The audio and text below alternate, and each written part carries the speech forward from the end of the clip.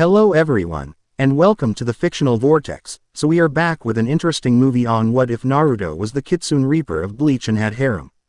But before we start, I just want to remind you to please subscribe to my channel and hit the like button if you enjoy my content.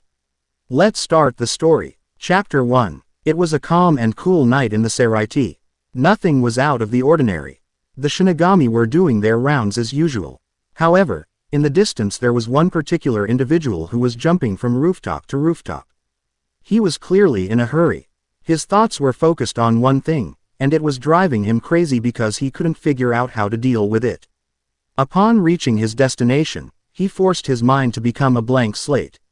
As he stood staring at the front doors to one of the most famous clans in the Seraiti, the Shihuan clan. Instinctively he reached out to push one of the two doors to the compound, but he stopped himself at the last second.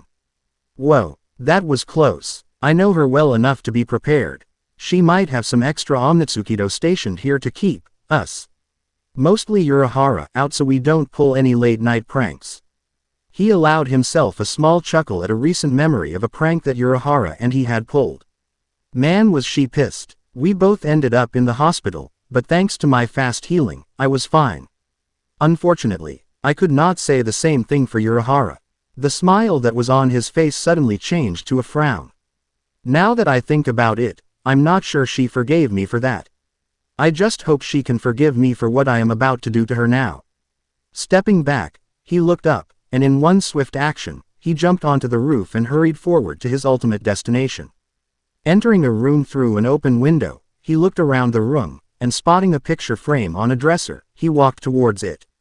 Stopping next to the dresser, he picked up the frame and sees a photograph of a tall blonde man with a fox-like grin on his handsome face. His hair was spiky, and almost seemed to defy the laws of gravity. His eyes were ocean blue, and his most distinctive feature was the 6 whisker marks on his cheeks. 3 on each side. He wore his captain uniform, which consisted of the captain haori that draped over his form, stopping right above his ankles. It was Decora, Ted with orange-red flames on the bottom, and had the written kanji character of the word third written on the back. His outfit was completed underneath with a standard Shinigami uniform. The woman next to him, with her arms around one of his and smiling benignly into the camera, was none other than Yoruichi Shihuan, the 22nd head of the Shihuan clan. Her skin was a beautiful shade of dark brown, which contrasted with her luminous golden eyes in a visually striking effect. She had brilliant purple hair, which was tied up in a ponytail with an orange ribbon. Her attire consisted of a black sleeveless undershirt, an orange overshirt with 2 white straps on each shoulder with a large beige sash around her waist.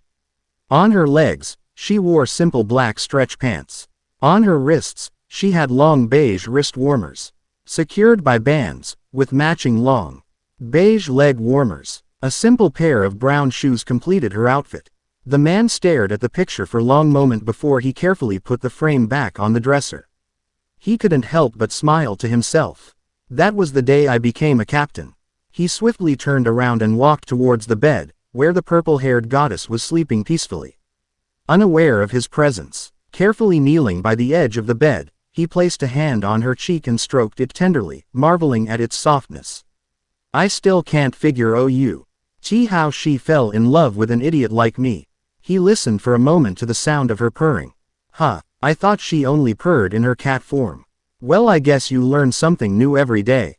He chuckled softly. After a moment, he straightened up and pulled out a folded piece of paper, slipping it under her pillow. He then bent down to place a feather-light kiss on her forehead. Well, Yoruichi, I guess this is goodbye, he whispered softly to her. Walking to the window, he turned and looked at her one more time before jumping out the window and disappearing into the night. Little did he know that Yoruichi had heard him. She stirred and then lay there for a moment longer before she sat up and rubbed one of her eyes. Naruto, is that you? She mumbled, her voice still thick with sleep. After a moment of looking around her room and seeing no one there, she shrugged her shoulders and lay back down in her bed. Putting an arm under her pillow, she felt something. She sat up a bit and pulled it out of her pillow. It looked like a folded piece of paper. What the heck is this? Yoruichi said to herself. Turning her lamp on, she carefully unfolded the paper and began to read it. Yoruichi, If you are reading this, then I have already left the Seraiti. You should know by now what happened, but on the off chance you don't, I will tell you. For the past few months, I have been secretly following and monitoring Lieutenant Aizen due to reports of him that were connected with suspicious activities. One day I was careless and he discovered me. He found out what I was doing and planned to get rid of me. He tried killing me, but we are both equals on the battlefield. Beaten, he used his last resort. He pulled out a small, black orb from his robes and used it on me. I cannot tell you what it did to me, because even I do not know all of the effects of this orb. I do know that it's affecting my body very quickly and in a bad way. However, it gets worse. Killing me was not the only thing in his plans. Aizen is also plotting to murder Central 46. Since I am the only one who knows what he is going to do, he plans to tell the head captain that it was my plan to kill them and it will work thanks to his damn sword Shikai ability. You remember that time when he showed us his Shikai ability? That was before he became a lieutenant, but apparently Aizen's Shikai true ability really is Kanzen Seiman complete hypnosis. It controls the 5 senses to the point that it can make the target misinterpret form, shape, mass, feel and smell. The initial condition for the hypnosis is to show the enemy the release form of his Kyoka Suigetsu. After seeing it just once, that person will completely succumb to the hypnosis.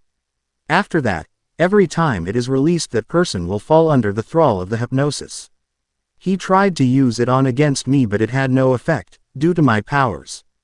The only way he can get rid of me is to either execute me or have me arrested. This will probably be the last time you will hear from me, so I must tell you one more thing. You have to promise me that no matter what happens or whatever you hear, you will not come looking for me. Also, I want you to move on, forget about me, and go forward with your life. I don't want you to get hurt. Please Yoruichi, just do it for you, not me. Naruto Uzumaki. Yoruichi put the note down and sat there in shock at what she just read. After a long moment, she came back to reality. She snapped her fingers. Soi Fan, with 3 other Omnitsukido members, appeared right in front of her. Hi Lady Yoruichi. Soi Fan was nervous. She knew something was wrong, mainly by the murderous expression on her face. Also, it was around 3 in the morning, and generally, people are not summoned at that time of morning for anything good. Bring me Urahara right now, and I don't care if you have to force him to come. Yoruichi told her. The girl opened her mouth to speak, but was cut off. Don't even think about asking me why Soi Fan, or I swear to Kami I'll make you run laps around the Seraiti till you drop. Do I make myself clear? Soi Fan gulped and said, hi. She then quickly bowed and left without saying another word. Yoruichi watched them scramble off. After a moment, she got out bed, her anger causing her to crumple the note still in her hand. Why Naruto, why? She said, fighting the urge to destroy Everett. Hing in sight while she started to get dressed. 10 minutes later, the doors to Yoruichi's room slid open and Soi Fan quickly shoved Urahara in. She didn't want to stick around to witness Yoruichi's wrath. Urahara stumbled in and quickly regained his balance. He gave Yoruichi a dark look. So Yoruichi love, what was so urgent that your lieutenant forced me to come see you? Urahara asked the question, even though he already knew the reason for his summons. Flashback begins. Naruto was standing in front of Urahara's lab doors and taking several deep breaths to calm himself down. After he was calm enough to deal with the situation, he entered the lab and saw Urahara sitting in his chair, reading some papers. What can I do for you this early in the morning, Naruto? Urahara asked without looking up from his papers. I came to get one of those gigai you've been making so I can go to the human world immediately. Naruto replied in a calm but serious tone. Now Urahara glanced up from his papers to look sharply at Naruto. You're joking, right? Naruto just shook his head. Urahara raised an eyebrow. Well, can you at least explain why? He asked. Naruto sighs and starts to explain about Aizen, leaving out the part about the black orb.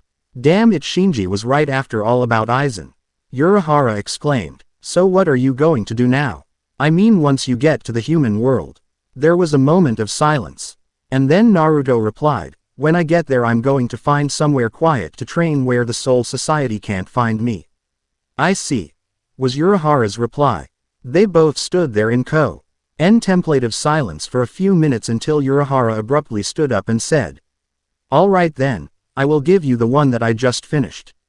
It can hide all traces of Reiatsu." Urahara walked over to the other end of his lab to get the Gigai, and came back with two things. "Here is the Gigai and a mod soul in case one of the hollows attacks you or you run afoul of one." Naruto thanked him and 2K the pill-like substance and the soul pager. He carefully examined what Urahara gave him. "Why did you give me a soul pager? Don't the enemies use them to track people down?" Naruto frowned. Urahara laughed. "That's not funny. The last thing I want is to leave and then get caught and sent back," Naruto said, becoming furious as Urahara continued to laugh. After a moment, Urahara pulled one of his hand fans out of nowhere and held it up to hide his mouth. "The soul pager is for you so I can contact you or you can contact me in case something happens to you.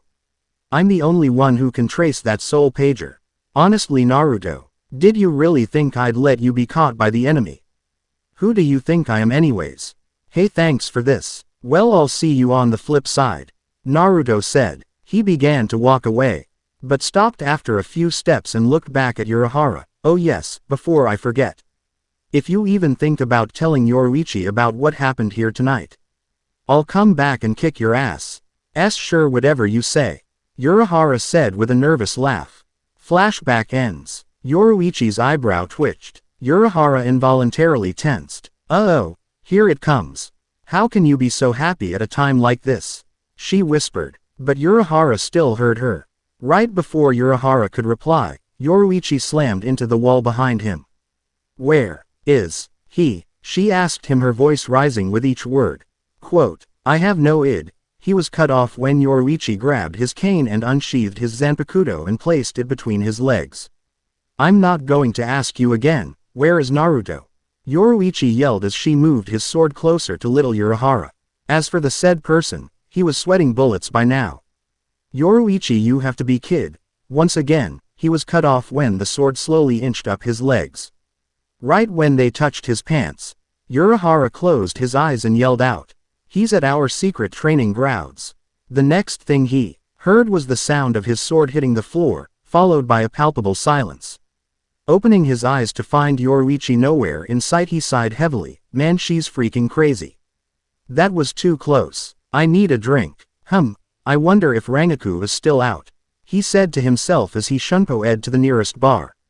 Unbeknownst to Urahara and Yoruichi, hidden just outside the door listening to the entire exchange was Soifan. As soon as she was alone, she followed Yoruichi to the confrontation at the training grounds. Naruto had just finished opening his own Senkaimon door to human world. He began to walk towards it but stopped when he heard a familiar voice. "Where do you think you're fucking going?" Yoruichi yelled at the top of her lungs. "So Kazuki caved, did he? I wonder what you did to him this time." Naruto replied, "I'm going to kill him the next time I see him," he thought. He sighed heavily. "I'm going to the human world. You can't stop me, and you can't come with me." "Why can't I come with you?" Yoruichi asked him. Naruto stayed silent. "Answer me." She was quickly becoming enraged. He remained silent. Yoruichi's anger broke. "Answer me, god damn it," she yelled out as her eyes began to tear up. "Yoruichi, look at how you're acting.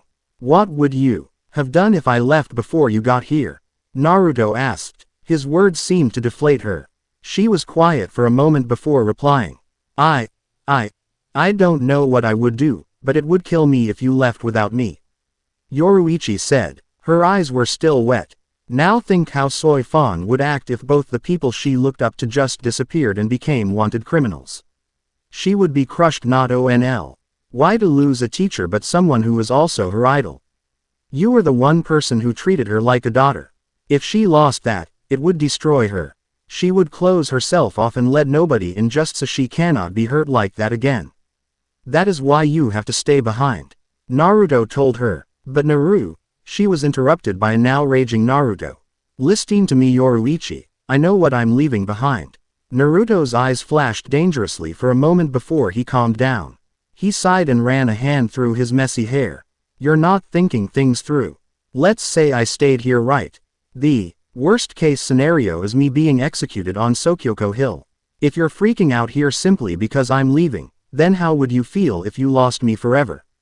He paused, giving her time to let it sink in. Now think of what I lose if I go to the human world. All the people precious to me, the place I now call home, and, most of all, I lose the one person that could fall in love with a complete idiot like me. I know it is hard to give up the people you love, trust me, I know how it feels. This will be the second time that this happens to me. He whispered the last part to himself. I don't care. All I want is to be with. Her sentence hung unfinished when Naruto shunpoed behind her and knocked her out by hitting her in the back of the neck. I'm sorry Yoruichi, but I had to do that. I just hope you can forgive me, again. He then gently lowered her inert body to the ground. Then he reached up to remove his necklace, the one Tsunade had given him, and put it around her neck.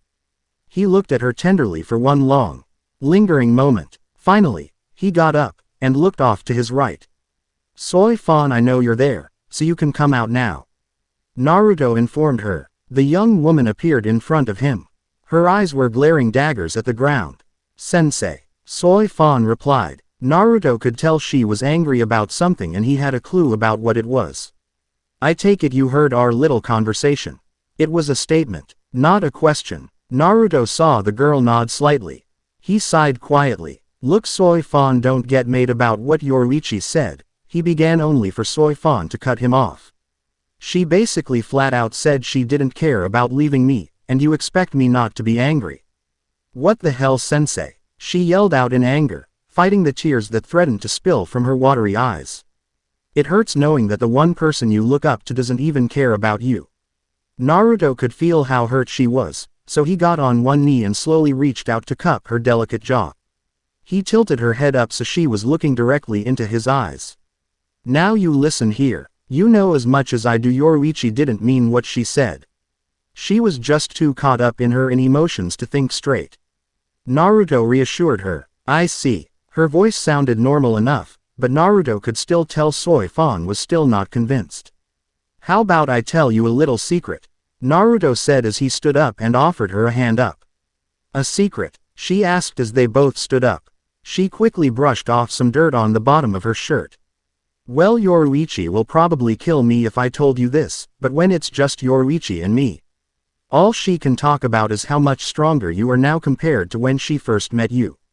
She also told me that if you keep up your training in due time you could take over her spot as captain of Squad 2 in every other one of her positions, except Shunshin, since she would never give up that title even if hell froze over.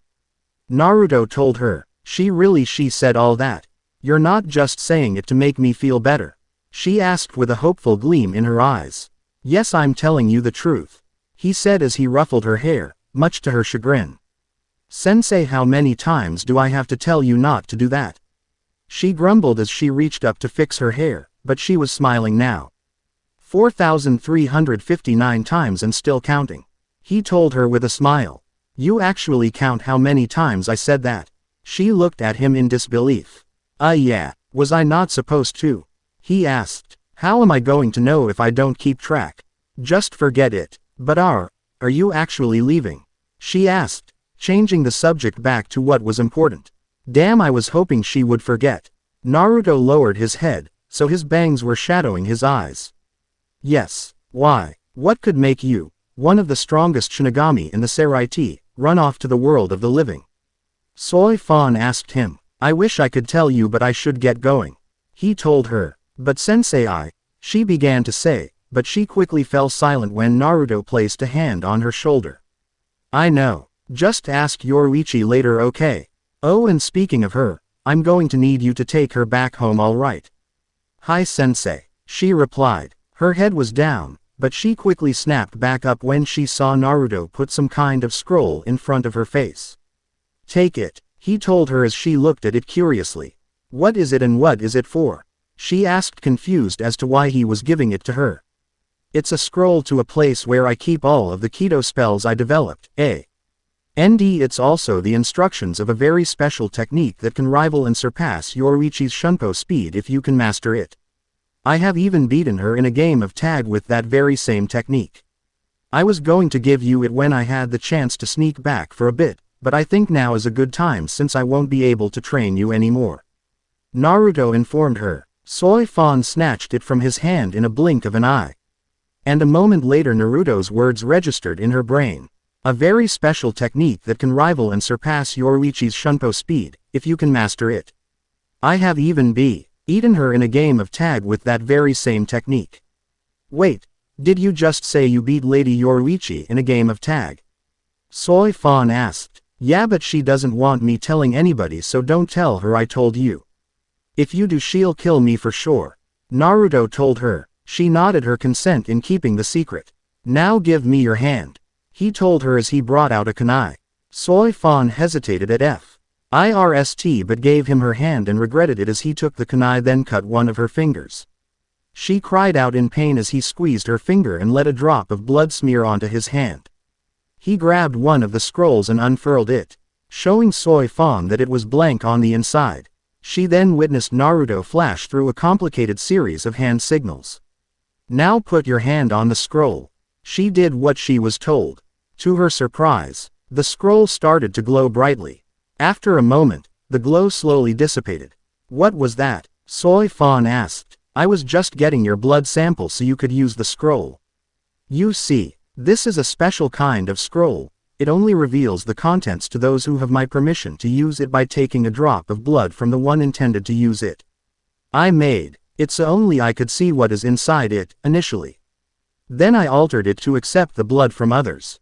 What I did just now was put your blood sample so you could see it also, and now all you have to do is open the scroll and swipe your blood across it and you can read what it says. Naruto informed her. Well, all you had to do was ask for some blood. You didn't have to cut my finger like that, she said, sucking on the cut finger trying to stop the bleeding. Yeah, sorry about that. I think it's time for me to go now before it's too late. Naruto said abruptly. Alright, but you have to promise that you will come back. Sure, I'll try my hardest. If Yoruichi gives you too much trouble, just call her this, he said as he moved closer to her and whispered something in her ear. Why that? Soy Fan asked. She raised an eyebrow at him curiously. She hates it when someone else calls her that. Naruto told her. If she hates it, then why would I call her that? She asked him. Just trust me. Well, it's time for me to leave. So please take care of yourself and Yoruichi for me, he said as he ruffled her hair. Damn it, I told you not to do that. Soy Fan yelled at Naruto as he ran to the Senkaimon. That's 4,360 times now. Naruto yelled back as he jumped into the Senkaimon. She watched him disappear. Several minutes passed before Soy Fan looked at Yoruichi. I'm not sure I can even carry her, Soy Fan whined, as she carefully picked up her mentor and began the long trek back home. It was morning. The sun was up and its rays shined through the open window that was used by Naruto and Soy Fan the previous evening. Unfortunately, that window was also the closest window to the bed, so the sun was getting into her face, much to Yoruichi's displeasure. She turned over onto her side to shield herself from the sun, trying to get back to sleep in her nice comfortable bed. That was when she noticed that she was in bed. Suddenly the memories of the previous evening washed over her. Opening her eyes, she shot up into a sitting position as she realized she was back in her room. Looking around, she noticed Soy Fan in a nearby chair sleeping. Soy Fan must have carried me all the way here. But if she did, it means she must have followed me when I went to waylay Naruto, and that means she knows where the secret base thought as she mentally slapped herself for being careless. Yoruichi tried to get up, but she felt a sudden spasm of pain in her back. Pushing it aside, she got up so she could wake up Soy Fan to find out what had happened to Naruto. As she got close, she could hear Soy Fan mumble something. Moving right up beside her, she leaned in closer so she could make out what the young girl was saying. Oh crap, I just dropped Lady Yoruichi. Well, that explains why my back hurts. What if she gets mad at me? Oh, I know. I'll just call her the name Naruto-sensei told me.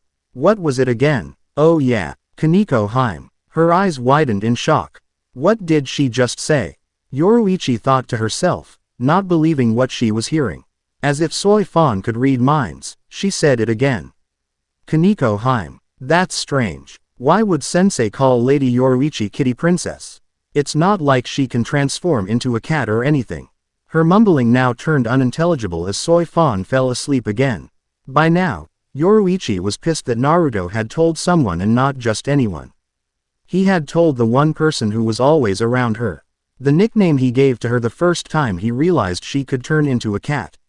Wait until the next time I see you, Naruto, I'm going to kill you. A.N. So how was, good, bad, crappy? Anyway, I know there are probably grammar mistakes. I am not perfect. If you review tell me how I did, flames are welcome, just go easy on me. A.N. the 11th of November 11. Please tell me how this version is, it will help my bait out a lot, so please review or PM me. Chapter 2. A.N. Hey, just finished ch2, sorry it took so long, I've been working so I have little time to write and for any mistakes. I gave this chapter to my beta so when she finishes it I will change any mistakes and repost it.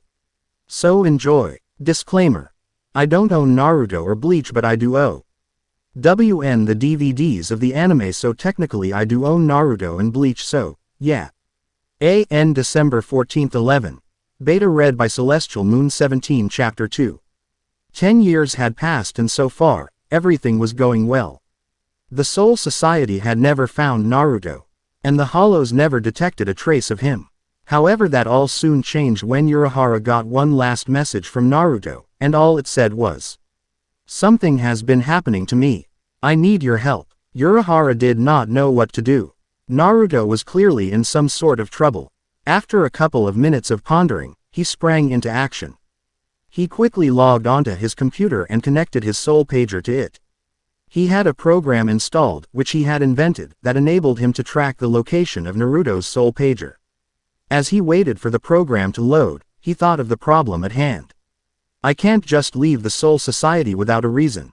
They would be suspicious. I could leave and go help Naruto, but what did he mean by something has been happening to him? This is very odd indeed. Agitated, Urahara got up and began restlessly pacing his office. A moment later, there was a beeping noise from the computer, snapping him from his thoughts. The program must have found his soul pager, he said as he headed towards his desk. He glanced at page on the screen, quickly scanning its contents. It says it's located in a forest 5 miles from Karakura town. Why is he there? It's so far from the city. The Gigai I gave him hides Reiatsu, so he should be able to stay in town. I'll just have to ask him when I find him, he thought to himself. As he was leaving the 12th Division barracks, he suddenly felt Shinji's Reiatsu spike looking over towards the direction from where he sensed the sudden change. His eyes narrowed in thought. This isn't good, he said with little time to spare. He shun-PO'd away. Shinji Hirako, Love Aikawa and Rojiro Odoribushi aka Rose, alongside with Hachigan Ushado and Lisa Yadomaru, were all sent to the Rukongai by head captain Yamamoto. They were there to find Kensai Mugaruma, captain of the 9th Division, along with his lieutenant Mashiro Kuna and his subordinates. As the group headed forward, Shinji could help thinking back to what the head captain said to them and once again wondered how this could happen. Shinji, Love, Rose, Hachi and Lisa all rushed towards the captain's meeting room, located in the 1st Division barracks. Upon their arrival, the 1st Division Lieutenant Chojiro Sarakibe greeted them. "The captain commander is waiting, please follow me," Chojiro said. Turning to open the doors, he walked into the room, and the others followed in an orderly fashion. Head captain, Captains Hirako, Aikawa, and Odoribushi, along with Lieutenants Ushado and Yadomaru have arrived. Chojiro announced to the room at large.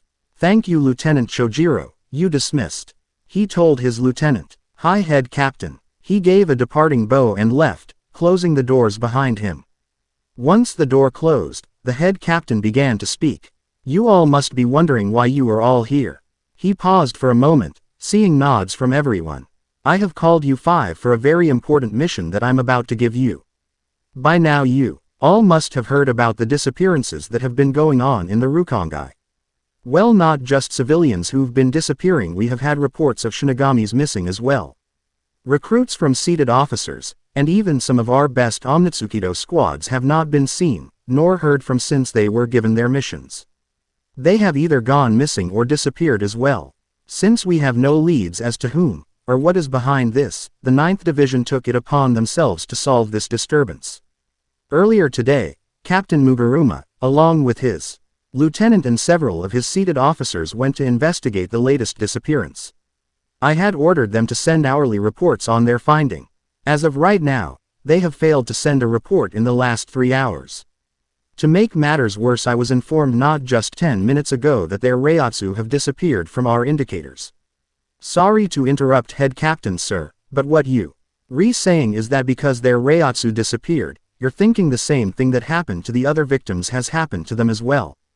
Shinji asked. You are correct, Captain Hiroko, and that is precisely why I picked you 5 for this mission.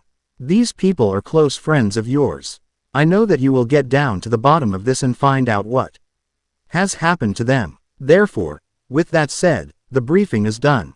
You all know what to do. I'm counting on you. Hi, they all yelled in unison.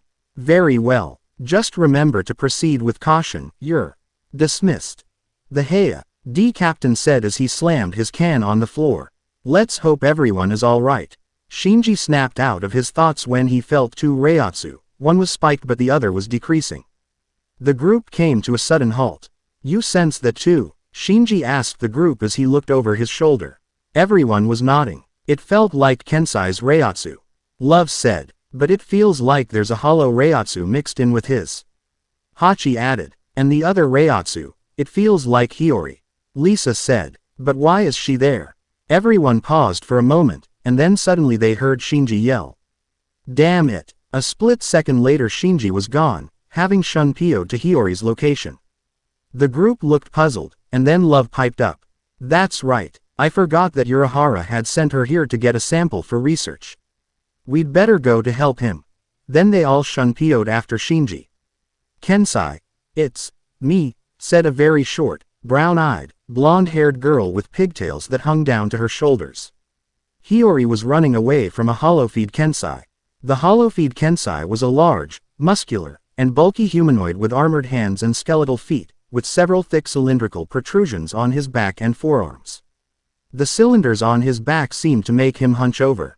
It's Hiyori. She was still trying to reason with him, despite the fact that has had lost all of his humanity and was nothing more than a monster now.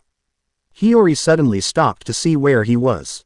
She gasped as he appeared right in front of her, his fist pulled back, ready to strike.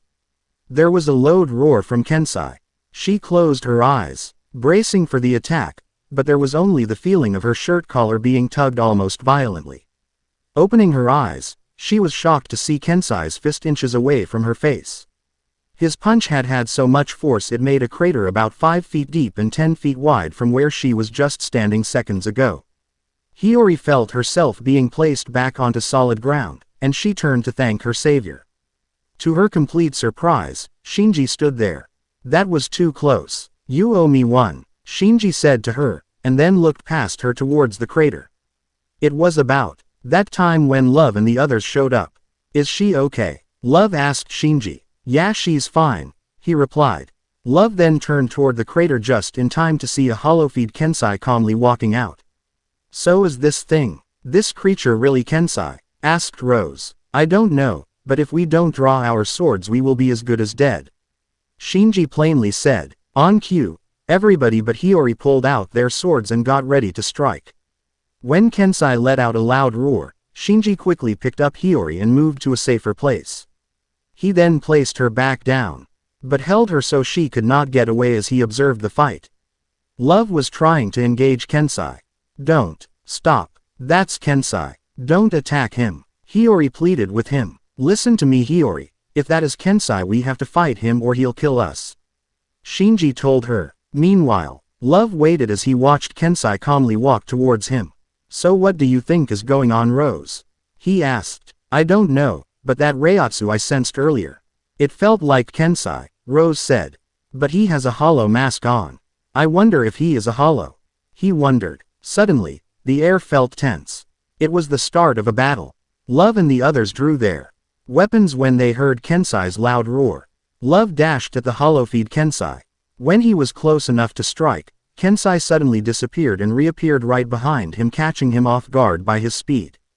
Kensai took advantage of Love's temporary confusion to strike Love's right shoulder with a powerful energized punch. This resulted in a huge cloud of dust that covered both of them. "Love!" Rose shouted. Suddenly Kensai shot out of the smoke, and as the dust cleared, everyone saw that Love had somehow managed to withstand the attack, though the right side of his garment was destroyed and he was suffering some minor burns. With that strength, he's sure Kensai alright. Love seemed perfectly calm. In the background, Hiyori was begging them not to attack him, and Shinji was stating that they had to stop him if they wanted to survive. "Is there a way to stop him without killing him?" Rose asked. "There is more than one way to stop him," Lisa said. "If we can cut his tendons he won't be able to move, so aim there." She moved into a fighting position. Rose nodded his head and the two lunged at Kensai. Once Rose got close enough, he jumped and did a downward slash, only for Kensai to block with his arm. Sparks flew when his Zanpakuto made contact and Kensai just shoved him back. Then Kensai did a back flip to dodge a vertical slash aimed at his calf muscle from Lisa. Rose then Shun-PO'd behind Kensai using opportunity to attack his knee. Rose was shocked to see his sword slice right through his leg, only for it to turn out to be a phantom image of Kensai. Rose then low-ocked over his shoulder just in time to see Kensai's fist charging right at him. Jumping out of the way at the last second, Rose moved back, getting some quick distance from Kensai. He quickly scanned the area and found Lisa and Love standing nearby in their defensive fighting positions. Suddenly Lisa screamed, and Rose focused his attention on her. "Rose, look out!" she yelled out, but it was too late. Before he could even put up a defense, Rose was slammed to the ground by a kick from a hollow-feed Mashiro. Meanwhile, all Shinji could do was try to keep Hiyori away of the fight and watch. While observing the intense battle between Love, Rose, Lisa, and Kensai, he could see they were getting nowhere. The battle was rapidly becoming a stalemate. Kensai's skin is too hard since he's part hollow now, so there is no real way of stopping him without going Shikai and hurting him. The only other way to stop him is to use a high-level Kido spell, but the only person who can do that is he was Int. Erupted from his thoughts when he heard Lisa yell for Rose to watch out. Shinji was now paying attention to the scene before him.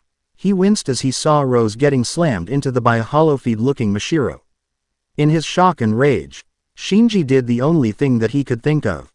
"Hey Mashiro, over here," he yelled to get her attention.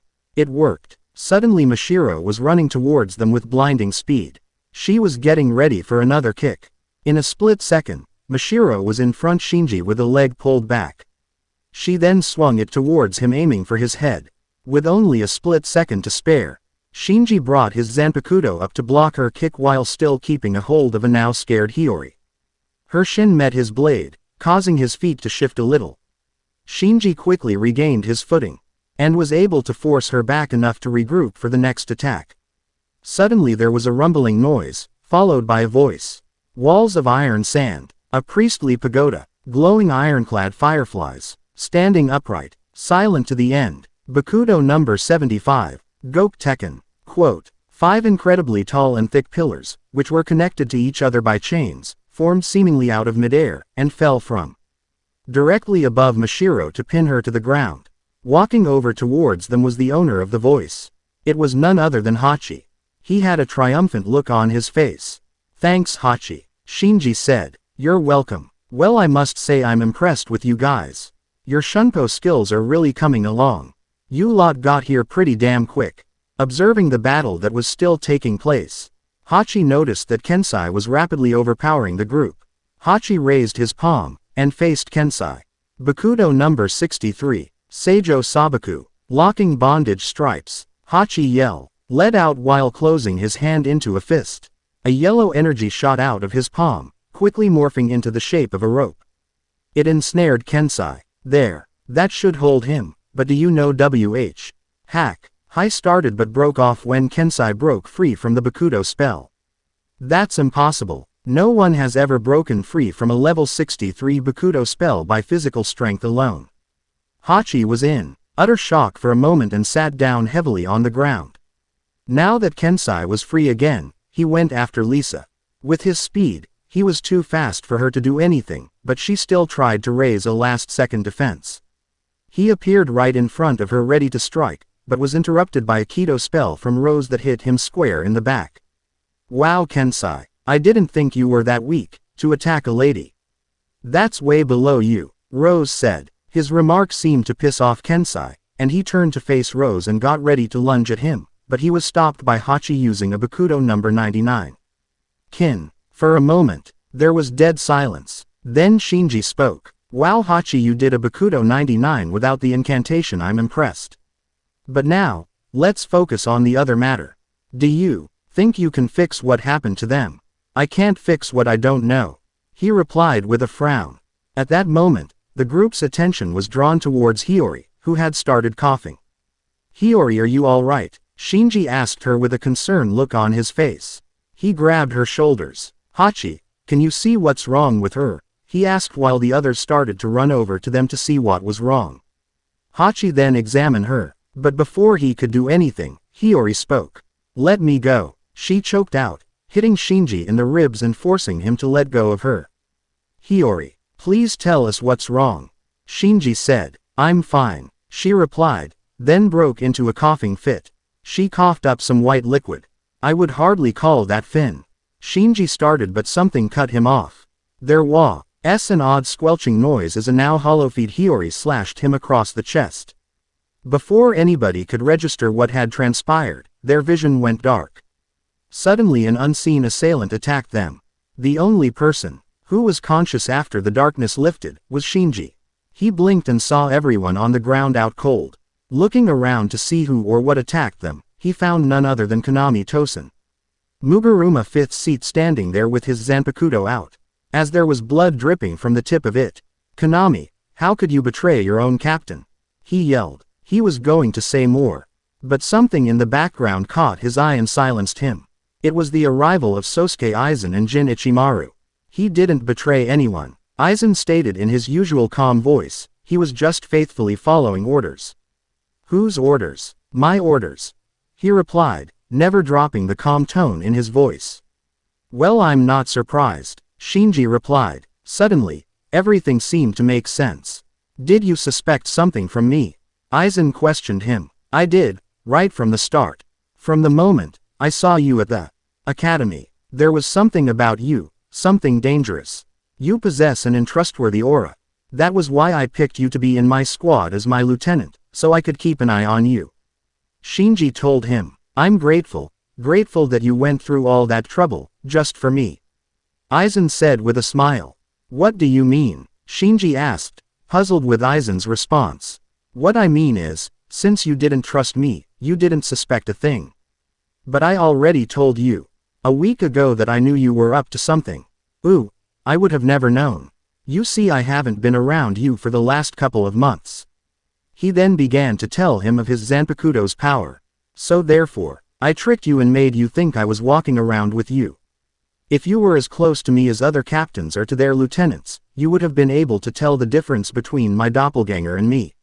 If it makes you feel any better, everyone in the Seraiti is under my Shikai's ability. However, he trailed off. There was only one who figured its power, and that one person is none other than Naruto Uzumaki. So you were the one who was behind his betrayal. I guess Urahara was right after all. What do you mean, Urahara was right? Aizen asked a little surper. I said that Urahara knew something about him. Yeah, he told me that Naruto engaged you and then you framed him, so he had to leave or die if he stayed. Shinji replied in response to the question. But he didn't tell me about your Shikai's power. He must have thought I'd do something I would regret. As Shinji got to his feet, he started coughing violently. He wiped his mouth, and his eyes widened, in shock as he saw the white substance clinging onto his hands. What is this? He asked. The others were also now coughing up white liquid, but it was forming on their faces. It's like it's forming some kind of mask, he thought. Then the answer hit him like a ton of bricks. It was you. You made Kensai and Mashiro morph into their current state. You caused all this trouble. What did you do to us? He asked Aizen. What I did? Well, you could say I was doing a little experiment. I needed to know what would happen if I used this on others. Aizen brought out what looked like some kind of orb. This is just an imitation. But it has almost the same qualities as the real one. What is it and what does it do? Shinji asked him. It's capable of many things, but the most important thing is that it can break the barrier. The barrier between the Shinigamis and Hollows. Before I can use it on myself, I had to see what would happen if it was used on others. As for what it is, that's none of your concern. So you used that thing on us to test it before you used it on yourself. Shinji asked him, how could you be so cruel? This whole situation is your fault, and you don't even care. No, it's your fault. Seeing a confused look on Shinji's face, he continued. It's like I said earlier, if you were close to me like the other captains or with their lieutenants, you could have stopped me. However, you weren't, so those who are becoming hollows as we speak are in that state because of you. Now Shinji was mad. Not just for what Aizen did to everyone, but also because he dared to blame him for what had happened. Gripping his Zanpakuto until his knuckles turned white, he lunged at his lieutenant ready to strike him down, only for Konami to block his attack and force him back. Konami, get out of my way. This is between Aizen and me. I won't let someone like you to disrespect or touch Aizen-sama. Fine, have it your way. I'll take you down first then. Aizen, he yelled again, lunging at Konami. Konami, seeing this coming, got into a defensive stance in order to block Shinji's attack. However, he was caught off guard when Shinji Shun PO'd behind him and went for a downward vertical slash aimed for his back. Shinji was thinking he had gotten the upper hand for being a captain and thus being faster and stronger than most seated officers. But Konami did the same thing and unPO'd behind him and attacked the same way but faster, catching him off guard. Konami's Zanpakuto slashed across Shinji's back, making him wince at the agonizing pain now shooting up his back. He got into a defensive position and tried to regroup. Damn it, how's he faster than me? Wait a minute, no, he's not faster, I've just gotten slower. Shinji said to himself, it must be because of this hollowification. It's taking more out of me than I thought. What's the matter, Captain Hiroko? You seem to be troubling over something. Konami's tone was mocking. It's nothing you have to worry about, because it won't make a difference. The outcome will still be the same. I will beat you, Shinji stated while bringing his Zanpakuto up and pointing it at Konami. Hado number 31, Shakuho. Quote opening parenthesis. Shot of red fire, a small red orb started to form at the tip of Shinji's Zanpakuto. Pouring more Reiatsu into the spell than needed. The red orb then shot off, expanding to become a 5-foot-wide fireball. Soaring straight towards Konami. With the said Hado spell sailing towards Konami at a rate too fast to dodge, he raises his Zanpakuto and yelled out a counter-attack. Bakudo number 39, Enkozen. Arc shield, a circular spinning dull yellow energy disc of condensed Reiatsu formed in front of him. Boom. Shinji's Hado spell had collided with Konami's shield, forcing him back. However, Shinji kept his ground. With the distraction the explosion caused, he was going to charge Konami, but he stopped as he spotted something shiny in the corner of his eye. What the? His eyes widened in shock, as he looked down to see a blade sticking out of his lower abdomen. His eyes followed the trail of the blood to see who had stabbed him. His gaze finally settled on the only person in Seraiti to have silver hair. It was Jin Ichimaru. To make matters worse, Jin was waving at him and giving him a look with his famous squinted eyes and fox-like grin of his. Now, I can't have yo. You go and injure one of my teammates, can I? Jin said. Before Shinji could say anything, Jin retracted his sword from within him and made the cut deeper. Blood splashed onto the ground, making a very gruesome puddle at Shinji's feet. Damn him. Single quote. Falling over, he used the last bit of strength left in him to stab his Zanpakuto into the ground to keep him from completely passing out. I cannot keep going. I am at my limit and this damn hollowification is helping much either. He thought, maybe I should keep Hiyori as a little test subject. Aizen mused aloud. His calm tone caused Shinji to snap. Aizen. Shinji yelled as loud as he could. As he prepared to kick off the ground, he started into another coughing fit, just as Hiyori had done not long ago. This time he couldn't keep himself standing as he finally fell to the ground, coughing up more of the white substance. It then started to form some kind of bone-like mask over his face. Damn it, I can't move, Shinji thought, as he was still coughing. Aizen meanwhile, was taking a mental note to what was happening to his so-called captain. I thank you, Captain, that I was able to get under your skin so easily. Your tense emotional state actually makes the holofication proceed at a much faster rate. Konami, go ahead and kill him, he ordered. With the order given, Konami gripped his Zanpakuto and walked over to the now prone Shinji. Without any hesitation, he lifted his blade above his head and brought it down. Nake, Benihime, a crimson-colored shield suddenly appeared and blocked Konami's attack. Jumping back to Aizen's side, Konami sheathed his sword. Standing in front of them was none other than Kazuki Urahara and Tessai Tsukabishi. It looks like I arrived just in time, Urahara said in a serious manner. Ah, Captain Urahara, it's so good to see you, Aizen said, putting a smile on his face. Cut the act, Aizen. I was listening to everything you said. Good, that will keep me from repeating myself. So how can I help you with? And do make it quick, I really must get going. Tell me, what do you intending on doing when you get a hold of the Hogyoku? What I intend on doing? That's a good question. What does one do when they obtain great power? It depends on the person, but why don't you enlighten me on what you're going to do, Aizen? It is quite simple if you think about it. If you have all the power in the world, you do what everyone would do if given the opportunity. You become a god. So you want to become a god? Yes, you see, I want to rule all three worlds, but to archive my dream I must become a god and replace the old world with a new world. My world. So you're saying that you're going to change the world into your vision? Urahara asked, not liking where this was going. That's precisely what I was thinking. But that doesn't explain why you got rid of Naruto. Urahara was trying to figure out where Naruto fit into all of this. It's not making any sense. My reason for getting rid of Naruto is simple, he knew too much about my plans. Long story short, I had to get rid of him before he became a nuisance. But there's more, isn't there? Urahara asked. He had a feeling something else was going on. So then you knew as well. Naruto was hiding something very important about him. Every captain suspected something about him when he first showed up and began training at the Shinorijutsuin Shinigami Academy, Urahara said. That's nothing new, but have you actually seen his power? The power he holds could even match the gods, Aizen said, replacing his calm voice with a more serious tone. That's the real reason I had to get rid of him. But I will obtain his power by taking it or forcing him to join me. He whispered the last part to himself. Come Jin, Konami, we will take our leave now. Turning to leave, they heard Tessai yell out. Hado number 88, Hiryugen Kazoku Shintenraiho. Quote opening parenthesis. Flying dragon striking heaven shaking thunder cannon. A gigantic beam of electrical and spiritual energy shot out of Tessai's palm and headed toward Aizen. Just before it hit, Aizen used Bakudo 81 Danku. Splitting void, AL. Large rectangular wall-like barrier formed in front of Aizen and stopped the Hado spell that was being sent towards him. Aizen, Jin, and Konami used the chaos from the aftermath of the Hado as a chance to escape.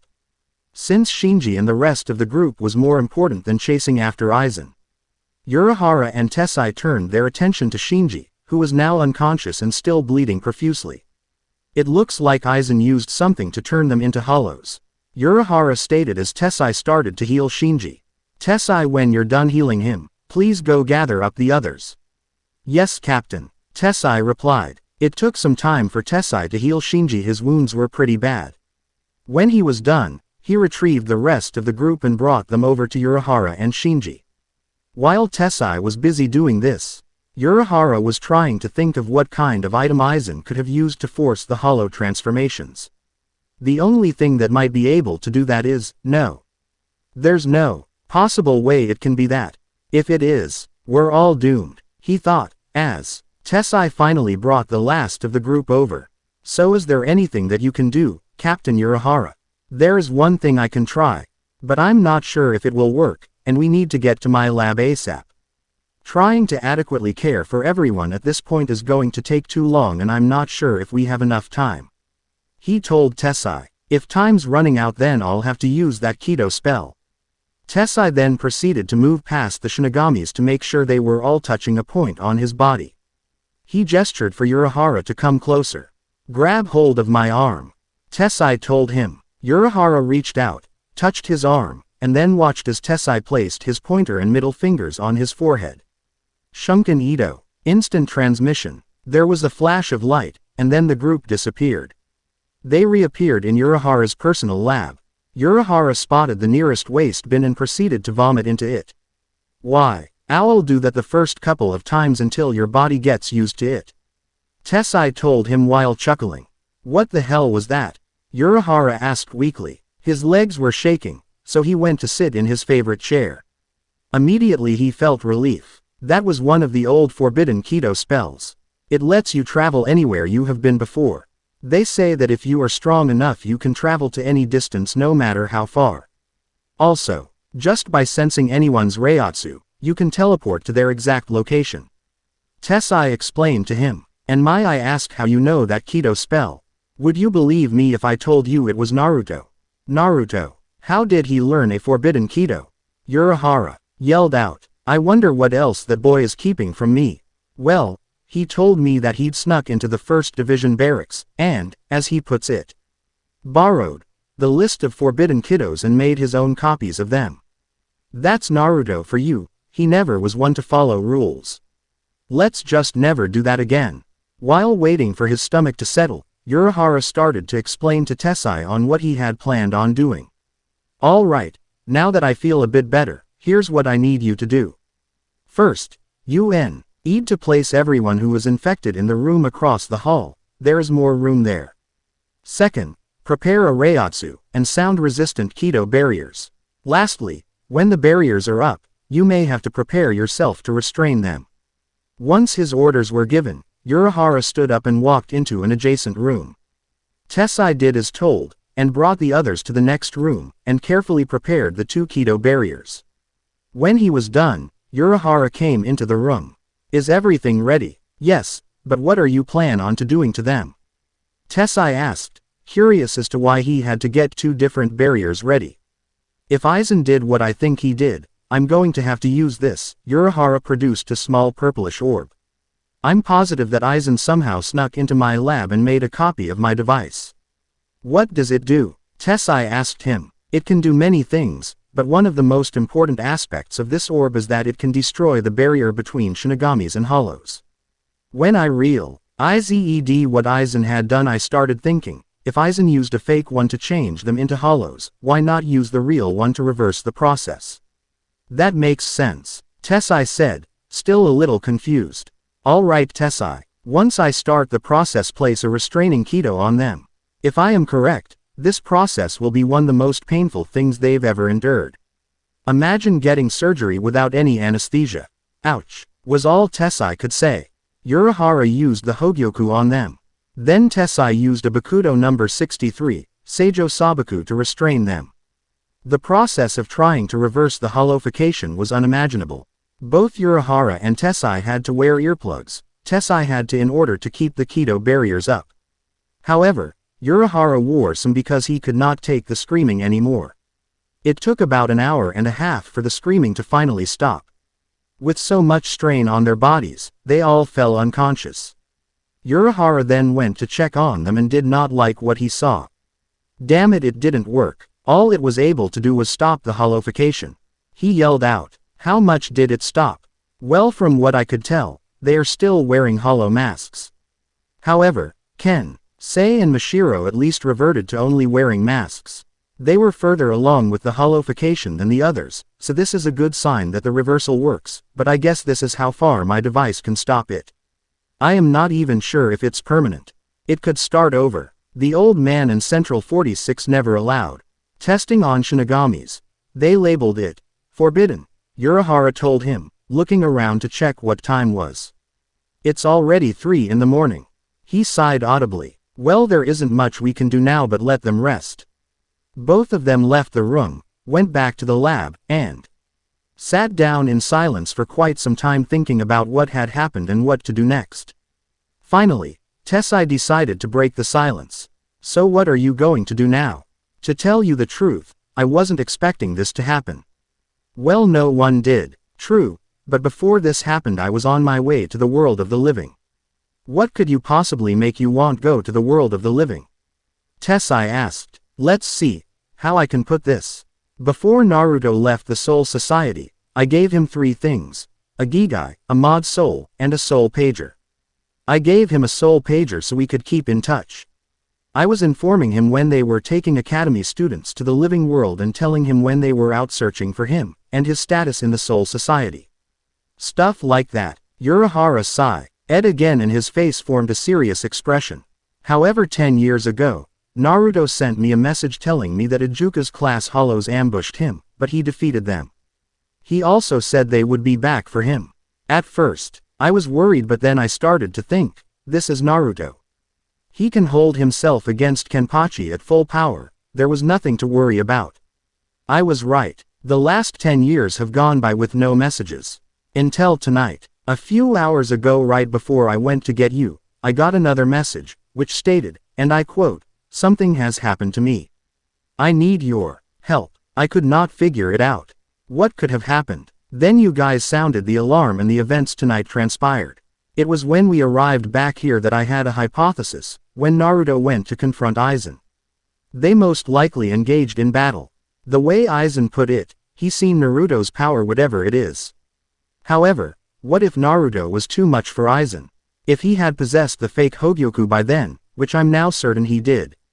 Aizen most likely used it on him. So as I asked earlier, what do we do now?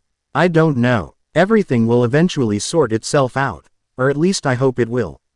In the meantime, I can't leave them here and let the Gote get a hold of them. Who knows what they would do to them? Before Tessai could ask another question, a cloaked figure suddenly appeared in the middle of the room. The cloaked figure looked at Urahara and lowered the hood to reveal herself as Yoruichi. "Good, you guys are still here," she said. Lady Yoruichi, what seems to be the problem?" Tessai asked. "The word is out that Kazuki and you are going to be arrested for the use of a forbidden Kido spell and the illegal experiments on fellow Shinigamis. Just what the hell did you do?" "No, forget it. You do not enough time to explain. Get what you need and meet me at the underground training grounds," she told them. "But what about Shinji and the rest of the group?" Urahara asked her. "Just leave them to me. I will take them and wait for you." "So where are they?" Urahara told her where they were resting and Yoruichi went to retrieve them. A moment later, before Urahara had even moved to get up, Yoruichi called out to him. "Oh, by the way, please bring about 10 Reiatsu blocking Gigais. We're going to need them." Urahara grabbed the requested items and a few necessities, and together he and Tessai shun-pioed towards the training grounds. The moment Urahara and Tessai arrived on the grounds, Urahara got a smack on the head, and Tessai got one of Yoruichi's death glares as she put her hands on her hips. "Now that you're here, explain," she said in a tone that meant no excuses. "Well, you see, I was on my way to the bar." Yoruichi and Tessai had sweat drops sliding down their heads. Urahara clearly didn't want to tell her he was really on his way to the living world to see Naruto. "That's when I felt Shinji's Reiatsu spike." He then explains what had happened to Shinji, and how Aizen was behind it all. When he finished, Yoruichi was shaking her head and had a frown on her face. "So Aizen did it again. First was my Naruto." She heard Urahara snickering and shot him a death glare to shut him up. "As I was saying, first it was Naruto, and then them." She indicated the still unconscious Shinigamis on the ground. "Now he's framing you, and Tessai is being charged for using forbidden Kido spells. It figures Aizen would do something like this, but can I ask you something?" Urahara said. "What? Why are you helping us? If they found out you helped us escape, you could be put in prison or even executed." Yoruichi was silent a moment before replying. "Firstly, you two are my best friends since we were kids, and second, how could you even ask me about the risks? I know you would do the very same thing if you were in my shoes." Urahara nodded in agreement. "Also, someone once told me that those who break the rules are scum, but those who abandon their friends are worse than scum." Urahara smiled as he remembered Naruto saying those exact words to him once. "I know if he was still here he would do everything in his power to save you right now, not just you, but every one of his precious people. But enough about Naruto. We will be able to see him once we get to the world of the living." "Wait, you're coming with us?" Urahara asked. "Well, yes. I thought that was obvious. Yoruichi's tone held the slightest bit of impatience. Now come on guys. We have to get going before they find us. But what about everything you have here? You are not just some ordinary Shinigami. You are a captain of the 2nd Division, commander of the Omnitsukido, Corrections Corps, and the Executive Militia. Hell, you're even the head of your clan and you're just going to throw it all away. Urahara exclaimed. Don't worry about me. I gave up all my titles the minute I saved you guys. It doesn't really matter what I do now. To tell you the truth, if Naruto didn't top me 10 years ago, I would have left with him in a heartbeat. She then turned away from them to walk towards a boulder to lean on. Now that we are done talking, you can go ahead and open a Senkaimon so we can get the hell out of here. Why do I have to do it? Urahara complained. 1. I don't feel like it, and 2, because I said so. She ordered him with one of her trademark grins. Fine, I'll do it. He grumbled as he walked to an open area. Just be ready to leave when it's open. As they waited, Tessai used the opportunity to talk to Yoruichi. If I may, Lady Yoruichi, can I ask you a question? Just call me Yoruichi when we are alone. Lady, makes me sound old, but go ahead. Sorry, old habits die hard. However, regarding my question, what exactly are you going to do when we arrive in the human world? Are you going to stay with us, go on your own, or look for Naruto? He asked her. Tessai had a feeling he already knew the answer, but he was curious as to what her response would actually be. Yoruichi suddenly found an interest in a spot on the ground. She wouldn't look at him when she replied. At first I was going to find Naruto, but once he finds out that I'm leaving Soifon behind. There was sadness in her voice. Tessai gently interrupted her. I understand. You don't have to finish, but I think you are overreacting. Naruto is not that kind of person. Yes, he might be mad at first, but give him time and explain to him why you did what you did and I'm sure he'll understand. Now Yoruichi raised her eyes from the ground and met his gaze. She gave him a small smile. Thanks Tessai, I needed that. Quote, there, it's all done. Urahara informed them as he returned to the group. He noticed the sad look on Yoruichi's face. Did I miss something? No, it's nothing. So who is going to carry whom? She asked, not wanting to repeat what Tessai and she were saying. Why don't you carry Lisa and Hiyori? Tessai, you can carry Love and Hachi, and I will carry Shinji and Rose. Does that sound good to you guys? Urahara asked, getting nods from both of them. All right then, off we go. Exiting the Senkaimon, Yoruichi was the first to ask. So what do we do now? She felt more than a little lost, as it's been almost a century had passed since last she was in the living world. Well, for starters, we need to find someplace to hide them from the Gote 13 before they wake up. Urahara said, this needs to be our top priority. Who knows how long it will take them before they figure out that we left and start looking for us. Any ideas where to start looking? Or is there a place you had in mind, Mr. Urahara? Tessai asked him. Well, if my memory serves me right, humans like to keep big houses in which they store things in. I think they call them houses or something, and they tend to leave some abandoned. If we could find one, we would probably be able to hide out there. Now going a little off topic here, what's with the Mr. Urahara? He asked. Just being formal since we're no longer captains and there's no point to call you captain. Tessai answered. Whatever. Anyways, we should get going. The town has changed a lot since I've last been here, so finding a warehouse might take a while. The others nodded and they shun-po'd away. Unknown to the group, a dark figure was crouching in the shadows, listening to the whole exchange. He opened his eyes to reveal two crimson-colored eyes with black slits. So he came after all. But why did he bring the others? Most specifically her. Why would he bring Yoruichi? I can't let her see me. Not like this, the shadow-covered figure said. Standing up from his crouching position, the clouds moved, letting the moon shine just enough light on the shadowed figure to reveal that he was wearing some kind of mask over his face. He stretched out what appeared to be wings, and then brought them back in to wrap around him like a robe cloak. They're back. Quote, the figure stepped back, letting the darkness engulf him again as he disappeared into the night. 20 minutes later, Kazuki, Tessai, and Yoruichi were standing in front of a two-story-high warehouse with cement gray walls. They were still carrying their unconscious friends over their shoulders. There were windows along all the four sides on both levels. Most of them were cracked or hanging halfway out of the frame. The roof was made of tin and was a dark gray color. The door was a large thick gray tin door with the number 13 stenciled on it, and it had handles that enabled the door to slide up. So this is where we'll be staying. Yoruichi was clearly not pleased with the location. The thought of staying in an unclean abandoned warehouse did not sit well with her. It's a start, Urahara said, just until I can get enough money to open up the shop I was thinking about when we were looking for this place. If you don't like it, then you can be my guest and leave. I might take you up on that offer. Who knows, maybe I can bunk with Naruto.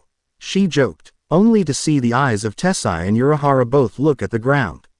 What? Did I say something wrong? Urahara sighed deeply. Look Yoruichi, there is no easy way to say this, especially to you. So I'm just going to tell you flat out. But let's go inside first. Okay. With that said, they all walked towards the warehouse and slid open the door and walked in. The inside was surprisingly well kept. It was better looking than the outside. It was mostly empty, with a few boxes scattered throughout the space. Finding a spot near the door, they gently set Shinji and rest of the group down on the floor. All right, talk. What's wrong with Naruto? Yoruichi asked Urahara. Okay, bear with me here. Before all this happened to Shinji and the rest of the group, I got a message from Naruto. What do you mean you got a message from Naruto? A slightly mad Yoruichi asked. Before he left 10 years ago, I gave him a soul pager so we can contact each other if something happened. So exactly when were you planning on telling me this? She said, not liking where this conversation was leading. Just let me finish. Then you can ask me whatever questions you have when I'm done. Urahara told her. Fine, she said, folding her arms across her chest. As I was saying, Naruto sent me a message saying that something had happened to him. At first I could not figure out what could have transpired. But with everything that I have seen earlier tonight, and hearing about what Aizen had done to Shinji and the others, I started thinking, if Aizen had the fake Hogyoku and he and Naruto fought, he might have used it on him. Yoruichi then remembered what Naruto had written in the letter he had given her before he left. Hang on a minute, does this Hogyoku look like a little black orb? She asked. Please say no, I don't want to be right, but I have to know. She thought to herself. Yes it is. How did you know that? Urahara asked. Well, before he disappeared, Naruto left me a letter. He wrote what he'd been doing and what had happened between him and Aizen. In the letter he mentioned that Aizen used a little black orb on him, but didn't know what it did to him. There was a moment of silence. Then suddenly, Urahara jumped up. So I was right, he did use it on him. And because Naruto has a fast healing process, the holification probably took much longer than it did on Shinji. Nevertheless, if it's true then the process has already started, he exclaimed. The moment the words were out of his mouth, Yoruichi ran towards the warehouse doors, but she was stopped. When Urahara shunpioed in front of her. Yoruichi, I know you want to see if he is okay. I do too, but if he's going through the holification, we would have sensed him the moment we arrived. Either he found a way to Hueco Mundo or he's dead. Urahara said the last part with a completely somber tone. As for Yoruichi, hearing that last part, she had mixed emotions. Sadness and anger rushed through her simultaneously. How could she possibly give up on one of her longtime friends? Especially someone such as Naruto. Naruto, who came into their lives, their boring lives, and brought excitement to it. Every day was always new and adventurous when he was around, and she refused to go back to dull and boring. The last 10 years had been bad enough, but to never see Naruto again, well, Yoruichi didn't think she could bear it. Kazuki, get your ass out of my way or I'll make you. She threatened him. Yoruichi just leave. He was cut off by Yoruichi punching him the gut, and causing him to fall to his knees, whimpering in pain. You may have given up on him, but I'm not, and I never will. Naruto would never give up on us, so why should we give up on him? If you were one of his true friends, why? Oh, you wouldn't need to think about helping a friend, just like I did when I saved you.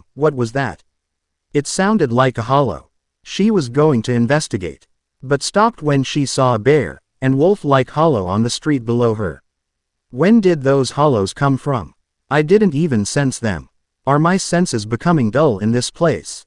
Hey, it looks like they found him, the bear-looking hollow said to the wolf hollow. Why are we even risking all of this just for one Shinigami? Is he really worth it? The wolf hollow asked. Yoruichi was now interested in what they were saying, so she shunpioed as close as she could without alerting them. Weren't you listening to Takeo? This is not just any regular Shinigami.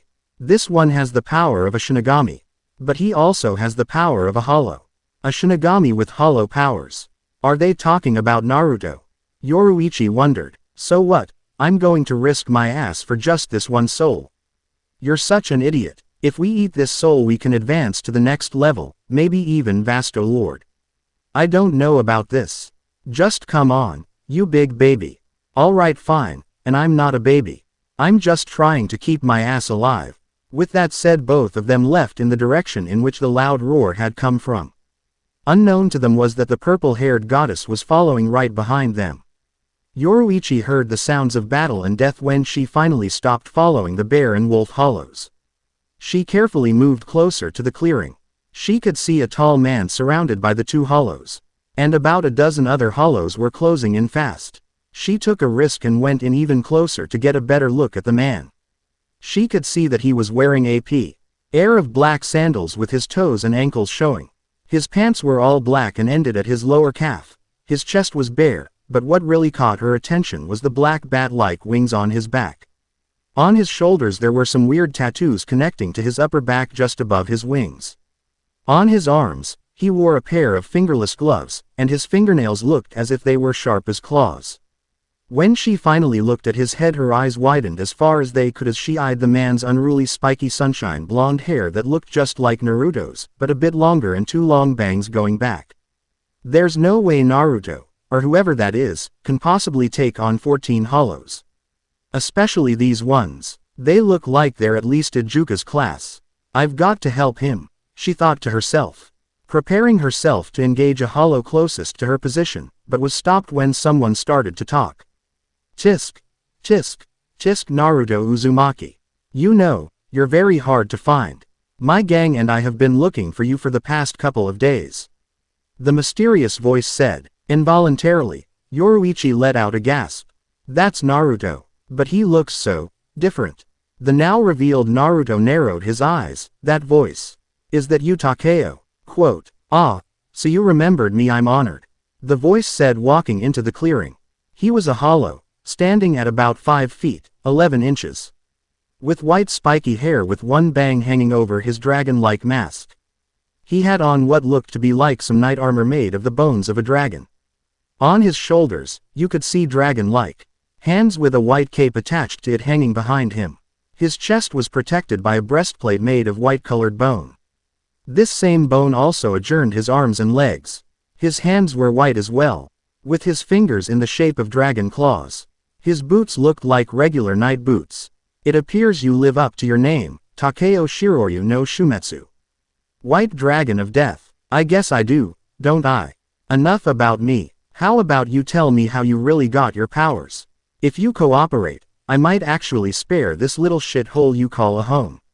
I told you already. You must became a vast. I did that already. What you are looking at is my Vasto Lord form, and I still do not have powers like yours. Now tell me how you really got your powers, he thundered. Then a moment later, Takeo sighed and shook his head a little. Sorry about that little outburst. Sometimes I can't control my own anger. To tell you the truth, I don't know how I got my new powers. Quote, yo, you don't know how you got your powers, you think I'm going to believe that bullshit? For the past 10 years since that day we met, I was nothing but a regular hollow. I was amazed to see a Shinigami with hollow powers. I remembered asking you, and then about you how you got them, and you told me once I got strong enough, once I've become a Vasto Lord I would have powers like a Shinigami. I did what you said. I've done it faster than any hollow ever did. I've became a Vasto Lord in 10 years, 10 fucking years, and made a name for myself, Shiro Ryu no Shumetsu. Now you're telling me you don't know how you got your powers.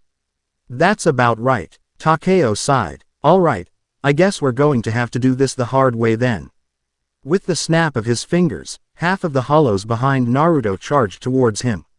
A lion-like hollow was the first to reach him. It lunged towards him with its talons, only for Naruto to rotate clockwise in 90 degrees. He dodged the attack and at the same time swung his left arm up, slicing through the hollow's arm and neck, killing it instantly. Blood gushed from its neck and arm as the appendage fell off, hitting the ground with a heavy thud. Naruto then shun-PO'd away just as a fist slammed into the spot he was only a second earlier. Every other hollow was looking around frantically, trying to find where Naruto had disappeared. He's above you, Takeo informed them. However, it was too late for a bear-like hollow. As soon as it looked up, a fist slammed right into its mask, smashing it and killing the hollow right on the spot. It burst into little black particles. Naruto started to stand up, only to see a yellow beam heading towards him. He quickly jumped out of path of the attack, rolling back onto his feet looking at the hollow that had shot the Sero at him. So you want to play like that, huh? Then take this. Quote, Naruto opened his hand as a little red and black ball formed. He placed his arm in front of him. Within seconds, the little ball had expanded to the size of a basketball. He gave the hollows one last look, and smirked from beneath his mask. Sero. Quote, a red and black beam shot from Naruto's hand wide enough to engulf 5 hollows in the way, along with a good portion of the forest. When the Sero finally died down, the hollows that were in the direct path of the shot were nowhere in sight. On the ground, a long crater trail was formed when the Sero that had touched the trees had caused the trees to be destroyed as well. Mwahaha. 7 down, 8 to go, Naruto said. His tone was filled with bloodlust. Meanwhile, the rest of the hollows stood frozen in fear. They couldn't believe what they had just seen. Everyone was dying off like a bunch of flies. They stood there staring at Naruto, but once he turned to face them, they all got another good look at his eyes, and they could have sworn there was a giant crimson fox with blood-crimson eyes just like Naruto's with 9 swirling tails behind him.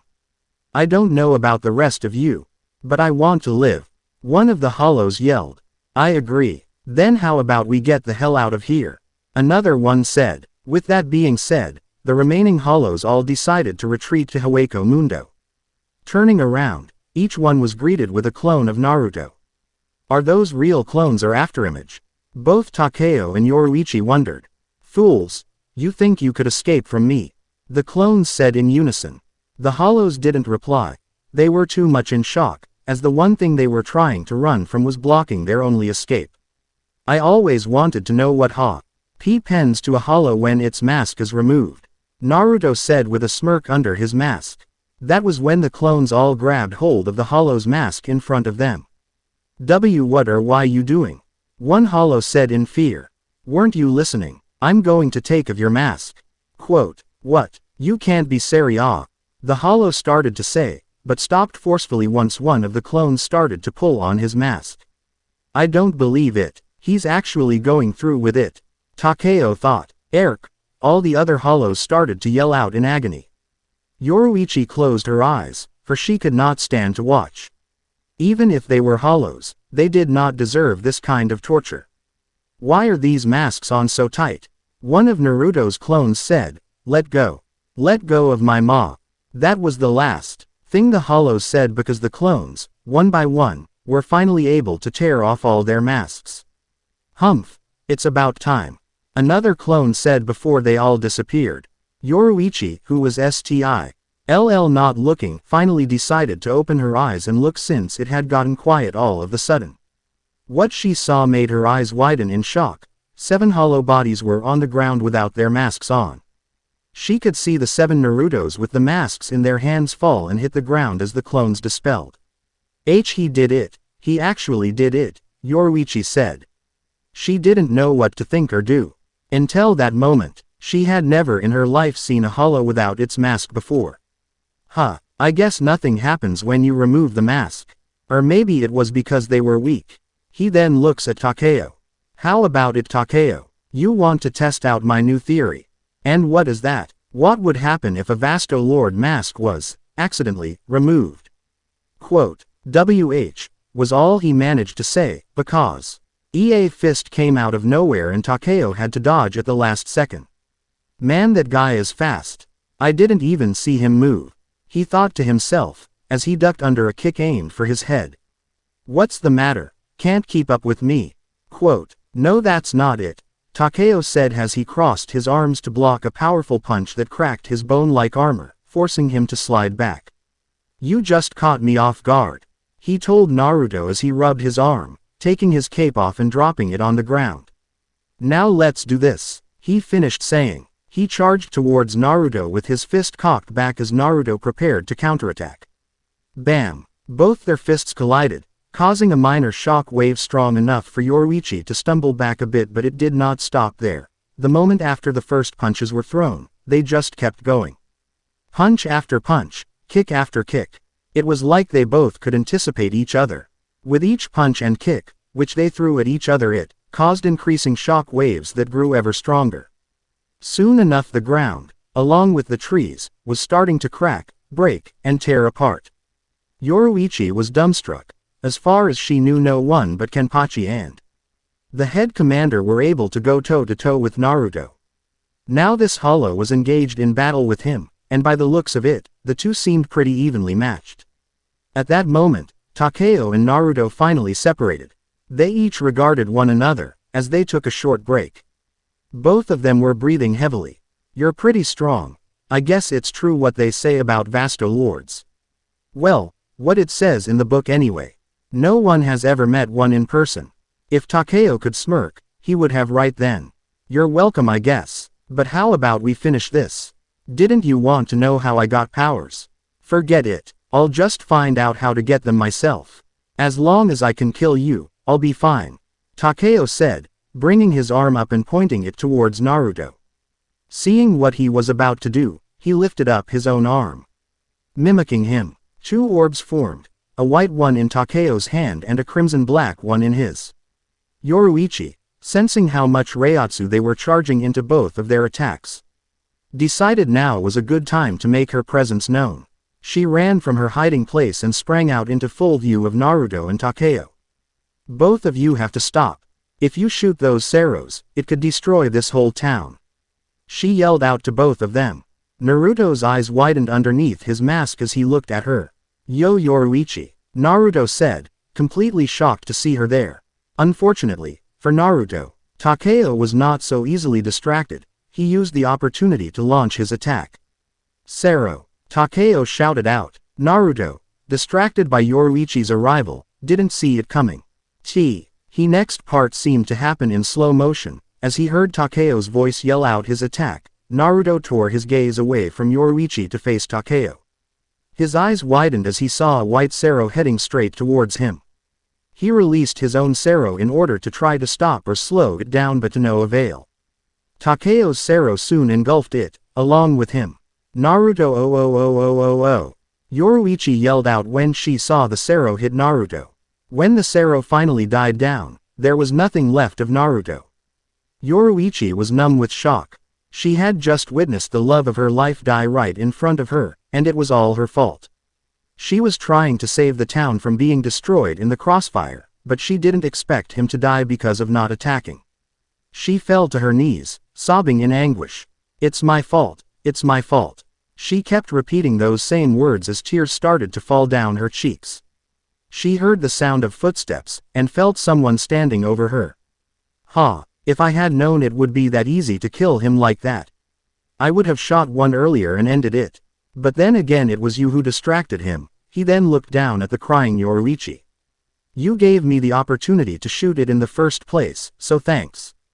Yoruichi was just ignoring him and looking down at the ground. Tears were still flowing freely down her cheeks and dripping off her chin. "I should kill you as well. But letting you live knowing that you're the one that killed him is worse than death, so I'll let you live," Takeo told her as he went to find his cape.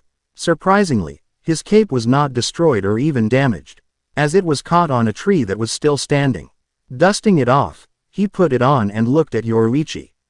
"Just to let you know, crying won't bring him back. It'll just make it worse. Trust me, I know," he said, whispering the last part to himself. With nothing else to say, he opened a black portal back to Hueco Mundo and left. "How can I go on living now? It's my fault he died. Maybe I show Yoruichi." A familiar voice called out to her. Yoruichi's head shot towards the direction where the voice was coming from. She saw a bloody hand grab hold of a tree trunk. She noticed that the hands looked like claws. Hope surged in her. She saw the hand pull more of the body into view, and within seconds, it revealed the one person she had sworn died in front of her not even 5 minutes ago. "Naruto!" She yelled as she ran towards him but stopped in shock when she saw the condition he was in. Naruto was pretty beat up. His pants torn to his knees and his sandals destroyed. On his body there were some scrapes and cuts with some minor burns, however his left arm was completely gone from the shoulder down. His right arm looked cut up and burned. His mask was basically destroyed.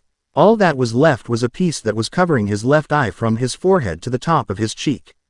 "Hey, what's wrong, Yoruichi? Why are you crying? You know it hurts me to see you cry." He too LD her between his bouts of heavy breathing. Yoruichi wiped away her tears as she walked towards him. "You know, you're the biggest idiot I know. You're worried about me crying in the condition you're in. What this? This is nothing compared to what I used to get when I was Al." He started to fall but Yoruichi caught him. "Naruto." She shakes him. "Naruto." Then she noticed that he had lost a lot of blood. He was quite pale and his left shoulder was still bleeding profusely. Yoruichi shifted and got a better grip of Naruto so she could move more comfortably. "Just hold on, Naruto." She then unpoed to the only people she knew who could help him. That's ch2. I hope you liked it. I'm not sure yet but I might have a time major skip about 50 years just so I can get into the canon. So please review. Also, I don't own DBZ. Chapter 3. Alright, here is my Chapter 3 of the Shinigami Fox and sorry about the wait.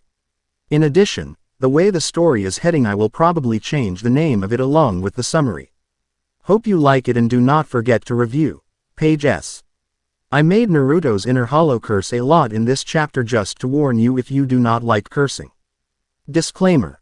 I do not own Bleach or Naruto. If I did, I would be making money out the wazoo.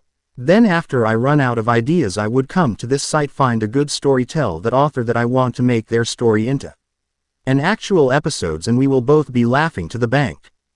Beta by Celestial Moon 17, the 9th of February 12, Chapter 3. Thinking. Someone talking. Kido, Zanpakuto moved, Sero. Flashback begins. Flashback ends. HNA. Ruto equals Hollow Naruto. Is Hollow Naruto talking? De Naruto equals Demon Naruto. Is Demon Naruto talking? Quote. Ha ha ha. You know Naruto, you're heavier than you look. Yoruichi said, clearly struggling to see Ari Naruto and trying to get him out of the forest as she jumped from branch to branch. Naruto, who had been quiet up to this point, decided to speak. Yoruichi, I would like you to put me down now. Oh, you're awake. That's a relief. Do not worry. We're almost out of this damn forest. For some strange reason it feels like we're going in circles. she said, noticing the mark she had purposefully carved onto a tree soon after Naruto and she had vacated the battle site. That's because we are going in circles. Now can you please put me down? Naruto asked. I would, but we have to hurry and get you to Tessai so he can heal your shoulder. In case you've forgotten, you just had your arm blasted off not that long ago. Yoruichi reminded him. Yeah, I know. Losing an arm or leg is easy, but growing them back is a bitch. What the hell do you mean growing them back? Yoruichi began saying as she turned her head to look at Naruto, only for her to see the said person flexing his left arm, which was now covered in dried up blood. WHH, how the hell did you get your arm back? After that attack, your entire left arm was gone, and now you magically have a new one like it never happened.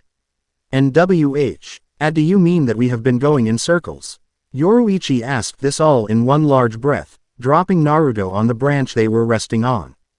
The reason we've been going in circles is Naruto used while he stood up and looked straight into Yoruichi's golden cat-like eyes. She in turn looked deep into his ocean blue orbs, and was so mesmerized by them that she failed to notice him take a step closer to her. Because of my barrier around the forest, I made it so no one would be in any real danger. What barrier? I didn't sense any barrier when I arrived here. Yoruichi replied, not breaking eye contact. That was when she noticed his pupils narrow into slits. She gasped in surprise. That's because it is one of my new abilities I've developed. I can make a barrier that masks any trace of Reiatsu of anyone in it. He told her. That's a great ability to have when you're on the run. Yoruichi replied as she decided to jump off the tree branch to the ground. Hey Hokage, we have a little problem. Naruto told him. Naturo sighed. What kind of problem do you have now? It had better not be that you are not in control of my body. That problem is getting old. Naruto told his hollow side. It's our body. Our body. Now say it with me, our booty. Naruto replied to his remark. Just tell me what the problem is already. Naruto said, getting impatient. He so did not want Yoruichi to think he was ignoring her, as she hated when people ignored her. Meanwhile, Yoruichi was still talking.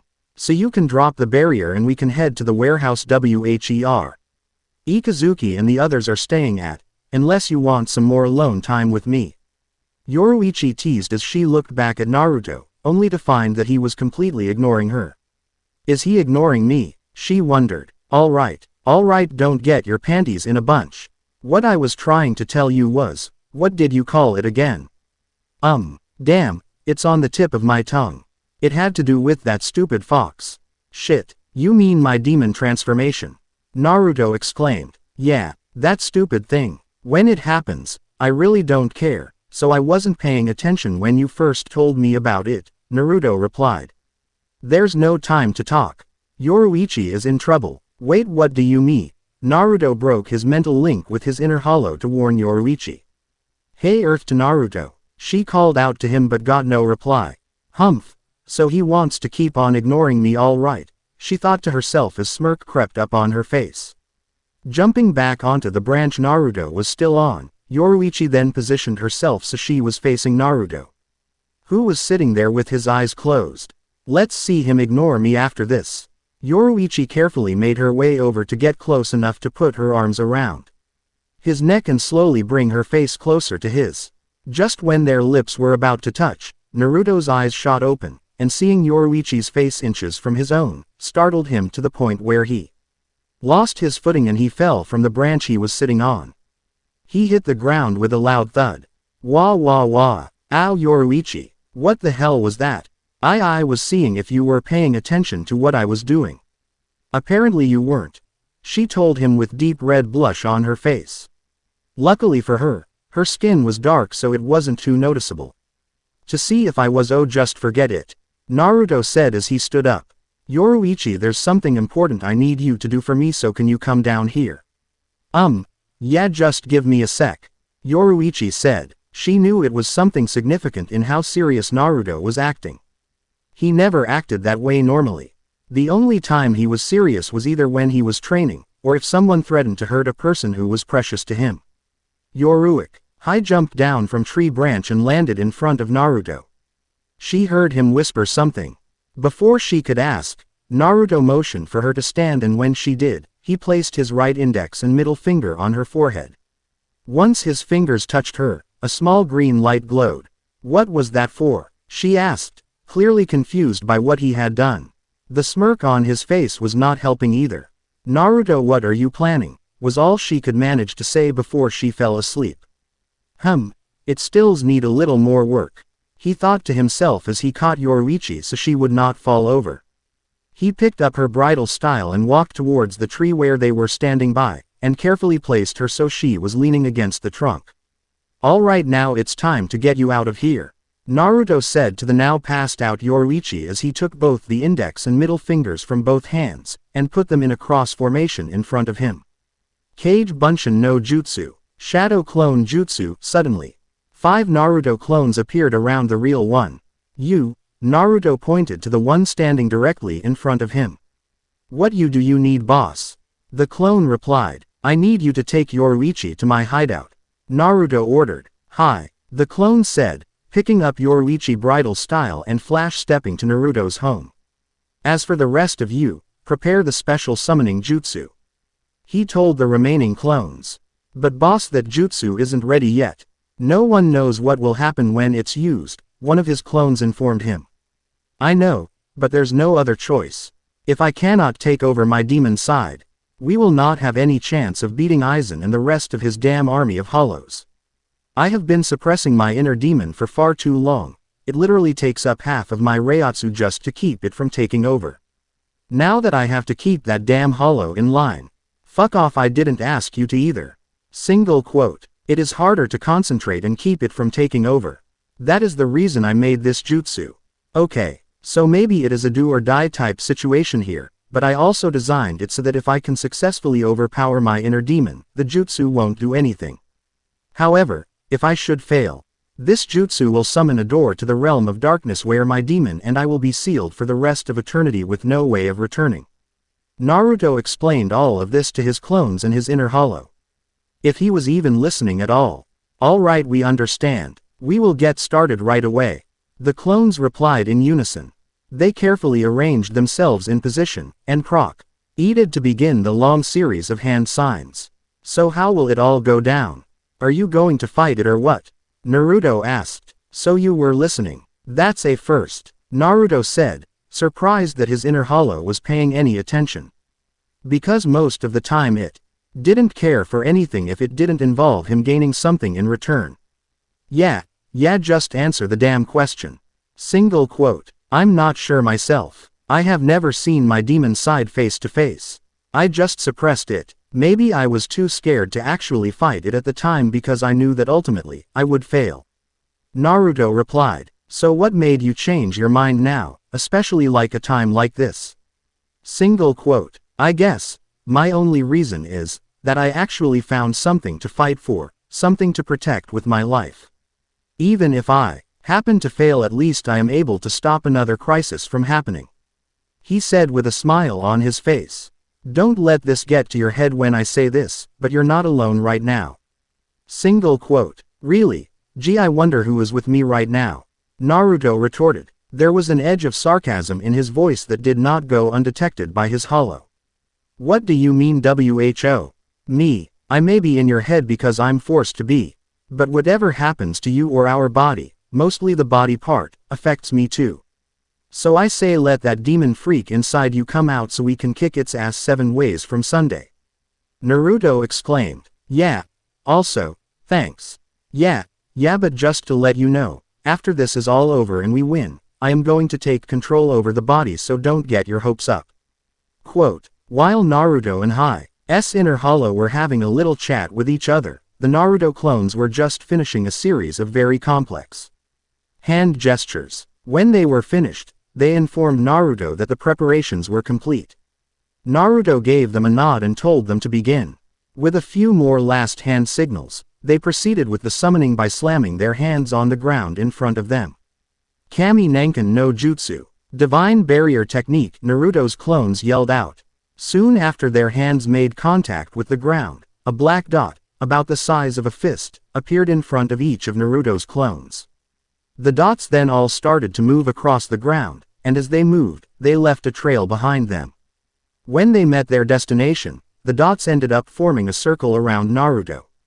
His circle then turned white and started to glow, and then shot up from the ground forming a clear white dome-like barrier that encased Naruto inside. One of the clones stood up after the barrier was complete, and tried to see if one of his hands would go through it. As he approached it, he stuck his hand out, only for it to be stopped by the barrier. "Okay boss, the barrier jutsu seems to be working," the clone told Naruto. "Alright, but I won't be able to tell you when to use the summoning jutsu. If you start to feel the Kyuubi chakra at some point and it starts to get stronger, that will be a good sign for you to start the summoning then. You got that?" "Hi," all the clones said in unison. "If we have to resort in using the summoning, I want you to use the strongest chakra you have, and tell Yoruichi and the rest what happened. Also tell Yoruichi that I'm sorry and I'll never forget her," Naruto told them. A sad look crossed his face, but it was quickly replaced with a look of determination. "Are you ready to do this?" he asked his inner hollow. "Humph. I was born ready. Let's go kick some foxtail ass," his inner hollow replied. Naruto mentally nodded his head and closed his eyes. He then proceeded to go into a meditative trance to enter his inner world. After a moment, he opened his eyes and he found himself looking at the last place he ever wanted to see, Konohagakure no Sato, also known as the village hidden in the leaves. "What the heck? This isn't my inner world. What is going on?" Naruto asked, feeling completely shocked that he was in the one place he used to call home. "Don't ask me. One second I was in that crappy sewer, and the next I appeared in this place. At least this place looks better. Hell, I'd say it's an improvement," Naruto said. "Maybe to you, but to me this is the one place I despise the most," Naruto told Haruto as he glared at his so-called village. "But the most important question is, how did it change?" "I sure as hell didn't. I'm the one who changed it," a deep voice said. Naruto, along with his hollow, both turned around, and to their surprise they were looking at an almost exact replica of Naruto. However, this Naruto's whisker marks were more deeply pronounced and darker. This Naruto also sported crimson-colored eyes with black slits, and nails turned into claws. The other most noticeable part about this Naruto was the pair of blonde fox ears on its head and the 9 blonde tails swishing behind it. "I find this place more suitable, don't you agree?" Naruto said, with a wicked smile on his face. "There is no better place to fight than the one place you called home." He paused for a moment as he walked past them to the edge of the cliff they were standing on, staring at the village below them, and the very same place you died. Quote, "So you think this place will give you an upper hand when we start this little fight for control over my body? And by the way, who are you? You can't be Kyuubi, because even though she and I should have fused, the fusion apparently stopped when I died," Naruto said. "Well, you're half right. The process of the two of you fusing did stop when you died. However, to answer your first question, I am Kyuubi, or should I say, what was left of her," Naruto told them as he turned back to face them. "What do you mean by what was left of her?" Naruto asked him. How should I put this so you could understand? Like you said, the process of you absorbing the last Kyuubi." "The last Kyuubi? What the hell are you talking about?" Naruto asked, interrupting Naruto's explanation. "If you would let me finish, I'll tell you. Now, where was I? Ah yes, I remember. When you were absorbing the last Kyuubi, you only absorbed all her demonic chakra, but you never turned into a full demon. This would have completed the transformation of you becoming the next and new Kyuubi. You chose not to accept becoming a demon for fear of rejection even after death. However, the demonic chakra that you have was never used, so thus it started building up as the years went by. Since the Kyuubi before me wasn't there to keep control over it, eventually it would have been too much for your body to handle, and then your body would have exploded from the buildup of too much chakra. Lucky for you that never happened, thanks to me. For some odd reason, either your body or your mind created me out of the chakra as a substitute to control it, and for the longest time I did. So now I am the new Kyuubi," Naruto explained. "Hang on a minute here. If what you're saying is true, then she was you who was trying to force me into transforming into a demon." Naruto said slowly, trying to absorb the onslaught of information. Yes, I've been trying for the last century, but you have large reserves of Reiatsu that had been keeping me at bay. It wasn't until that man Aizen came along and helped me out significantly by using the Hogyok, that I started to get anywhere. You now have an inner hollow to worry about. And I had thought that you had finally given up and allowed me to take control in the end. However, Naruto now looked disappointed. Even with the hollow, I still proved to be stronger than you. Naruto said with a cocky smile plastered on his face. True, you proved to be stronger than I suspected. Therefore, I waited until the time was right. It may have taken 10 more years of waiting. But I finally had a chance, and now here we are. Naruto said this all in a calm tone. Finally, the damn talking is over. Now we can get to the good part where we kick your ass.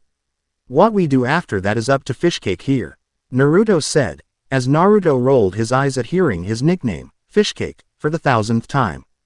You shouldn't be so overconfident, it makes you sound weak.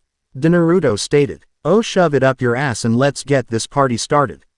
Naruto exclaimed as he dashed towards the so-called new Kyuubi with his fist cocked back. Bam! Asterisk. The CL, one that was ordered to take Yoruichi to his boss's hideout was also where he lived too. He was about 3/4 of the way there, and so far everything seemed to be going smoothly. Until the person he was carrying decided to wake up. My head feels weird, Yoruichi said, still half asleep. The clone stopped and set her down. He wanted a break now anyways. Carrying the girl was hard work.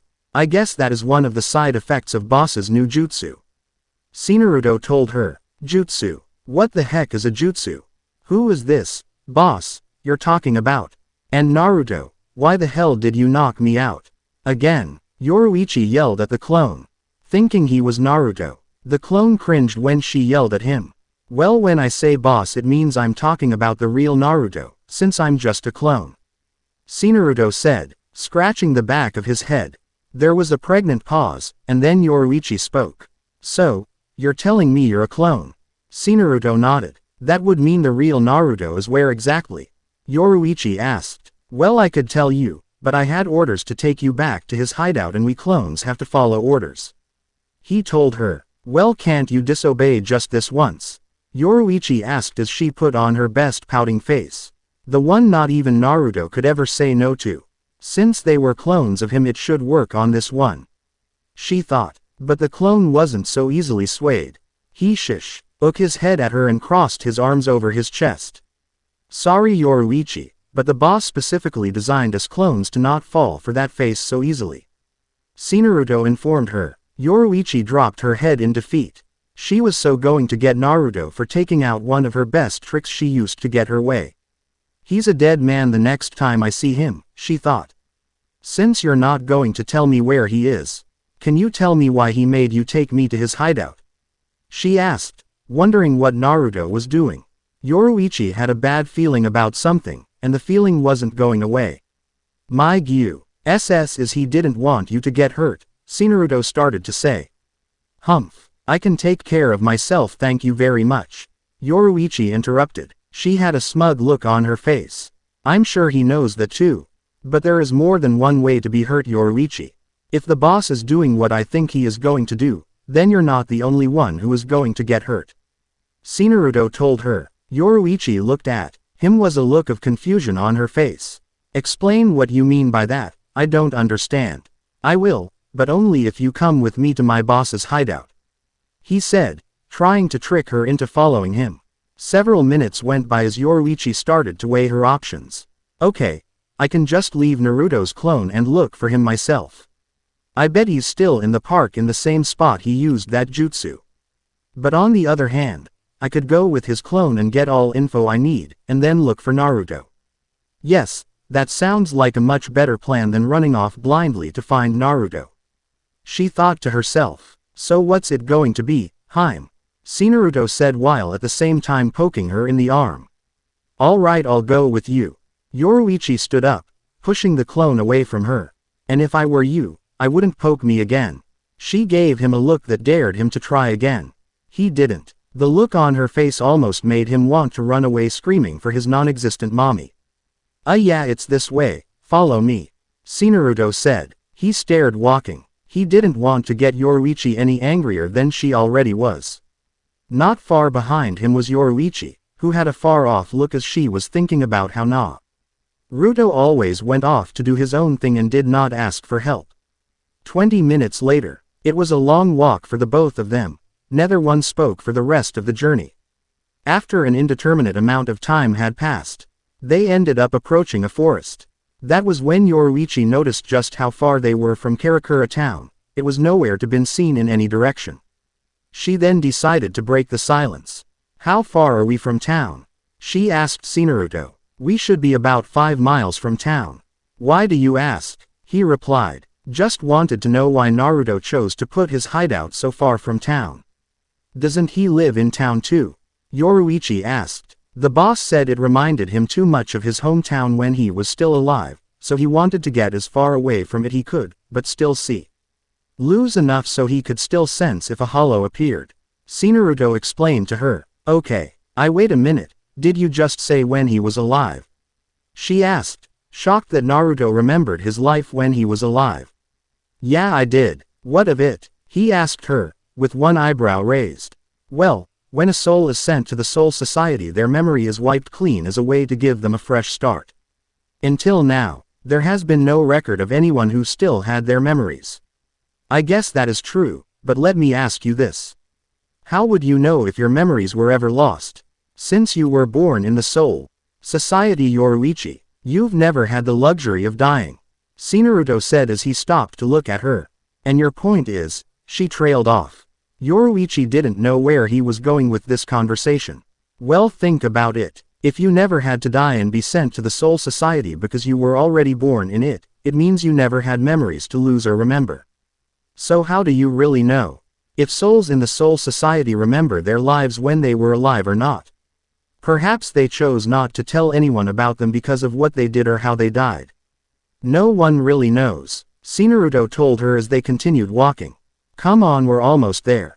Yoruichi just nodded and followed him. He's right, even though he is just a clone, he's right. Since I was born in the Soul Society I never died. So how am I to say that there are not souls that remember when they were alive? God, I hate Naruto right now, making his clones appear to be smarter than me. Humph, when Naruto gets back I really am going to pound him good. She thought. Ah, here we are, Naruto said, bringing Yoruichi out of her thoughts. Now Yoruichi began to take notice of their surroundings. She could see that they were now in the middle of a forest, with trees of all sizes that enclosed them in every direction, but the most noticeable thing in the area was a tree that was about 5 times bigger than the rest. This giant tree was directly in front of them. So where's this so-called hideout? All I see are trees. Yoruichi said. Well, it wouldn't be called a hideout if it was so easy to find, now would it? Just sit back and watch. Naruto told her and then put his hands together into a ram sign. Kai. The moment the words left his lips, the huge tree that was in front of them started to fade away, revealing an entrance to a cave. Yoruichi stared at the clone, open-mouthed. What was that? Some kind of keto? Or was it that jutsu thing? She asked when she recovered from her minor shock. It's jutsu. I'll explain when we get inside, Naruto said as he began to walk into the cave with Yoruichi not far behind. The cave itself was ordinary. There were rocks all around and stalactites hanging from the ceiling. It was lucky that she was trained in stealth force. It enabled her to see Naruto's clone making his way deeper into the dark recesses of the cave. Soon, Yoruichi could sense something different as they kept walking deeper into the darkness. It felt like Reiatsu but with something else mixed in with it. She sensed the same thing when Naruto's clone did his hand sign to reveal another entrance. She was going to ask him about it, when she saw a light at the end of the tunnel. Yoruichi automatically raised a hand to shield her eyes from the sudden change of light. Once she got her vision back, she let out a gasp of surprise. She could not believe what she was seeing. The so-called cave was now in an open area. They were on top of a cliff overlooking grass fields as far as her eyes could see, with some boulders here and there. Not far off from the cliff was a forest, and in the middle of it all was a large lake. Well, here we are. The boss's hideout, should I say, where he lives, Naruto said. This is where he lives. How is this even possible? Yoruichi asked, still in shock and awe over the size of the place. This place is huge. Well, he based it off the one Urahara and you made. The only thing he did differently was added more boulders. With the design you guys had, there were far too few boulders in his opinion. Alright, we jump from here. Naruto informed her as he jumped off the cliff. So he made this by himself just by seeing the one Urahara and I made. What can Naruto not do? She asked herself as she moved closer to the edge to see how high it was. If I had to guess. It's about 100-foot drop. I shouldn't need to use my shunpo. Well, here goes nothing. Yoruichi jumped off the edge and was now free falling to the ground below. As soon as she had dropped a few feet, she felt an unseen force pulling her, making her fall faster than she should be. She quickly shunpoed back to the side of the cliff, grabbing onto it, but it didn't help. Whatever was pulling at her made it hard to keep a good grip onto the ledge. It was about now that Yoruichi could hear Naruto's clone calling out to her. Yoruichi just let go. He yelled out, "Are you insane? If I let go I'll die," she said, struggling to maintain her already shaky grip on the ledge. "Trust me, just let go," Naruto told her. "Alright, but you better," she gasped as her grip on the ledge gave out. What surprised her was the pulling sensation she had experienced earlier was no longer present, and she was able to make her way down to the ground with no more trouble. Once on the ground, however, Yoruichi fell to her hands and knees as her whole body began to ache painfully. What was that? It felt like the gravity was stronger, she said between pants. Yes, the gravity is stronger here. That's what's so special about this place. The boss made it so he could control how strong the force the gravity is, Naruto told her, chuckling a little at Yoruichi's minor suffering. Okay, but why can't I move my body? She asked as her body seemed unable to hold her up anymore. She sprawled out on the ground now, laying there like a beached fish and taking deep gasping breaths. Well, you did just jump into a gravity field that was about 5 times as heavier as Earth's gravity. Since your body is not used to it, it put a lot of strain on your muscles. I'll carry you the rest of the way. It's not far now, Naruto said as he bent down to carefully pick her up. He then proceeded to make his way towards Naruto's house. On the way there, he explained to Yoruichi what chakra was and how it is used. When they finally reached the house, the clone went inside and placed Yoruichi on the couch in the living room. So, if chakra is made of spirit and physical energy, then how and Naruto use it if he's just a spirit with no physical body? She asked. Well, Naruto is special, Naruto's clone replied. What do you mean by special? Now Yoruichi was confused. It's not my place to say since I'm just a clone. Now how about we talk about the real reason I had to bring you here? Naruto said, trying to change the subject. Lucky for him, Yoruichi was eager to talk about something else. That's right, you were going to tell me why Naruto didn't want me to be with him. Start talking, clone, Yoruichi said. Naruto gulped and then told her everything he knew. When he was finished, Yoruichi had a very thoughtful expression on her face. So, he was afraid that I would resent him just because he would look like some kind of demon. Why would he think that? She asked, not believing that Naruto would have her as some cold-hearted person. Again, it's not my place to say since it involves my boss's past. Only he can tell you. I'm sorry, Naruto said, with a sad look on his face. It's okay. I'll just have to force it out of him when Naruto gets back here. Yoruichi said as she flexed her palm and crackled her knuckles. Bam! Naruto stopped Naruto by punching him in the gut. A loud, gasping sound came from Naruto as the punch knocked the air out of him. You're too slow, Naruto said as he picked the hollow up by his neck with his right hand. And your haste to get into battle is what got you killed. He finished saying as he rammed his left hand through Naruto's chest, only for it to poof into smoke. Kage Bunshin. But I thought hollows could not do jutsu. Single quote. Naruto was completely caught by surprise by Naruto's clone. Naruto used the distraction to do a sneak attack by shunping behind him, but as soon as he appeared behind him, Naruto's tail started to attack him. Shit, Naruto said as he shunpoed away, dodging the attack. Nice isn't it? to have a defense even when your back is turned. It's useful when someone tries to pull off a sneak attack, Naruto said as he turned to face Naruto. He noticed that Naruto was nowhere in sight. Then suddenly his ear twitched, and he heard a loud, rumbling sound underneath him and jumped back just in time to dodge Naruto, who had came up from underground, his fist cocked and ready. Naruto laughed. Ah yes, the same move you used against Neji. It's too bad for you my hearing is excellent at catching even the slightest movement. Hell, not even an ant could sneak up on me. You are going to have to try even harder if you want to catch me off guard. Quote, Naruto and Naruto put both their index and middle fingers from both hands into a cross formation in front of them. Taju Kage Bunshin no Jutsu. Multiple Shadow Clone Technique. Taju Reiatsu Bunshin. Multiple Spirit Clone. Suddenly, 200 clones appeared around Naruto, 100 Narutos on his left, and 100 Narutos on his right. Who needs to sneak up on you, when we can attack you from every angle? The real Naruto yelled out. Then the clones all started to charge at him as Naruto stood his ground, not flinching once. He just stared at Naruto and Naruto. The first clones to reach him were Naruto's. One of them tried to punch his face but Naruto simply dodged it by moving his head back. Quick as lightning, Naruto grabbed the clone's wrist and swung him into 2 Naruto clones with enough force to make them poof away. Several more clones tried to attack him from behind but ended up being impaled by his tails. Chuckling softly to himself, Naruto thought about how stupid and weak these clones were. He decided to take the offensive. Humph, now it's my turn, he said as he dashed forward, claws ready to strike. While dashing into the crowd of clones, Naruto either hacked or slashed at clones as he ran by them, attacking their necks, driving his claws into their chest or punching them in the face hard enough to kill them or make them poof away.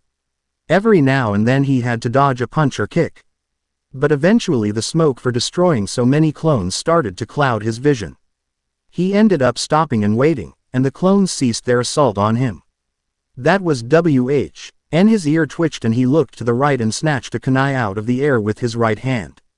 Haha, so you want to play like that, then let's play, Naruto said with a wicked grin on his face, as he got into a defensive stance with the kunai still in his hand. Just as he got into his stance, kunai from every angle came straight for him. Instead of dodging or deflecting them, he ob'd the first one with his free hand and snatched the next 9 with his tails. With both hands and all of tails armed with kunais, he then started deflecting and dodging the incoming attacks.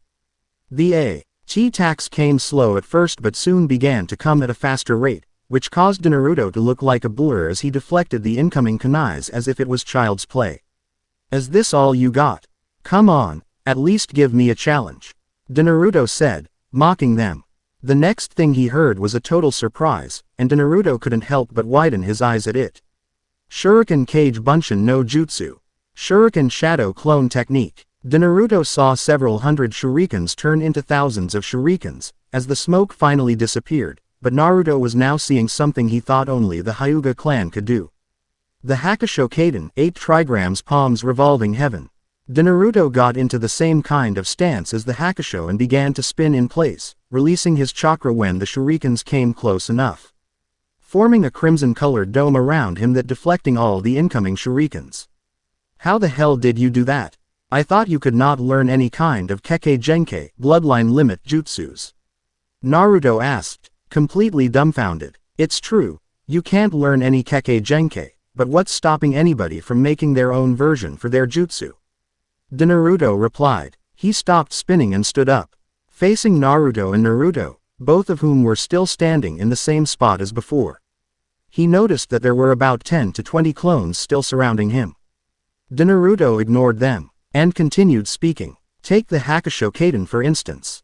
All the Hyuga clan does is release chakra and spin around, so I just did the same. The only downside is that I have to use more chakra than they do, but it's still effective, as you can plainly see. Naruto finished. Naruto was silent. What? Cat got your tongue? Or did she keep it? Naruto said, trying to aggravate Naruto. It worked. Naruto now glared fiercely at him. Shut up. Shut your fucking mouth. I'll never let you Lay one finger on her. Naruto yelled at him as loud as he could. A grin formed on Naruto's lips. Well, considering the position you're in right now, unless you miraculously defeat me, there is nothing to stop me from taking what I want. And I want that sinfully beautiful cat girl of yours. He taunted Naruto. I will not be defeated. Naruto again yelled out as he shun-PO'd right in front of Naruto with his fist headed straight for the demon's face. Unsurprisingly, Naruto simply dodged his punch by slightly moving to the right. He then brought his right clawed hand up, sending it right through Naruto's chest where his heart rested. Naruto's eyes widened as he let out a gasp of air. I can't believe you thought that would work. You must be more naive than I. Poof. What? A cage bunshin? Naruto roared, angry at the deception. Now Naruto could see 3 Narutos running at him. 2 with regular Rasengan and 1 with a different Rasengan. This one kept changing colors from blue to purple and then to red. It was as if the clone and the real Naruto's chakra kept changing form regular to demonic. Naruto charged the clone to the right as it was the closest, but the clone jumped above him and tossed his Rasengan. The other clone did the same. Then the TWO clones yelled out a chant which confused the demon. Rasen grenade. Quote, the 2 Rasengans that were heading towards him suddenly burst into 20 smaller versions of the Rasengan that were now shooting out in every direction. Naruto, who recovered quickly from his initial surprise, acted quickly. He flashed through some hand signs and ended with a snake sign. Doden. Earth Dome. Earth Release. Earth Dome. The ground below Naruto quickly formed a protective dome of earth around him, which shielded him from the incoming mini Rasengans. The clone above him had no way to dodge the dome, and ended up getting hit by the attack and reverting back to dust. The same thing happened to the other clone, but it jumped in front of the attack, taking the hit for the real one. In the dome, Naruto figured that the attack was over since it was quiet, so he released the jutsu. As for Naruto, he saw that the dome was still intact with some cracks here and there. With lightning speed he made her demonic Rasengan and slammed into the dome, destroying it instantly. With the dome now gone, Naruto rushed in to see the surprised look on Naruto's face as he slammed his red Rasengan into the demon's gut.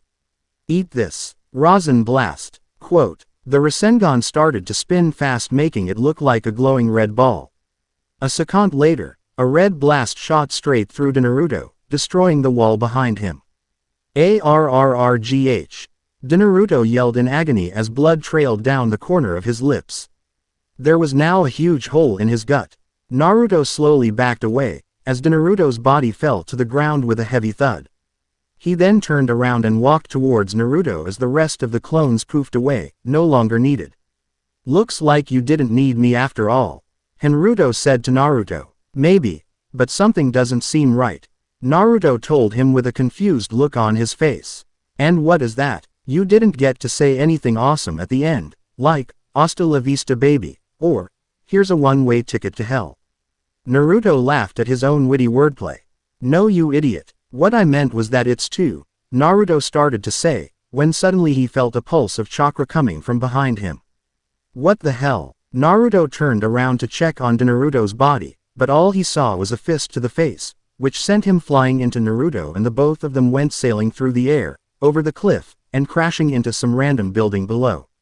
He almost killed me. He almost killed me. Naruto roared out, causing a shock wave to destroy the Hokage monument. What the hell? I thought he was dead. Why? Oh, you fucking blasted a hole clean through him, so how is he still alive and kicking? Naruto complained as he and Naruto climbed out of the rubble of the building they had crashed into. That attack should have killed him. But, wait a minute. Naruto gasped as he realized what was going on. If what he said about being the Kyuubi was actually true, then we're in deep. But he was cut off when they heard Naruto's loud roar and the monument being destroyed. In an instant, Naruto was in front of them with his wounds slowly healing. It shocked both of them. What? You thought I was dead? Sorry to disappoint you too. But it'll take a hell of a lot more to kill me. He began saying as he stretched and cracked his neck. I'll admit that attack caught me by surprise. Hell, it almost killed me. I couldn't believe it. I let my guard down for 1 second and I almost died. He told them, shaking his head at the same time. Naruto then gave them a cold, dead stare. You should have finished me off when you had the chance. Because now it's your turn to die. He suddenly disappeared and reappeared behind Naruto. Quick as a flash, Naruto shoved his right arm through his chest. NNNNNO. Naruto yelled out as he glimpsed the look of shock on the Hollow's face as he tried to figure out what had just happened. The Hollow looked down, only to find a hand and forearm sticking out of his chest. Then it finally clicked, and waves of pain began rolling off him. That asshole just backstabbed me in the motherfucking back. And this was my favorite shirt too, it was the last thing Naruto thought before he fell unconscious. Naruto just tossed him aside like a ragdoll. Naruto watched as his Hollow's body fell down with a loud thud. Don't look too sad, he's not dead. If you didn't know this already, your inner Hollow can't die unless you die, so cheer up. Naruto said. That still doesn't give you the right to shove your fucking arm through his chest. Naruto said with gritted teeth. He was beyond angry now. I did what was necessary to get him out of the picture. This fight is between you and me. Quote, fine, you want a fight? Then I'll give you a fight. Naruto yelled at him as he charged forward. All hell broke loose. Naruto and Naruto's fists collided with each other, which caused a large shock wave that ended up destroying some of the rubble around them. Naruto then took a swing at Naruto. But Naruto ducked under the punch, and did an uppercut that connected with Naruto's chin, sending him flying back. Before Naruto could recover from the blow, Naruto was there. And he grabbed one of his legs and swung him toward the ground, slamming him as hard as he could. It caused a huge crater upon contact. Naruto did not stop there. He jumped on top of Naruto's chest and began pounding the hell out him with chakra-enforced punches. Punch after punch, the ground around them cracked more with each blow, and the crater kept getting bigger and deeper. The sound of bones breaking echoed throughout the empty village. When Naruto finally finished beating the hell out of Naruto, he got up slowly. Naruto was breathing heavily as he regarded the demon. His face was caved in and no longer recognizable. There seemed to be no visible signs of movement from Naruto.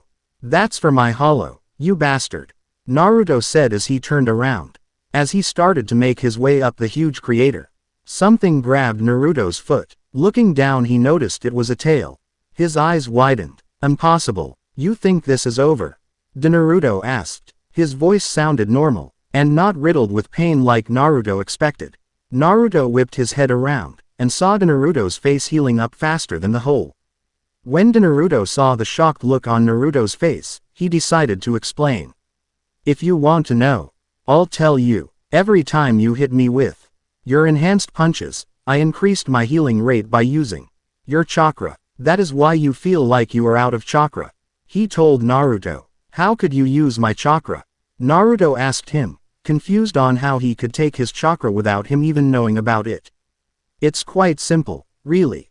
The only reason you have chakra in the first place is because of the Kyuubi. Since I'm now the new Kyuubi, I just kept taking your chakra. I did it slow enough so you couldn't tell.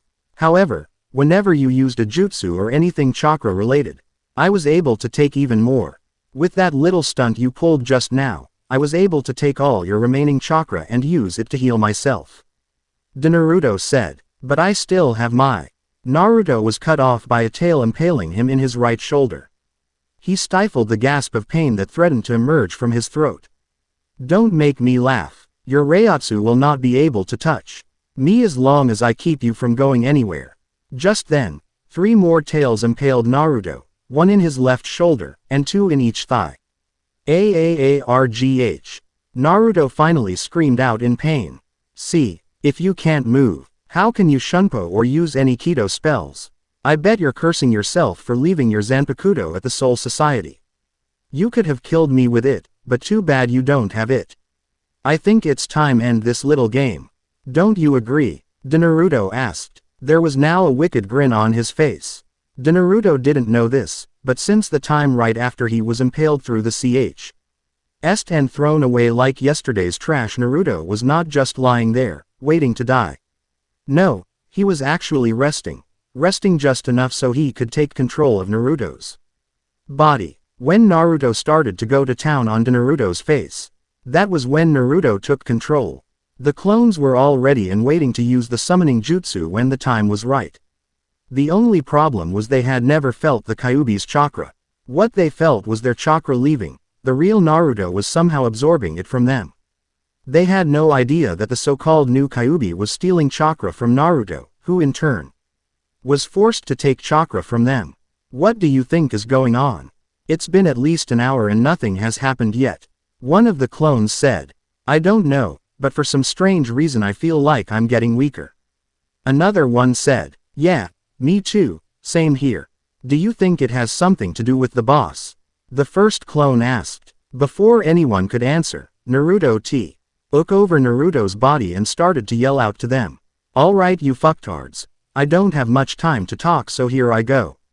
The clones were surprised at the sudden outburst but calmed down and began to listen. Blondie and I underestimated that fucking fox, and now we're getting our ass kicked. Right now, Fishcake is pounding the shit out of him, but I do not think that is going to work. I hate to say this, but we fucked up and now it is up to you fuckers to use the summoning jutsu or whatever Hokage calls it. Well that's all the time I got. Don't screw this up or we're all fucking dead. That was the last thing Naruto said before he lost control of Naruto's body. What do we do? One of the clones asked. We use the jutsu, no question. The first clone said. Hi. The rest replied. They went through the various hand signals, and as one, slammed their hands on the ground. Summoning no jutsu. Yami no Mon. Summoning jutsu. Gate of darkness. Suddenly the ground started to shake. And inside the barrier behind Naruto's body, the ground started to crack open. A long, tall white door started to rise out of the ground. Okay, the jutsu worked, now we have to open it. However, before the clones could do anything, the doors began to open by themselves to reveal someone in a black hooded trench coat that walked out and moved towards Naruto's unconscious body. Who are you? One of the clones asked the hooded figure.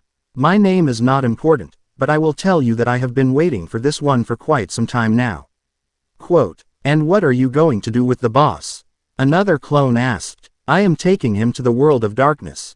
The hooded person said as he picked up Naruto and walked back through the door, not once looking back. Once the door had shut, it began to descend back into the ground. And eventually disappeared. There was a moment of silence before one of the clones finally spoke. Well, we did what the boss asked us to do. Now we have to inform the others. They all nodded to each other and 3 of the 5 clones dispelled. As for the other 2, one left to tell Urahara, and the other went to tell Yoruichi. Naruto was about to impale Naruto in the heart, when a voice stopped him. Go ahead you fucking fox. It won't matter if you take control now. And what do you mean by that? He asked, his clawed hand a scant inch away from Naruto's chest. Why don't you ask Fishcake there what I mean? Naruto replied. Naruto looked at Naruto, who was now smiling mischievously. What the hell are you smiling about? You're going to die, Naruto exclaimed. What he meant was, that even if you do kill me, and take control, you will spend the rest of your life, wandering in the world of darkness. Naruto told him, still keeping the smirk on his face. You stupid idiot. Do you know how hard it is to? Nonetheless, I'll find a way back to our dimension and when I do. Naruto yanked his tails out of Naruto's body and picked him up from the ground by his neck with his right hand. The first thing on my to-do list is go to that bitch you care so much about and have my way with her. And when I'm done with her, I am going to make her watch as everything she loves and cherishes dies as I kill them one by one. You know what else? There is nothing you can do about it. Here's the kicker. It's all your fault, ha ha ha ha ha ha. He laughed as he threw Naruto to the side and walked off. And you know the best part. You will witness the whole thing too. Ha ha, how do you like? Naruto was unable to finish, because he was suddenly impaled by Naruto's clawed hand. As Naruto looked at Naruto's eyes, he saw them turn from ocean blue to blood red. His eyes now had slits for pupils. But how? He asked Naruto. I just figured it out. You weren't created because I did not want the power of the Kyuubi. You were created to hold the power of the Kyuubi until I accepted. Can you guess what I'm going to do now? Naruto asked him. No you can't, I'm the new Kyuubi not you. Aargh. Naruto screamed in pain as he began to turn into the Kyuubi's chakra and be absorbed by Naruto until he was no more. Naruto then began to feel his fangs growing along with his nails. Next his human ears shrank into nothingness, and were replaced with fox ears on the top of his head. Lastly, tails sprouted out from where his tailbone would be. With all of the sudden changes to his body it was too much for him to handle, and without warning, Naruto fainted. Humph! You became what you feared the most to save the ones you love the most. How ironic, Naruto said, as he faded away to the blackness of sleep. Meanwhile, the clone had reached Naruto's hideout, and told Yoruichi the latest developments. That's about it, Yoruichi. Also, he told us to tell you he was sorry for not being able to tell you in person. So you had to do what you had to do, Yoruichi said as had her eyes closed. Then she stood up abruptly. If you think I'm mad, well you're damn right I'm mad. But don't worry about me or Naruto. He'll be back. This is Naruto we're talking about. He can do almost anything he puts his mind to. When he gets back I'll pound the hell out of him for leaving me not once, not twice, but 3 times. He has his share of beatings to get when he comes back, and I'll be waiting. She told the clones, who were scared for their boss even more than they were before. Well, there is chapter 3 and sorry again for the long wait. I hoped you like the fighting scenes also. If you can tell me how I did the part where there was only Naruto's clone and Yoruichi, that would help me a lot, thanks. Chapter 4. Alright, I finally finished rewriting, typing the 4th chapter to the Shinigami Fox. I'm trying to figure out a new title for it but can't come up with one. If you have any good ideas PM me. Anywho, it took me a while to figure out how to start rewrite and start this chapter. I am not going to lie, this chapter is a big iffy from me.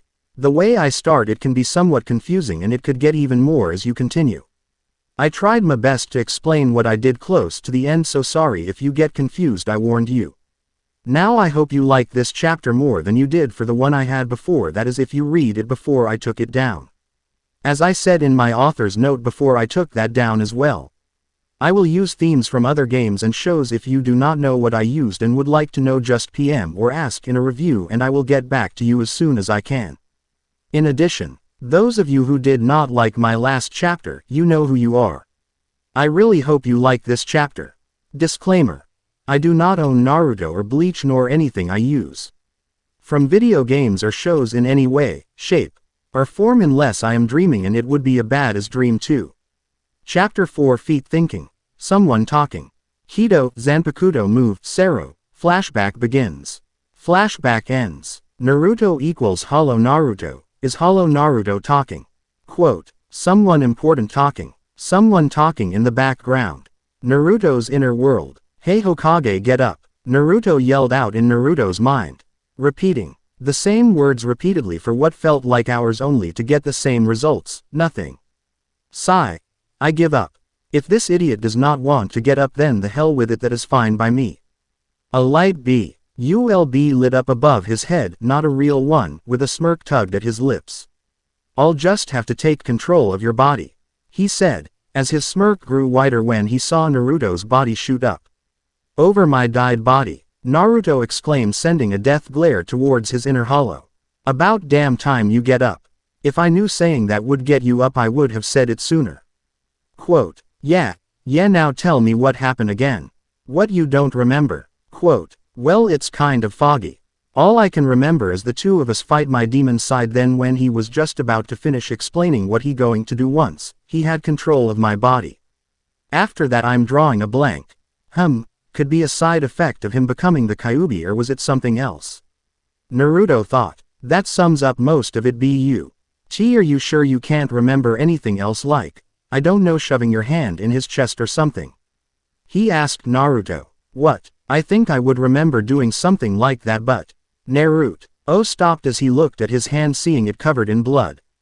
Grabbing his head as the memory of what happened replayed in his head, Naruto could tell without asking he was remembering something just by the look on Naruto's face. So, do you remember now? Yeah, I remember. Good, now I don't have to tell your sorry ass.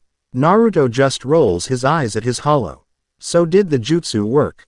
How Hell should I know I only see what you see, and since your ass is still in here your body is either lying in the forest or in the damn world of darkness.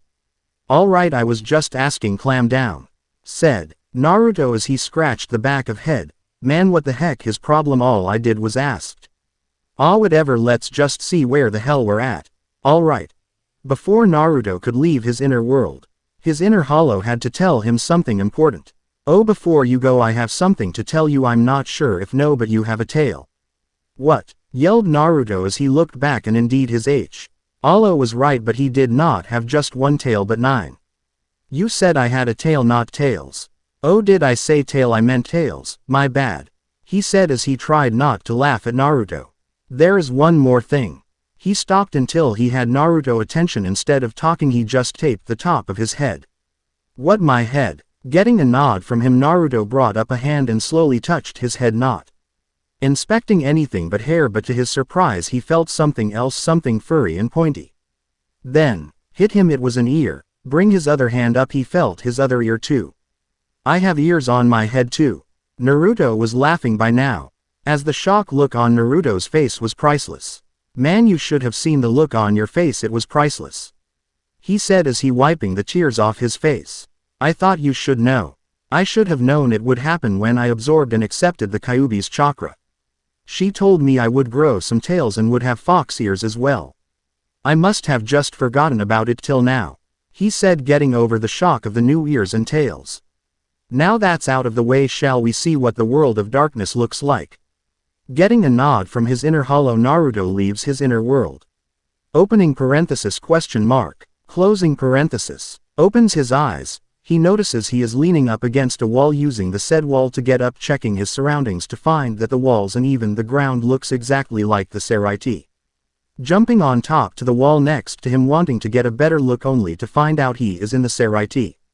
However, something was wrong. The half the place was in shambles while the other half had, but not many, building and walls still standing. Even the head captain's building been destroyed. What the hell? How did we get in the Soul Society and the Seraiti? Beats me, but the questions is what the hell happened to it? I would like to know that as well, but what could have done this? You think Aizen could have done it? That could be a possibility, but does he have that kind of power to be able to this? What if he got hold of the real Hogyoku? He did tell us in our battle that he only had a fake one. Before Naruto could answer, they heard what nded-like footsteps of in the distance heading towards their location. Judging by their Reiatsu, they were probably some low-class Shinigamis, but one of them did have Reiatsu level of a lieutenant. Turning to the right, Naruto could see 5 people running towards him with his nei hearing. Thanks to his new ears, he heard them talking. He's this way, I saw him lying on the ground. One of the Shinigamis told the group. Nori, if he was lying on the ground, why didn't you just kill him instead of getting back up? Another one asked. Well, I thought he might wake up if I tried, so I went to get you guys. The now known Nori said, a little embarrassed. More like you got scared and ran away. Another one said, making the others laugh, but one while Nori told them to shut up. Who cares why he ran away? I'm glad he did. Now I can kill him, for he did to Captain Aizen. A female Shinigami exclaimed. So Aizen didn't do this, then who? Naruto thought as he continued to listen to them. Yeah, the lieutenant is right, he killed the captain. A tall male Shinigami yelled out, with the others agreeing with him. Aizen's dead, Naruto whispered to himself, still wondering what the hell. Going and see. NCE, they were the closest one here. He would just follow them, casting a low genjutsu around himself, making him invisible to others. As he did, he noticed that I took more chakra to cast his jutsu, but before he could ponder, the group arrived to his location, stopping just below him. He was right here, leaning against that wall. Nori said, damn it, he's gone now, what are going to do? Another Shinigami yelled out, you should have killed him when you the chance, Nori. This whole damn thing could be over. Another Shinigami told Nori, I'm sorry, you're right, I should have, damn it. It's my fault, exclaimed Nori as he fell to his knees and punched the ground with his fist. No, it's not. He probably made a clone and put it there, knowing if someone seen it they would go and get help. Once they returned he would blow it up. I've seen it happen before. You think so, Lieutenant? Other female Shinigami asked. Hi, he's nothing but a coward that only hides in the Shadows, he's nothing but a coward, you hear me? The lieutenant yelled. Is she talking about me? Don't know, but I don't fucking like it. We should go and shut het damn mouth. Lieutenant, I think that's not a good idea. The tall male told her. Shut up, Katsuro. The lieutenant bit back, making the now tail male known as Katsuro wince back a bit as she looked around. I know he's here just watching us, waiting for use to make our move. Slowly putting her hand on her hilt of her blade, she take one more good look around, making sure she didn't miss anything. None of it went unnoticed by Naruto. He watched everyone with caution eyes. Watching them, he figured that the other four were either regular Shinigamis or low-seated officers. However, the lieutenant was a different story. She, what Naruto could notice, had a lot of hidden potential. Just by watching her, he could tell she could sense him by the way she was looking around, as she could feel his very presence. He kept most of his attention on her, little to none to the others, as she took one last look around, slowly but surely looking at the area. Looking at the top of the walls around them, she senses something on top of the one to the right of them. She could not really tell, since she did not see anything, but she had a gut feeling that whatever is watching them was there. Naruto, on the other hand, was a little surprised, as the so-called lieutenant was looking right at him, but he figured she still could not see him thanks to his genjutsu. She is good, I do not know how, but she can sense me. If I stay here too long, she actually might find me. With that said, Naruto decided to get out of there, but once he moved, the so-called lieutenant saw something wavy, something like what Chad and Karen in the anime, making an outline as if there was someone there, but that was all the lieutenant need to make her move. There, she yelled as she jumped as fast as she could, making the blonde stop in his tracks and sees her jump right towards him. How'd she see me? He thought, dumbfounded that she was able to find or even see him at that. Just at the last moment, Naruto jumps to the side as the girl's blade nicked his left cheek, forcing the genjutsu to drop and revealing himself. Landing on the ground, jumps back as his attacker dashes towards him again, swinging her Zanpakuto at him, but this time he was ready and dodged it with ease. The other part of the group were stunned, seeing their lieutenant jump at nothing. Then a blonde man appears out of thin air. See, I told you he was here, Nori told his comrades, who were too shocked to answer back. Well, what are we waiting for? Let's help out the lieutenant. The others shook their heads and nodded, but before they could even engage and help their lieutenant, her voice stopped them. No, he's mine. I'm going to kill him and avenge Captain Aizen, the lieutenant told them as Naruto jumped back, gaining some ground from her. But lieutenant, it'd be easier to fight him together, Nori said, but to no avail, as their lieutenant, who was not paying no mind to him or the rest of the group, got into a fighting stance, but just before she could attack, someone appeared in between her and the one thing she loathed. Glah. Seeing upon the newcomer, Naruto could tell this person was strong, as he was wearing a captain's haori, but what was more interesting, the person looked like a kid and was shorter than everyone here was.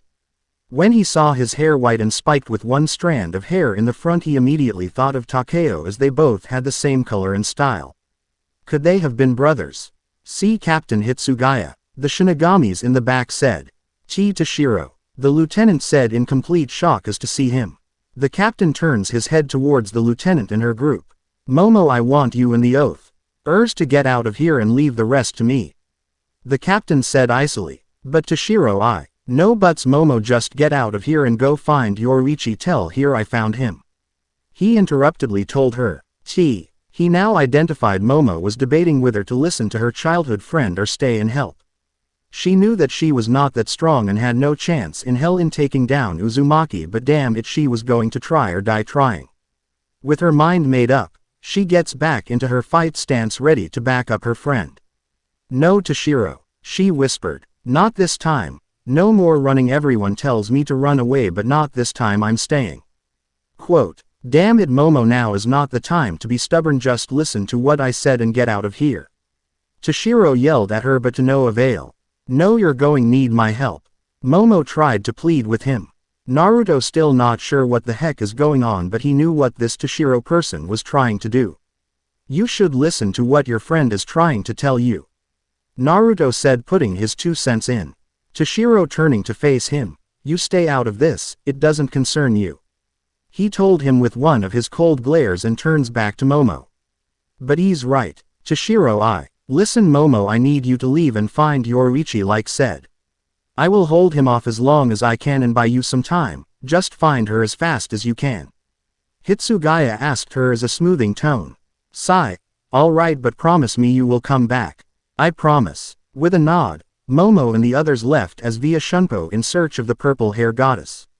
With her gone and out of the way, Oshiro turns and faces Naruto as he grips the hilt of his Zanpakuto. Now it's just you and me. Hitsugaya tells him. Before we fight, let me ask you something.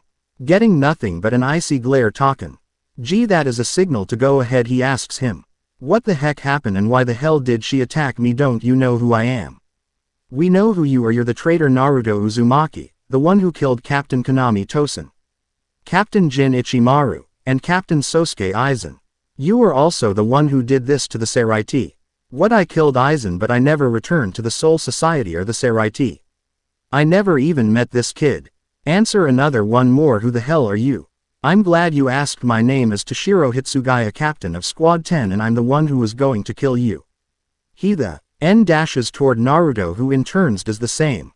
Hitsugaya pulling his Zanpakuto out, slashing at the blonde demon, only for the said demon to easily dodge it by shifting his body to the side and bring his fist along with him, launching it into the boy's midsection. The impact of the punch was strong enough to knock the air out of him while sending him back a couple of meters as he landed on his back, sliding about 3 more meters. Letting the small captain get back to his feet, catching his breath, he stood up, disappeared via Shunpo, reappeared behind Naruto, and swung ready to slice him in half. However, Naruto was not ready to die now, so he jumped backwards over the sword, and Hitsugaya with his sword just cutting some fur from one of Naruto's tails land behind him. Toshiro saw this and was shocked to see that Uzumaki was that fast and literally jumped not just his sword but him as well, only cutting a little bit of the fur. Ducking under a kick, he turned around and lunging his sword NTO Naruto's gut, seeing it go in, thinking he got him, only for it to poof into smoke. Getting back up looking for Naruto, only to see something come through the smoke and blocked it with his sword. That is when Naruto jumped through the smoke as well with a kunai in his right hand. Toshiro was shocked to see him but quickly shook it off and blocked Naruto's attack, sliding back a few feet. Look, I don't want to fight, just let me go. And let you go? Did you let Rangaku go when she begged you to let her go? Hitsugaya exclaimed, his face getting red with rage, his hands griping his hilt till they bled. No, you just laughed at her and gave her a deep enough where she would just bleed to death. All the anger Toshiro had let him push Naruto back pretty far, about 10 feet to be exact. Before Naruto could even get his feet on the ground, Hitsugaya was on him like a fat man on a cupcake, swinging his Zanpakuto, not letting his blonde enemy a chance to strike. I finally arrived to her location with Captain Unohana to check on her, but by the time we arrived she had lost too much blood and there was nothing she could have done. Toshiro said in between swings. She told me what you done and now you're asking me the same thing. Well, you can just fucking forget it. Hitsugaya then pushed Naruto again, throwing him off balance. Using his chance, he shunpo'd and punched Naruto midsection hard out to knock the wind out of him, sending him back just like he did to him. Griping his Zanpakuto, raising eye above his head. Soten ni's ace, Hiranmara, sit upon the frozen havens. Ice ring, closing parenthesis. Hitsugaya brings down his sword, sending a Chinese-looking dragon made of ice soaring towards Naruto, who just got up in time to see the said ice dragon come right for him, quickly making some cage bunch ins and have one of them make a Rasengan and attack the ice dragon while he and the others go after the caster. The clone with the Rasengan ran head-on and trusted his right arm with the Rasengan in and at the head of the dragon, watching it shred the ice into dust while it kept running with the other clones and Naruto following suit. Toshiro was not pleased seeing his attack being beat so easily. Breaking of the connection with his attack, he ran forward swinging his sword, making another ice dragon. However, this one curved and attacked at an angle as he ran right behind his first one, ready to attack the first clone. Naruto, who saw the next dragon coming, tells one of his other clones, who in turn form another Rasengan and repeat what the first clone did. Just as the first ice dragon was abo to die off, Toshiro breaks the connection with his dragon again. Grabbing the ball in chain on the end of his Zanpakuto, he throws it just as his first dragon destroyed, hitting the clone in the gut. making it lose concentration on it Rasengan. As he made contact he shunpos next to the clone, stabbing it, making it poof, and repeats the same thing to destroy the other clones. The real Naruto jumps ba. CK waiting for Hitsugaya to finish the last clone off and turn to face him. If that is all your Shikai can do, then this battle is over. Just let me leave and no one gets hurt. Naruto told him, but it all fell to deaf ears as Toshiro answers by sending yet another ice dragon. Sigh. I told him, but I guess I have no choice. He thought to himself as he flashed those some hand signs, ending it in a tiger sign and taking a deep breath. Kaden. Gokaku no Jutsu. Fire release. Grand fireball technique. Closing parenthesis. Releasing the intake of air, Naruto shot out giant fireball twice the size it should have been at Hitsugaya's attack, melting it on contact. As for Toshiro, once he saw how big the fireball was, seeing how fast it traveling, he had only one option. Once again, he broke the connection with his attack and said one word. Bankai. Quote. As the He's jutsu was hurling towards Hitsugaya, he felt the sudden spike in his Reiatsu, and so did everybody else that close enough. Naruto, cursing himself for not finishing this fight faster, now has to go all out or just enough to bet this kid and get away before anybody else gets here. Alright kid, you asked for it. As the fireball jutsu was just a couple feet away, Hitsugaya's Bankai made a thick wall of ice in front of himself as his new ice wings that look like it's from a dragon did the same, and covered him, making a 2-layer thick shield. If this were any regular ice, the jutsu would have melted it with no problem, but that's not the case. This ice is special. It's still regular ice but has Reiatsu, Hitsugaya's Reiatsu, and since Reiatsu is almost the same as chakra, but the more you add the stronger it becomes. That is exactly what Toshiro is doing, adding more Reiatsu into his ice wall, so when the fireball made contact it melted the first layer. In the process the ice wall did its job by weakening his attack by 2/3 while his wings stopped the rest. It was a risky move, but in the end it worked. It only cost of a lot of Reiatsu that he will need in this battle. Moving what's left of his wings as he ascended into the sky while his wings regenerate, he looks at Naruto with that same icy glare he gives to every enemy he faces. Naruto on the other hand looks at his opponent's new look, seeing the new addition of wings made of ice that connects with his new tail. Guards over his feet in the shape of dragon claws, a gauntlet of sorts, in shape vaguely reminiscent of Hiranmara dragon's sprit form, over his right hand, essentially binding his hand to Hiranmara's hilt, and 12 large flower petals. Nice look, wish my Bankai was something like that, but having something like that most come with a big use a lot of Reiatsu. He thought as a smile tugged at his lips. All I have to do is make sure he waste his Reiatsu by either destroying his wings or making him use it. Damn, using making that wall plus making it stronger took more Reiatsu than I thought. I'm going to have to finish this fast. The longer it takes the less see. Hence I have it, whining, and judging by that damn smile he figured out something. Toshiro thought as he began to think of a plan. Making an ice clone could help, but I'm not sure it could take one of his fire attacks, but it could distract him long enough for me to use that move. It's a long shot, but if I can slow or stop him long enough for Yoruichi to arrive, then we can end this whole mess. Alright, here I go. Toshiro made up his mind and starts making his ice clone. Naruto not wanting to stay here any longer and probably will regret doing this as he starts to form his Ransen Shuriken. Once it formed, he starts to run towards Hitsugaya but stops when he sees ice forming in front, Toshiro making a complete ice copy of him. It flew straight toward the blonde demon, closing the gap between them, and Naruto had two choices: either shunpo in front of Toshiro and kill him or attack the ice clone of his. Naruto being Naruto who never kills unless he has to jump towards the ice clone, slamming his Rasen Shuriken into it, shredding it on contact, turning it into nothing but shards and ice dust. With the ice clone gone, Naruto stood in the air as he noticed the clouds gathering, making it look like it was going to storm, but he heard Hitsugaya's voice of his next attack and last. Hayatan Hayakaso. Frozen sky, countless ornate entombment. Closing parenthesis. Suddenly a huge hole appears in the clouds, letting a large amount of snow to start falling. Never like to use my Bankai. Toshiro told Naruto for no apparent reason. Naruto, who is still looking at the snow as it is falling, answers back. And why that is, can't control it. Exactly. Toshiro said, dumbfounded that he guessed it right. Since I can't control it, I could kill my comrades on accident, especially with this move. The snow you see now will even truly touch you, and when it does, flowers of ice will sprout over your body, trapping you in a pillar of ice. Well then, Naruto started to say as he turned head to face Hitsugaya with crimson red eyes. I guess I'll have to take you with me.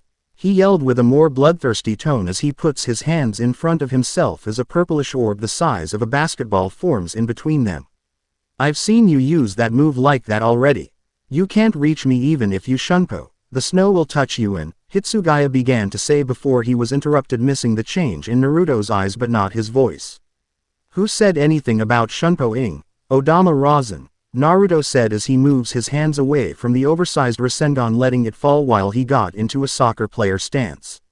Shot. Quote. Applying chakra into his right foot, he kicks the Rasengan while it falls, sending it towards a shocked-looking Hitsugaya. Toshiro acting as quickly as he could, use his wings to shield himself from the attack in hope that his wing would be enough, but soon found out that it didn't do much. Once it hit his wings, the giant ball torn them apart and was still on course towards him. Nothing else but his Zan. Pakuto. Toshiro brought it up in a line of his last defense. It hit, destroying the ice surrounding the blade, but stopped once the blade made contact. Pushing him back a bit, he took a quick glance at Naruto notices him trying to stop the ice flowers from sprouting. A smirk formed on Toshiro's face, knowing his last attack got him. Returning all of his focus back to the ball of death in front of him. Trying to redirect the attack, but the sound of his sword cracking stops him. Damn it, if this goes on, my Zanpakuto will break under the pressure. Hitsugaya thought, but before he could do anything else, the sound of someone calling his name got his attention. Toshiro. That sounded like Momo. Sensing her Reiatsu close by along with some others, he mentally sighed, but then realized he was still in his Bankai and wasn't sure if his last attack ended or not. Momo, get out of here, it's not saw. He never finished as his blade broke and the death ball came towards him. Toshiro saw his life flash before his eyes as Naruto's last attack came at him in slow motion. Closing his eyes, waiting for his end to come, but nothing did, opening his eyes and couldn't believe his eyes. There in front of him was a woman with purple hair tied up in a ponytail with an orange ribbon, dark chocolate skin, in the same outfit as Yoruichi. She stopped the Naruto's Rasengan with her hands, hissing in pain as it was burning her hands. At first, he thought it was Yoruichi, but a closer inspection, the young woman in front of himself had blue eyes and 6 whiskers-like marks on her face, 3 on each cheek, and he heard the real Yoruichi call the girl's name. Asa, get rid of it now. Yoruichi yelled to her, doing as she is told while enduring the pain she already felt. She turned and threw the giant ball as far as she could away from the area. It was a good throw itself, sending it went at least 20 to 30 meters before it landed and made a big explosion that caused a shock wave that knocked it back a bit. Yoruichi, the first to recover, went to her look-alike to check on her, grabbing her hands, checking the burn marks.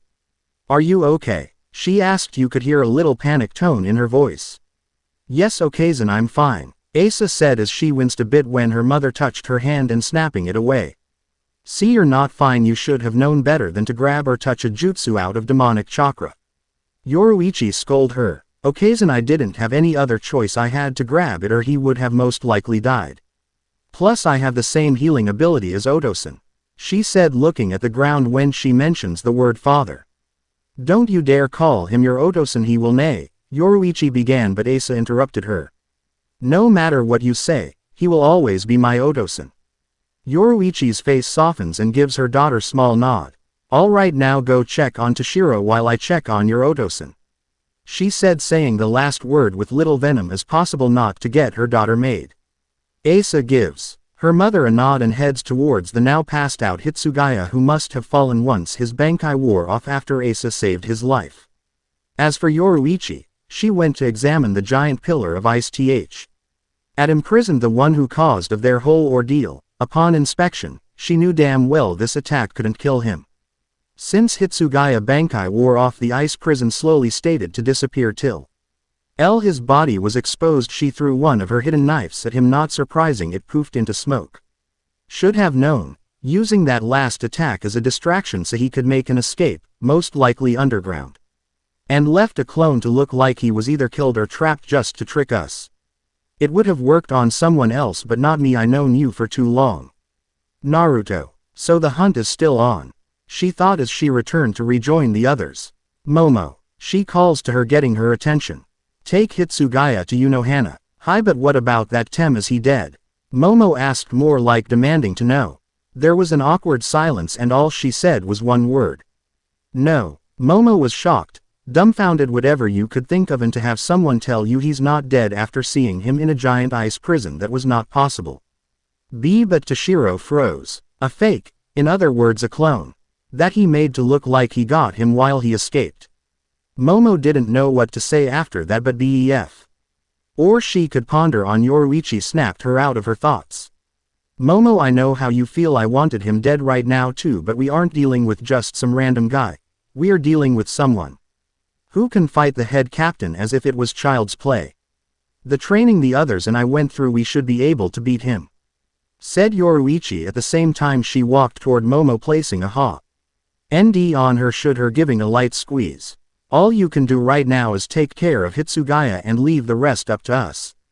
Momo looked at her, then at Asa as she gave her a nod, confirming what her other said was right, then back at Yoruichi.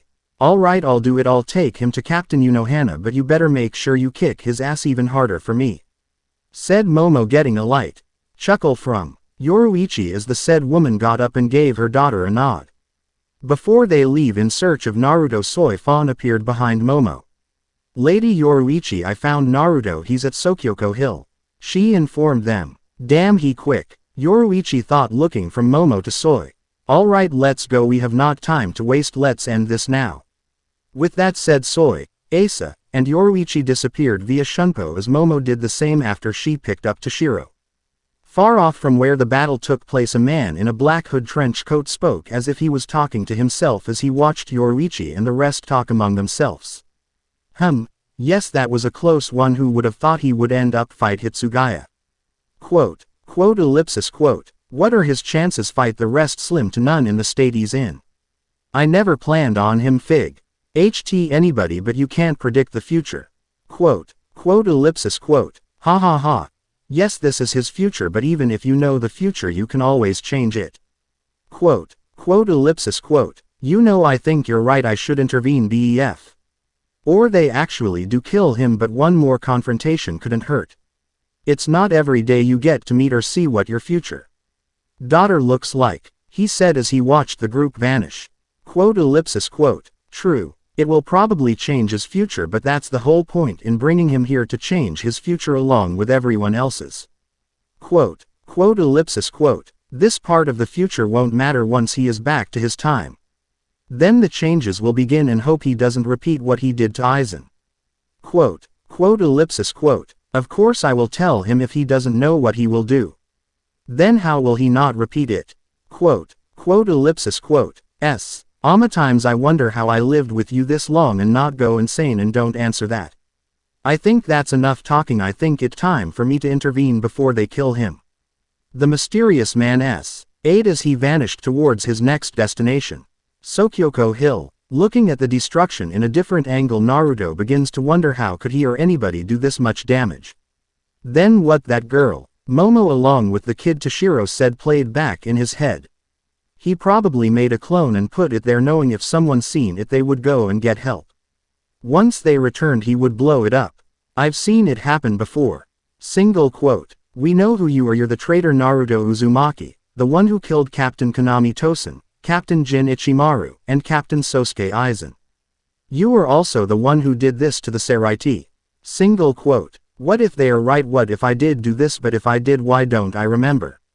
Maybe you didn't do it, but your body did. What are talking about? You trying to say I was sleepwalking? Destroyed the Seraiti, and a cold-blooded killer? I don't know. All I'm trying to say is, what if your body moved on its own? You know, an automatic defense or something. You are the new Kyuubi. What if your body sense you're in danger, acting on its own, protecting itself? Who knows how long you were passed out? That could be, but still that a big if. Just a theory. If I want to get some answers, I'm going to have to ask Yoruichi or Ura. Just then the Naruto sensed two familiar Reiatsu, but the third one, it had a mixture of Reiatsu and chakra, and not just any reg. Ular chakra, it was demonic chakra close by. Now he was confused. How could there be anybody else with demonic chakra? For 3,000 years he spent in the Soul Society, there was no signs of anybody have the ability to use chakra. He concluded he was able to use chakra was because of having the Kyuubi sealed in his soul, but now he's sensing someone else with it. Could it be Anther Jinjuriku? Though as they appeared behind him about 10 yards away. Turning around, he was not surprised to see Soi Fan and Yoruichi, but what really got his attention was the young girl, probably in her late teens, who looked exactly like Yoruichi. She could even be called her younger sister. However, Naruto noticed two things that told him who this young girl probably was and why he sensed demonic chakra coming from her. The said girl had ocean blue eyes just like his and 6 small whiskered marks on her cheeks, 3 on each side. Well, speak of the devil, she came in with your little student and wh. Oh, the hells that she has your eyes and same damn whisker marks. You know I could be wrong and say she's you, kid. What, you knocked her up before you left? Single quote. Otosan, please just stop this meaningless f. I'd we. Asa plead, but Yoruichi stopped her by putting her arm in front of her. Well, that answers that question. Single quote. There is no point, we tried before and look what he did to the Seraiti. Yeah, b. Oot. Asa began but was yet again interrupted by her mother. Asa, I told you already, there is no point. He made up his choice. He chose to become a god over everything else, and where her to stop him? Yoruichi said as Naruto was too dumbfounded to ask what she mean. Now I want you to stay out of the fight till your hands are completely healed while your aunt and I fight your Otosan, you got it? Hi. Wait, what the heck, yo? Naruto finally asked, but it was too late as Soi and Yoruichi rushed him. They were both on him before he knew it as Yoruichi threw a punch at his chest, but he easily blocked it. Soi Fan on the other hand was right behind him with her Shikai Suzumaki, already released before she even got there, and thrust it towards his back. Sensing that she was behind him and knew Saint have forgotten his tails, using them to stop her attack and restraining her. Kicking Yoruichi in her midsection, forcing her back off, then using his tails he moves Soi Fan in front of him, holding her hostage with 3 tails holding her in place and another positioned behind her back. Otosan, don't! Asa yelled, as Yoruichi cursing Soi Fan under her breath for forgetting about his tails. Now everybody just calm down, I don't even know why the hell everyone is attacking me for. He asked. What the hell are you talking about? Don't even try to play that innocent act, we're not going to fall for it, not again. Soi Fan struggled since his tails were gripping her tightly. Not that it matters now. What? Ichigo now? Soi said as her body poofed into smoke. She was a clone, but Getsuga Tensho. Moon Fang Heave Piercer. Closing parenthesis. An orange-haired boy yelled out behind Naruto. Turning around he saw what looked like a big crest moon-like wave soaring towards him. Naruto too shocked to move out of the way. Snap. He heard the sound of someone snapping his or her fingers and everything around him starts to slow down to a complete stop. Looking around, seeing everyone frozen in place, it went for strange attack that the orange-haired boy just did. What the heck is going on? That's easy, I just stopped time. Answered a voice that came from behind him. Spinning around he looks at a man in a hood, black trench coat, the same height as him, the hood blocked, and sight of seeing his face. Who are you? My name is not important, but what is, as you come with if you want to live, that is.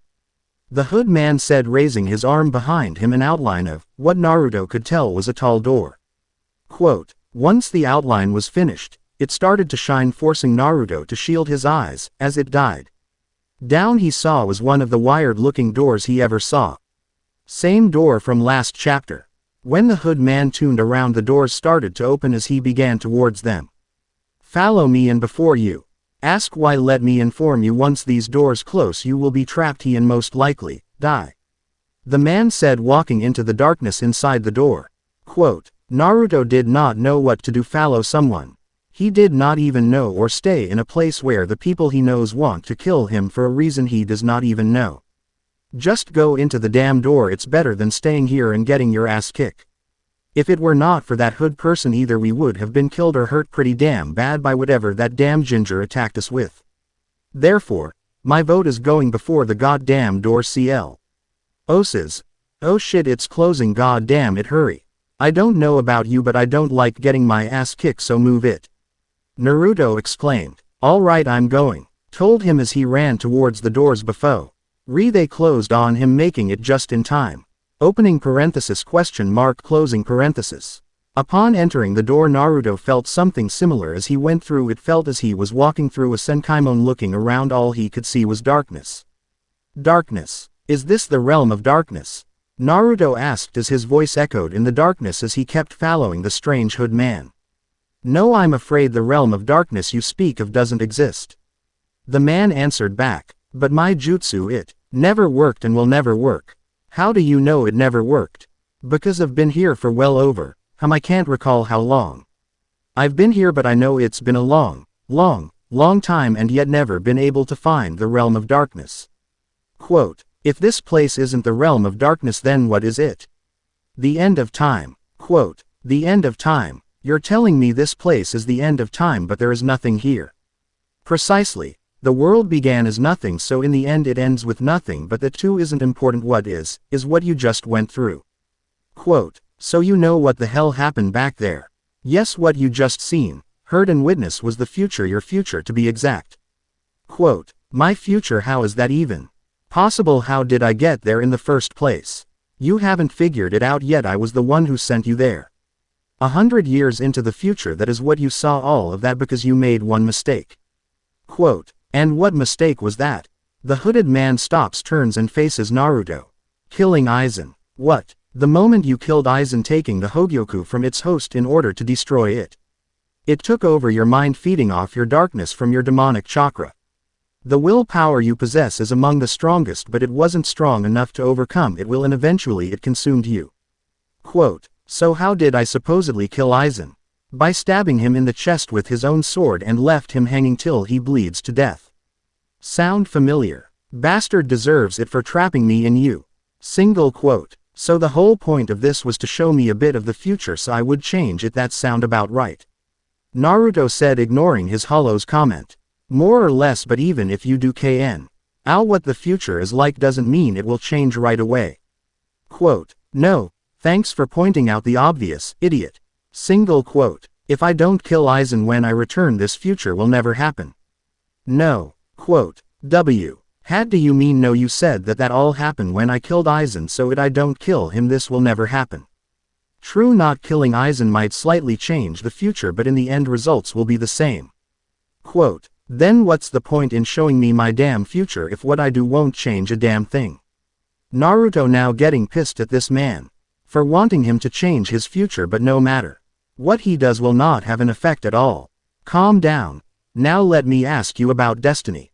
Don't get me started on that crap. Ha ha ha. I know how much you loathe it, but like your old friend Neji said, we all chain to destiny. Quote, destiny is a bunch of bullshit. You have control of your own fate.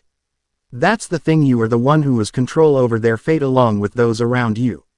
Quote, what do you mean? Let's go back to when you fought Neji. At the time you were not even strong enough to win that match. Fate had Neji as the victor, but what happens?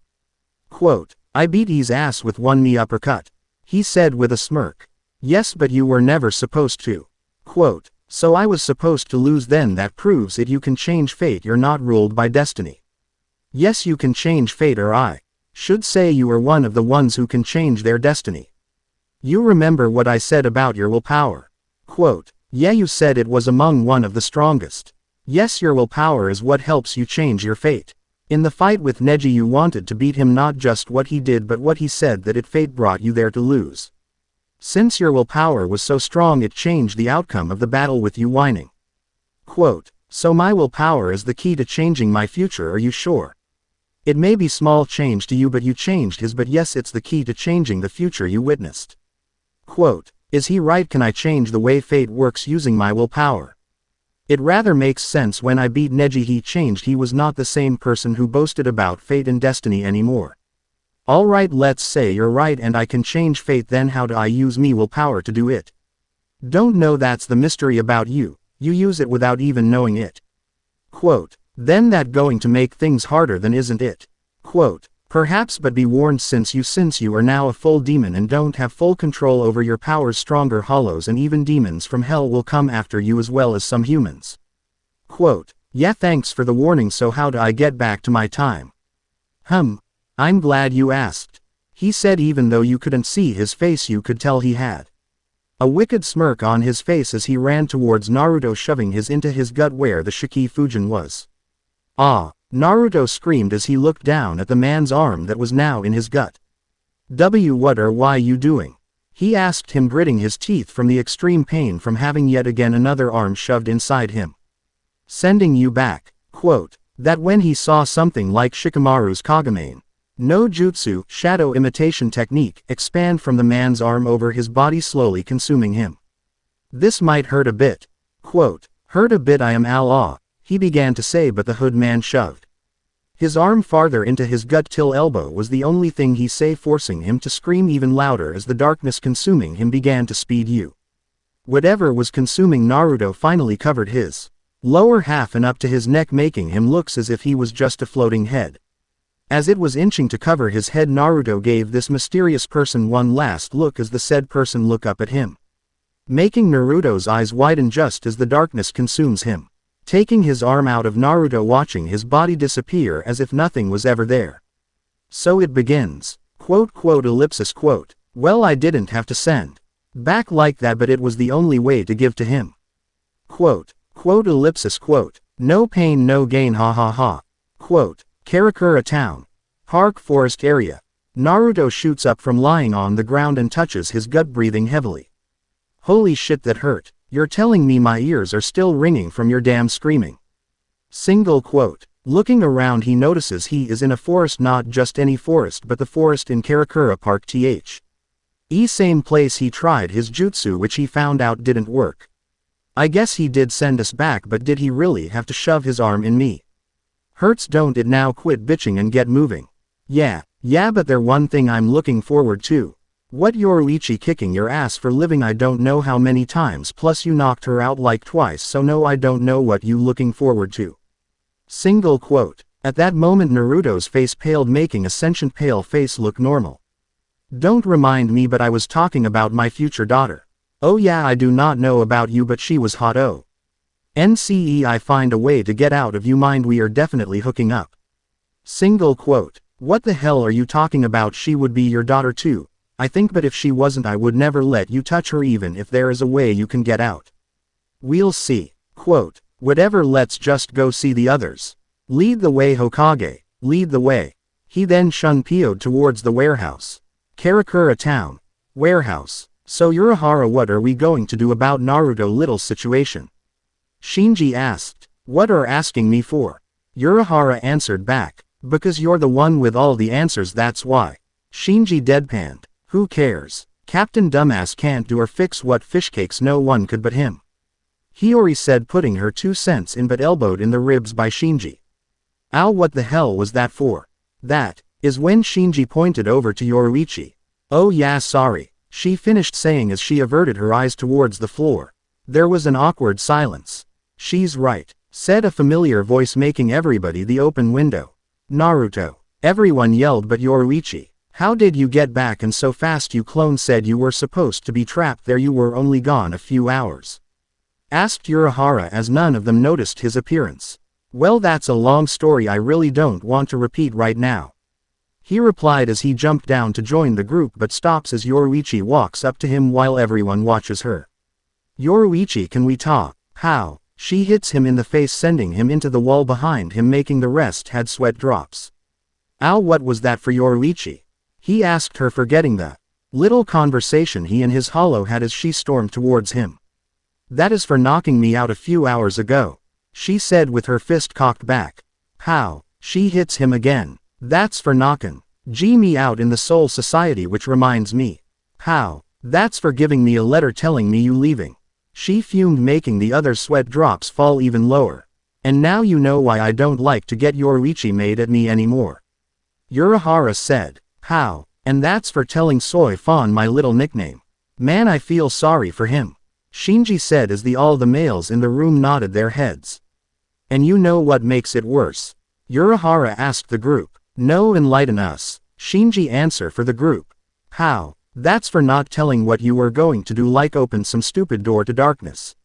His fast healing abilities, said Urahara. Ouch. Kensai replied. See Shinji, see what happens when you get a woman mad, let this be a lesson for you. Hiyori told him. How? That's for not telling me about your stupid gravity crap in your training ground. I could have died. All I have to worry about is all you nagging. Shinji told her. Why you? She tries to punch him but stops her by putting a hand on her head while she keeps trying, swinging madly at him. Let this be a lesson to us all, never get Yoruichi mad. Urahara advised, getting nods from everyone. All are. I am not got to talk too long, just give it to me straight, either you liked it or not. I put Naruto through this for a reason. In the fight between Hitsugaya and Naruto I tried my best, and I think it one of my longest fight I wrote so far.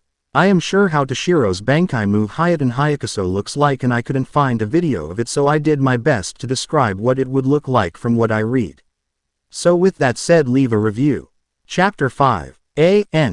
I think I am going to change the title to Kitsune Reaper. Thanks Ride Lancy for the idea for what I made Naruto's Zanpakuto look like. I am not going to talk much right now till the end, but I will say this. I found a beta reader last week and gave him my first chapter to beta. It has been a week and I cannot get a hold of him, so I am probably going to find another one. If you know someone who can help me, PM me. With that said, I hope you enjoy the chapter, and sorry again for any grammar and spelling. Disclaimer. I do not own Naruto, Bleach, or anything from other shows or games. Chapter 5. Feet thinking. Someone talking. Kido, Zanpakuto move, Sero. Flashback begins. Flashback ends. Naruto equals Hollow Naruto. Is Hollow Naruto talking? Quote. See Naruto or anyone's name equals a clone of that person, someone important talking. Quote. Someone talking in the background. In the never-ending white sandy desert, with the never-moving reversed crests. NT moon of Hawako Mundo, one lonely hollow wandering the endless desert, pondering on what just occurred. Just to note, this was not just any ordinary hollow, no, this particular hollow was none other than Takeo Shiroryu no Shumetsu. He was a legend in Hawako Mundo, the first hollow to reach Vasto Lord rank in just 10 years. Some say he went to the world of the living, killed several thousand humans, devouring their souls. Others say that he was born with that power, but in reality he just killed every living, or undead thing he encountered, using weaker hollows as cannon fodder. When they died he just ate them along with his target. Before he was named Shiroryu no Shumetsu they once called him Takeo no Hateresu, heartless. It's true, hollows have no hearts, therefore eat other souls to fill the void, but Takeo was one of the few that never lost control over to the hunger. Having complete control over his body, wandering the white desert, hearing different stories of why hollows fight just to eat each other. Finding it pretty senseless fighting just to have something to eat. Okay, it wasn't that senseless, he did need to eat, but was that all he was going to do for the rest of his afterlife, eat or be eaten? It all changed once he killed and devoured his first hollow, not causes he was hungry, just because he wanted to, plus it attacked him first. Like I said, it changed him killing his first hollow. Ow, how good it felt ripping the hollow to shreds, seeing he was far superior he was. Once he ate his dead attacker's body was the moment that changed him, the feeling he got from devouring its body, mask and all. The strength. He felt his power get stronger. At first he thought it was just him or the adrenaline pumping through his body. Once it wore off he still felt the same feeling coming to a conclusion. Eating hollows or any souls increases his own power. Before he ventured farther into the endless sandy desert, he took a trip to the world of the living and met a Shinigami that had powers of a hollow, who defeated him, telling him how to get powers like his. Since then he searched for other hollows to kill in order to gain power, joining small groups to attack stronger hollows, but instead he killed not just their target but his group as well. Joining stronger groups, doing the same thing, killing their targets, then killing his group, gaining enormous amount of power until he eventually became a Vasto Lord. Now wandering the desert, unsatisfied by the turn of events, he was hoping to gain powers the Uzumaki told he would receive once becoming a Vasto Lord. He would seem fate did not bestow him his new powers in his rage, finding a new group, promising them they get to devour and strong Shinigami soul, but truly he gathered them as cannon fodder in order to injure, weaken, and see how Uzumaki fights. In the end he ended up killing the Shinigami, or so he thought, in order to find his own way to achieve the powers he fought and killed for. As if someone was reading his min. Da man appeared before him with Anther silver-headed man as well. If it's power you seek out I can bestow it to you. The man kindly suggested, but he could tell that this man wanted something in return. What's the catch? Was Takeo's reply as he eyed the man, noticing he was a Shinigami by his cloths. He wore a standard Shinigami uniform with a white haori with the kanji for 5 on the back. His face looked like a scholar's with glasses with brown hair and a so ever calming smile. The man standing behind him had silver hair and too wore the standard Shinigami attire with some kind of badge on. One of his arms that had the kanji for lieutenant. His face was different from his companion, his eyes closed to slits and with his smile making him look like a fox or snake. Catch, there is no catch. All I ask from you are to swear your allegiance to me. The brown-haired man answered. Not interested. Takeo said dryly. Oh, seem like this one doesn't trust you, Aizen-sama. The silver fox snake person spoke, making Takeo narrow his eyes. Trust? I don't trust anyone. Trust just can either hold you back or stab you in the back by the very thing or person you trusted. So yeah, I don't trust you or him, he said, nudging his head in the direction to the now announced Burnett. Aizen slightly frowns once he heard him say he did not trust him, even though he really did not care if he trusted him. Oh, are not all he was as another soon-to-be pawn in the upcoming war. He did need to keep his appearance as if he did care. I'm sorry to hear that, but you're right. Jin and Takeo both raised an eyebrow. Will Jin did, since you cannot see Takeo's face. We just met, can't trust someone just by appearances. So how about we? Like I said not the long ago, I'm not interested. I am quite strong enough now. All I need is to find a way to get the powers I should have now. Since I killed that Uzumaki Baka I have to, he said, but the sound of laughter interrupted him. Ha ha ha ha ha. I am sorry, did you say you've killed Uzumaki? Aizen questioned him as Jin looked at him as if he grew a second head as he never heard him laugh. Yes, so what's so funny? Takeo answered back, slightly aggravated that he is laughing at him. Oh, nothing, it was just funny to hear a hollow kill that man. It's preposterous to have a hollow kill someone that I couldn't. Aizen stated as he grinned, staring at the first hollow ever make him laugh.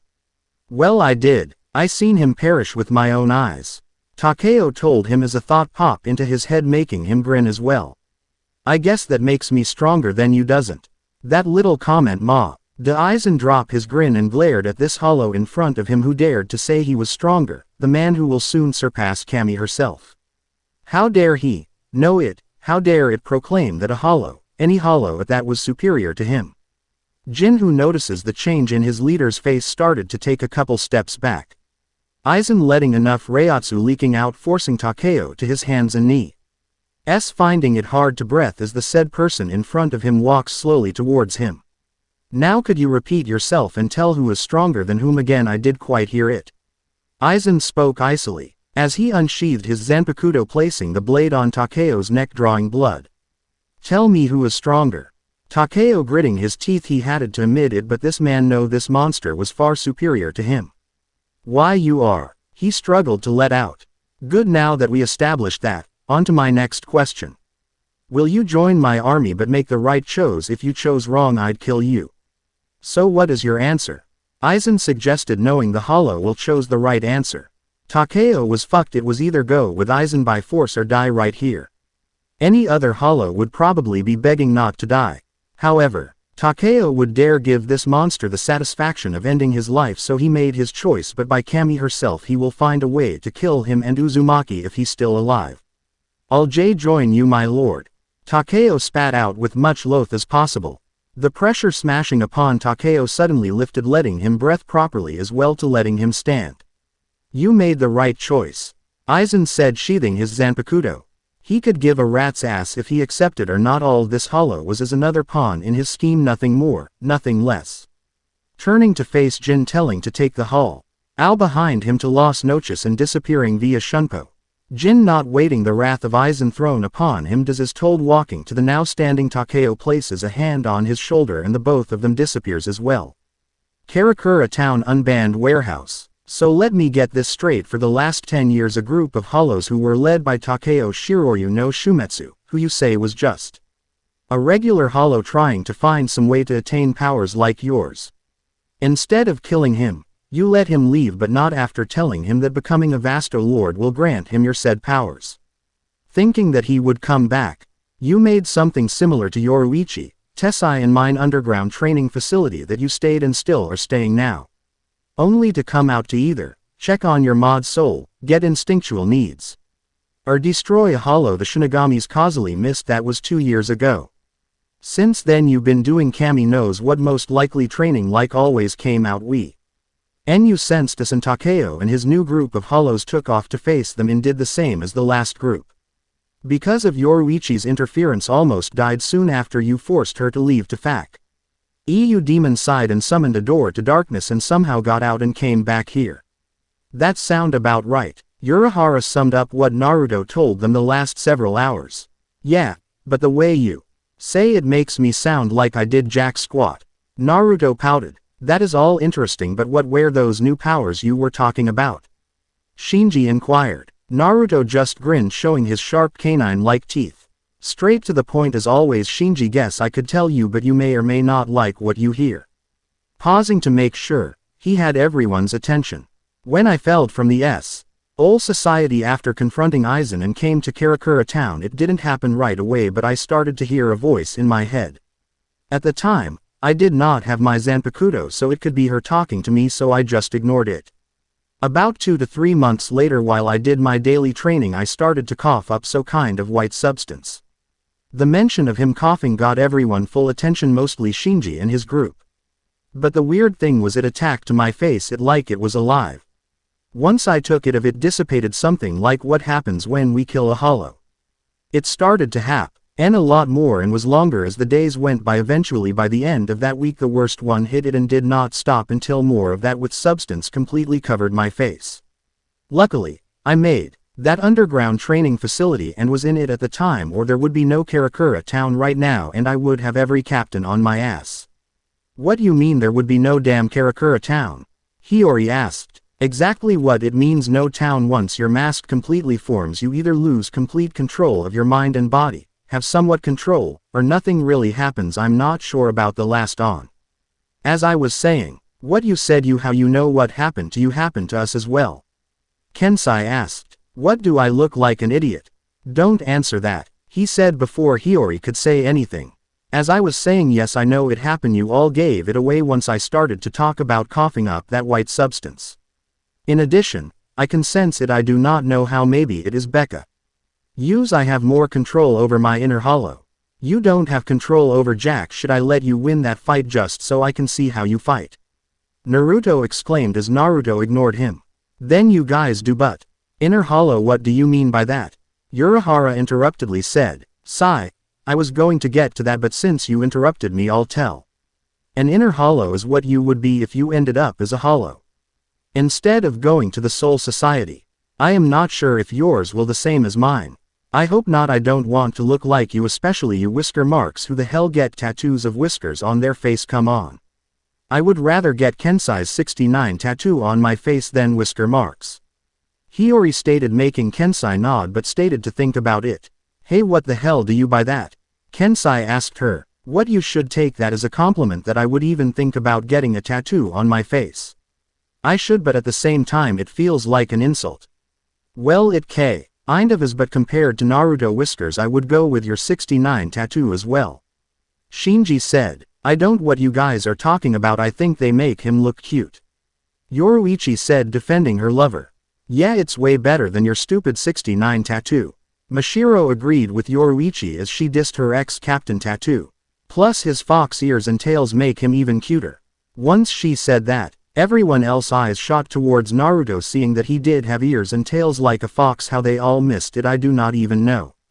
How the heck did you get those fishcake? Hiyori asked, the question that was on everyone's mind now. Naruto on the other hand had his fist balled up, his eyes glaring at the floor as if he was trying to burn holes into it, trying hard not to blow his top off. As his eyes turned from cerulean blue to crimson red. Well, answer as fishcake. Where or when did you get those? None of your damn business. That's where, and these pointing to his whiskers are not T2s for the fucking thousandth time, they are fucking birthmarks, and can you for Kami's sakes quit fucking interrupting me? He yelled, shutting them up as none of them dared to say or do anything, but they did notice his eyes did change. Hey Cage, I think you need to take a chill pill. Quote, shut the fuck up, I'm not in the damn mood right now. They are acting like this isn't a big deal if they don't get control over their inner hollows and go berserk. I'm not sure if that Tessai, Urahara, Yoruichi and I could stop them, not in the condition I'm in. He's right, shit, when we first fought, once getting in control back over his body, his little training area was completely destroyed. No, not destroyed, completely annihilated. There was nothing but rubble, shit, even the rubble was destroyed. Single quote. There's no other chose. Getting back to reality, Naruto made his chose.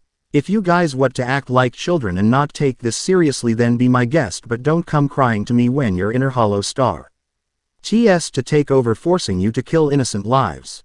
If that happen, you can bet your ass that I will be there to kill you my damn self and will not give it a second thought. He said icily while giving them a look that told them he meant every word. Turning to walk away, Yoruichi was the first to speak up. Naruto, wait, you didn't mean that, did you? She questioned him. I meant every word, Yoruichi.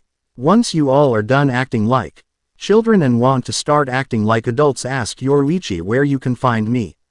He answered with his back facing them and shun-po'd away before anyone could ask him other question. Do you think he really meant it? He could be trying to scare us or something, right? Hiyori asked the group. No, he meant it every word, Yoruichi said, getting everyone's attention. Quote, you all seen the look in his eyes, have seen that same look in his eyes not that long ago. It was when you went to look for him, wasn't? Urahara asked her, getting a nod from the said woman. He was FIGHTING, the second group of hollows. He had the same look in his eyes, and what he did to them, it was too cruel even for a hollow. She told them. What he did exactly, what could be too cruel even for a hollow? Kensai wondered, wanting to know, as he did many different things to hollows. Let me ask you this, has any of you ever had a hollow you fought beg you to let them go? She questioned them, get headshakes telling her no. What hollow would ask a Shinigami to let them live? One thing they hate is when a Shinigami pities them. Shinji stated, yes, but what I seen Naruto do was probably worst what we or even Kenpachi has done. She told them, getting to think what he could have done that Kenpachi has not done already. Before they could pound her anymore, she flat out told them. He ripped of their masked. That not that bad Kenpachi day, that what once every month or so. Hiyori stated, yeah, I think I've done it once before in self-defense. Kensai added, you don't get it, Kenpachi does it because he is in a fight. Don't forget he's insane too. Shinji added as well, getting nods from everybody. But this is Naruto we're talking about. I don't care how many fights he's been in with hollow. He never once did anything like what I saw. She told them. Alright then, tell us, Yoruichi, tell us what Naruto exactly did. Urahara said calmly. He too wanted to know what Naruto supposedly did, since he was not there to witness. When I reached the area Naruto was, he was surrounded by 14 Ijuka's class hollows. At first I thought I should help him, but the Takeo hollow started talking telling Naruto that he did what he was told and demanded he tell him how he got his. Soon enough he sent his lackeys at Naruto. In a matter of seconds Naruto took out some with his hands and half with his hollow attack. She stopped there to let that last part sink in. Did you say he used hollow's attack? Urahara questioned her, getting nod. He used the what we see most Gilligans use, the Sero, but his was much more powerful. From what I saw, it took a good chunk out of the forest they were fighting in, and I am sure it was not at full power either. I doubt he was even thinking about the humans, or, as in that battle all he cared about was killing every one of them. However, what he did to the last 7 hollows, and let me mind you that they were trying to run away at the time. Making 7 clones, one for each of them, he stopped them, making his clones grab hold of their masks and stating that he always wanted to see what was under their mask and tried to pull them off. Even though I could see his face cause of his mask, I could tell he was enjoying every second of it. Once he tore of their masks, killing them instantly, saying nothing happened because they were weak. Then he tell that Takeo Gu. Why that he has a new theory what would happen if a Vasto Lord's mask were to be accidentally removed. I do not know about you, but I know he does not act like that, and Naruto knows it and knows it could happen to you guys and tried to tell you, but we kept interrupting him. Yoruichi finished saying, not wanting to hear a response. Now you can keep your mouth shut and see if Naruto can help you guys out or have him come after you and kill you because you lost control. She suggested. There was an awkward silence before Shinji spoke, I probably speaking for everyone and voting one living. Again, getting nods from all the once injured Shinagamis. Yoruichi with a feline-like smirk, good now follow me. With Naruto, reappearing in front what looks like a giant tree putting his hands together. Kai, the genjutsu dispelled revealing the entrance to his training leaving a clone there he began to walk down the long and not so dark cave. Stopping to look around noticing he could see the walls of the cave almost as clear as day. Must be something I inherited for the Kyuubi, he thought continuing down the tunnel ignoring his inner hollow trying to talk to him. Exiting the tunnel not stopping as he jumps of the end of the cliffside landing on the ground as if he was standing there the whole time. Staring at the ground he starts to think about what he said to his friends.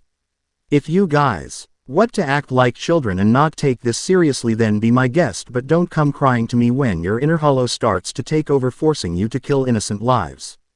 If that happen you can bet your ass that I will be there to kill you my damn self and will not give it a second thought. Clenching his hands while shaking his head. I can't believe I said that. What the hell was I thinking? Don't know but you sounded pretty pissed off at something so small. Yeah them losing control like you did could happen but I sure you could save them without killing them. You know it is rat. Her wired to hear you trying to cheer me you. Well what you don't know is that in you goddamn head when you feel sad or your heart in turmoil it rains in here. At first I thought it just is it on. CE and a while as the years went by and you remember something sad or crap like that it rains. Sorry if I don't like the rain sue me. That'd be kind of hard since only I can hear you if you take over. My body and talk people will think I gone crazy. Ha he very funny, Naruto said dryly. Back to the matter at hand what caused you to snap like that especially your friend. Last I known friend do not threaten friend. How would you know? Naruto mumbled to himself. I don't know it kind of made me mad when they kept interrupting but not enough to make me blow my top off. Maybe it has something to do with you being the Kyuubi or something. I thought about that too she did have a short fuse when we first met no matter what I said set her off. Maybe I inherited that from her too or it could be a demon. I'm a full demon now the only demon I ever saw was the Kyuubi in my inner demon so I really don't know. That can make things complicated. Yeah I guess only time can tell but still. When I told Yoruichi that I meant every word that I said. Yeah so what they probably know you didn't mean it. That's the thing deep down I think I actually meant it. I would kill them if they were to lose control. Seriously you. Kill a friend come on. I am not kidding I meant it. Yeah blow it out your ass. You calling me a liar. Naruto yelled getting pissed at his inner hollow. Yeah I am calling you a liar what the hell are you going to do about it huh? How about I going there and kick your sorry ass again and see if talk shit then. I'll find a way to kill you if I found a way to kill Sasuke and Madara I'll find a way to kill you too. Naruto threatened Naruto. I guess you do have a short fuse. What you were testing to see if I blow my top again. Yep, you ass, I should go in there and kick your ass he told him once he calmed down. Just great what I always wanted to be a walking ticking time bomb.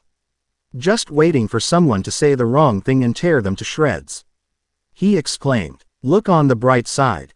What bright side? Your nose is bleeding. He quickly snapped out of it wiping his nose as Naruto laughed at him. Shut up, he told him waiting for him to calm down before starting to talk again. Knowing that it just adds more of a problem to the problems I already have. Oh that is easy. You figure out a solution all by yourself. Yep and fuck you. Alright enlighten me. It's easy all you have to do is go to a therapist or whatever the humans call them. That is the most stupid suggestion you ever given me before. How the hell am I going to tell a shrink, oh I think that my reason for my anger is because I'm a demon. That go well. Hey it was just an idea so fuck off. You know what? Screw you I'm going home. Naruto broke off his connection with Naruto. Sigh. Idiot my inner hollow is an idiot. What am I going to do? However, before he could figure that out one of his problems finally showed up as when the clone he left at the entrance dispelled showing him an image of his clone talking to Yoruichi and the others. Great I really don't want to see them right now. Sigh. better turn off the grav.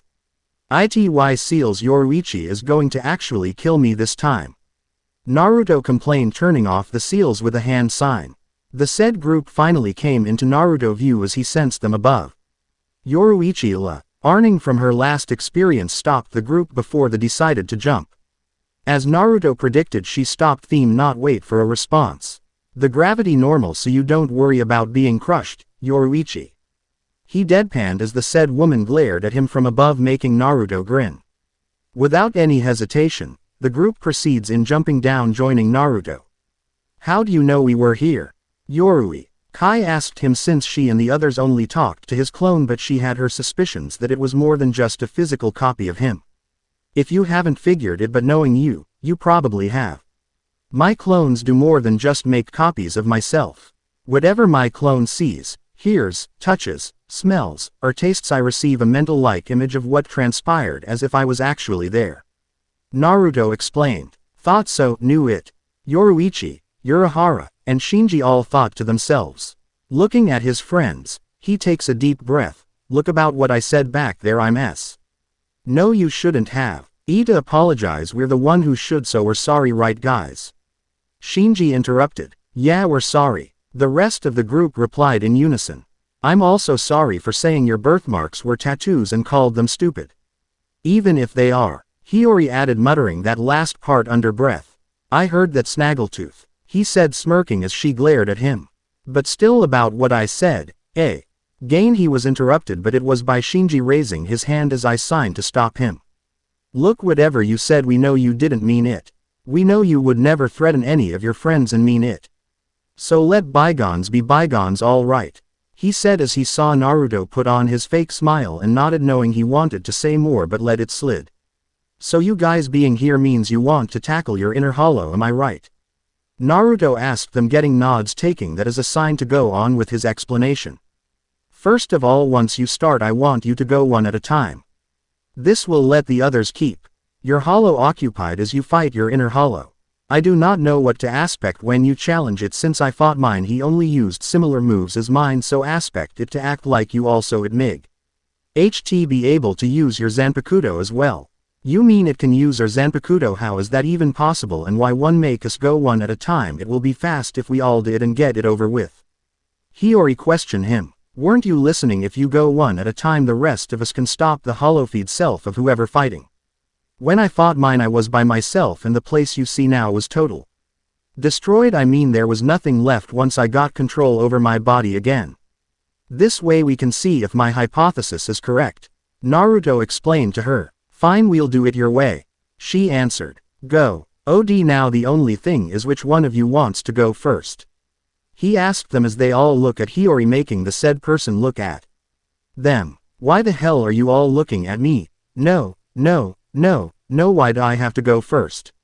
She asked them. Ladies first. Shinji replied. What about Mashiro and Lisa? She answered back. You're the one who wanted to get it over and done with. Lisa said. Yeah, I agree with Lisa. Mashiro added. You're all assholes, you know that. Fine, I'll do it since you're all too chicken to do it. Hiyori exclaimed, folding her arms, wanting for Naruto next instructions. Gray. Chi, now that we have our guinea I mean volunteer, now all we need is to put up a barrier. Naruto then looks at Tessai and Hachi. Tessai, Hachi, if it isn't any trouble, could you both prepare a strong enough barrier for this? Not a problem. Both of them replied. That takes care of that. Now the only thing left now is to which one of you is going to fight her. He asked them, and without missing a beat Hiyori answered for the group. Shinji. Shinji is going so my damn hollow feed body can kick his ass while I'm kicking my hollow's ass. She yelled. That is not what we want, but he thought. Shinji. I guess as long as it makes her happy and she shuts up, I'll do it. He said, making her glare at him. Alright, you two just stand over there. He points over to the side. To confront your inner hollow, just do a Jinzen Blade Zen. Hiyori gives him a nod, giving Hachi and Tessai the signal to put up the barrier as Hiyori gets into a meditative pose, her body taking shape, form of a hollow, and attacks Shinji. Just think what Ichigo had to go through. As the two want at each other, Naruto walks over to Kazuki. Hey, can we talk in private? He asked him. Sure. Urahara replied as Followed Naruto leading them away from the group with Yoruichi eyeing them the whole time, but he just shrugged it off. So what did you want to talk about? Urahara asked, not sure what Naruto could ask from him since he really did not have any plans yet besides one, but he still had some loose ends. I need you to open a Senkaimon for me, he requested. Why? What possible reason would you need to go back to the Soul Society? Urahara questioned him. My Zanpakuto. I left it back in the Seraiti and I am going to need it. Hence why I asked you to open a gate for me. Naruto answered. I don't. No, security will be tight since we escaped not that long ago, and who knows, they might even close the gateway, and if they didn't, wait, this isn't just about your Zanpakuto, is it? Urahara replied, suspecting him to do something stupid. Observant as always. Yes, there is something else. It's Soy Fan, isn't it? He asked him, getting a nod from him. I don't know why Yoruichi left her, but she must have a good reason. Besides, confronting her will only make things worse for her. That may be so, but not going is something I can't do. You see, I made a promise that I would come and visit her, but me being the idiot I am, left my Zanpakuto in there. I can't visit, and you know me, I don't go back on my promises. Naruto told him. Sigh. You know one of your promises is going to get you killed one day. Maybe, but I'll wait till that day comes. But, what about Yoruichi? You know she been watching us the whole time. Urahara informed him. Yeah, I know, just tell her what I told you. I went to get my Zanpakuto and that's it. Okay, but if she figures it out, you're all on your own. Urahara tells him, unsheathing his Zanpakuto as he opens a Senkaimon. Yoruichi, who sees this, decides to walk over and ask what was going on, but as soon as she stared walking, the Senkaimon's gates opened and Naruto jumped into her. In their surprise, he was able to enter, thinking he was banished. What was that about? Why is Naruto going back to the Soul Society? She asked him once as soon as she reached him. Oh, he just asked if I could open a gate so he could go and get his Zanpakuto. He told her in a happy-go-lucky voice. Is that so? Are you sure he didn't go for anything else? She questioned him, narrowing her eyes. Nope, he replied quickly, turning towards the others. Let's see how Hiyori doing, he said, walking off, leaving her to wonder what other reason Naruto would have to run off to the Soul Society. The only reason she could think of was Soy Fan. Seraiti. Secret underground training facility. Bam! The sound of fists destroying boulders echoed throughout the cave-like training ground, as well as someone screaming in frustration. Bam! If you have not guessed whom it is, I'll tell you. It was none other than Soy Fan, apprentice to the goddess of Shunpo Yoruichi and student of one Naruto Uzumaki. Who both left her. One was framed by a man named Sosuke Aizen and the other left in order to save her friends, but she didn't know that. All she knew was that her mentor just up and left after promising each other that they will always be together, and her sensei, who also promised to visit her too, never showed, thinking he said that just to comfort her. Feeling betrayed by both people, she only cared about came to the training ground in a way to blow off some steam and let out some of the frustration of being betrayed. Why me? What did I do to deserve this? Soy Fan exclaimed, smashing another boulder. Did I do something to upset you? Tell me what I did wrong, she said as she fell to her knees. Tell me what I did wrong. You didn't do anything, Soy Fan, a familiar voice told her, making the said person whip her head around, her eyes widen. Naruto-sensei, she whispers. Is that really you, Naruto-sensei? Yeah, who else do you know who has blonde spiky hair, blue eyes, and whisker marks on his face? He told her. But you have, Soy Fan said, looking a lit. Shocked and stunned for some reason Naruto could figure out.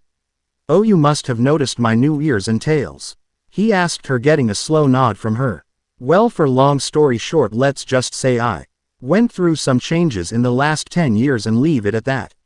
Again he only got another nod from her, but notices as she puts her head down, mumbling something. You lied. What? I said you lied. You lied to me. You said you would visit and help with my training. I waited and 10 years later you show up. First it was you, then Lady Yoruichi left after she promised. She promised me, damn it. Soy Fan exclaimed, her hands balled up to fists as she desperately tried fighting back her tears. What promise? She promised that we will always be together, then the next thing I know she's gone without a word. By now she was crying. What did I do to upset her? Tell me, sensei, what did I do? She asked him between breaths as Naruto walked up to getting down to one knee and hugged her. Quote, "Soy, no matter what you do you could never upset us," Naruto said, trying to reassure her as she cried on his shoulder. After a while she finally calmed down where she had occasionally sniffed her and there. She then realized that she can finally talk to her sensei. She asked the most obvious one to her. "Sensei, why haven't you visited? I mean, there could be anything important in the world of the living, is there?" "Well," Naruto started as he rubbed the back of his head sheepishly. "You see, I kind of left my Zanpakuto here in this very training ground. Now that I mention it, I hope you did not damage it." He looked at the destruction his student caused before he got there. Soy Fan, blushing in embarrassment. "Sorry, I didn't know." "It's all right, how could you know since I didn't tell anybody it's here in the first place?" he told, ruffling her hair as she smacks his hand away. "Sensei, I told to quit doing that," she said, glaring at him. "Oh, lighten up, Soy, you're always so serious, let loose once in a while," he said, looking around and starts to walk in a random direction. "I am not." "Hey, where you going?" she asked him. "To get my Zanpakuto," he told her, as he kept walking, not bothering to look back. Wait for me," Soy yelled out, getting up and ran after her sensei. Just as she caught up to him, he asked her something. "So tell me, Soy, have you been training?" "Of course, Lady Yoruichi, eh? I've been training no stop since you left, but that's not what I meant." "Yeah, it's great you two been training, but I was talking about training at my secret training ground my scroll showed you." "Oh, yeah, I haven't. Let me tell you, it was hard to find even if it showed me where to go. It would be much of a secret if it was easy now, would it?" "I guess you're right, but still it was hard," she pouted. "Humph. So tell me, how did you like it?" "It was breathtaking. How were you able to grow those trees and find a lake there in the middle of nowhere?" "Glad you like it, and to answer your question, I made them." "How?" "It's one of my powers that only I possess, but anyways, tell me what you learned so far." "With all the time I had, I was only able to learn the Reiatsu clone. So far I can only make 2, 3 if I push myself." "That's good, but I suspected more." Stopping to look around, but notices Soy looking at the ground in the corner of his eyes. "Hey, what's wrong?" "I'm sorry I disappointed you, but I'll try hard, I promise," she said, looking at him with determination filled in her eyes. "I know you will, and I wasn't disappointed. I know how you like to push yourself, so I thought you'd have learned more since you can use the Reiatsu clones," he told her, seeing the confused look on her face. "You don't know what I'm talking about, do you?" Shaking her head. "All right, I'll show you, so make a clone." Doing as she told, she made a clone, as did her sensei. Naruto tell their pair of clones to go behind the huge boulder that was by them. "What are you doing, sensei?" Soy asked Completel, why oblivious to what the clones' real ability are. "Just wait and see. With the clones." "What are we doing, sensei?" Soy asked. "We are going to play a game of rock, paper, and scissors," Naruto told her. "What a game? How the heck is that going to help out?" Soy complained. "Just play, and to make things interesting, if you win I'll give you something." "And that would be?" "I can't tell you. If you want to know, you'll just have to win." "Fine, you're one, sensei," Soy said, both of them putting their fists out. "Rock, paper, scissors." They both yelled, moving their fist up and down after each word. On the last one they each chose a sign for either rock, paper, or scissors. Naruto chose paper while Soy chose scissors. "I win, take that, sensei," Soy exclaimed. "Yeah, I guess you did." Naruto looked a little worried. "Hope the boss doesn't get mad." "So what was that something you promised?" she asked. "I'll tell you soon enough. As for now, just dispel." Both of them did as he suggested and dispelled. With Naruto and Soy Fan. "Sensei, nothing hap." She stopped, then a grin appeared on her face. "So I take it you knew what happened with our clones?" Naruto asked, cursing his clone for betting on the game. Now he had to think of what he could give her. "Yeah, you lost at a game at rock, paper, scissors. So what was it you're going to give me since I won the bet?" she said, still grinning over the victory against her sensei. "I'll get back to you on that, but first let's find my Zanpakuto," he said as they started to walk towards the location of Naruto's Zanpakuto. "Tell me, sensei, how did we know what happened between our clones?" she asked, still could figure how she knew. Well, she had an idea but was not 100% sure. "Still can't figure it out, huh?" "Well, I have an idea but I'm not sure."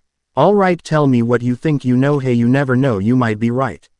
Okay, here's what I think, that our clones can somehow transfer what they see and hear back to use once they are dispelled.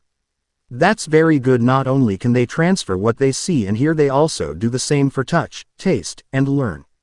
For example, let us say you are trying to learn a new keto spell. And it could take you about 2 weeks by yourself. By using a clone you could cut that time in half, so it would take only 1 week. Using another clone will cut that time in half as well, only taking you half a week. You understand what I'm trying to tell you? So you're saying if I use my clones while I train I could learn a lot fast. Basically, I wish I knew that sooner. But just to warn you, once you can use more clones, be careful.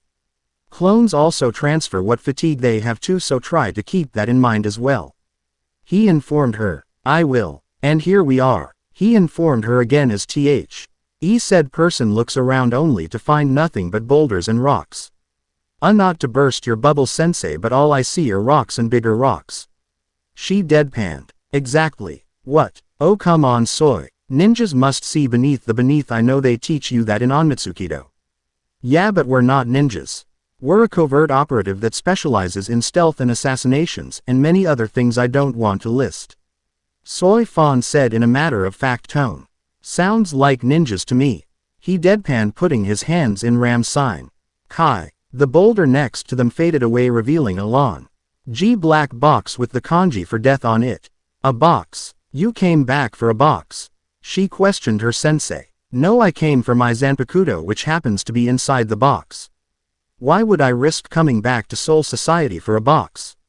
What do you think, I'm stupid or something? You could have fooled me. Ignoring her replied, suggesting he an idiot. Naruto moved over to the box, kneeling down, opening it, revealing a long silver pole about 5 feet 8 inches long and about 2 inches thick.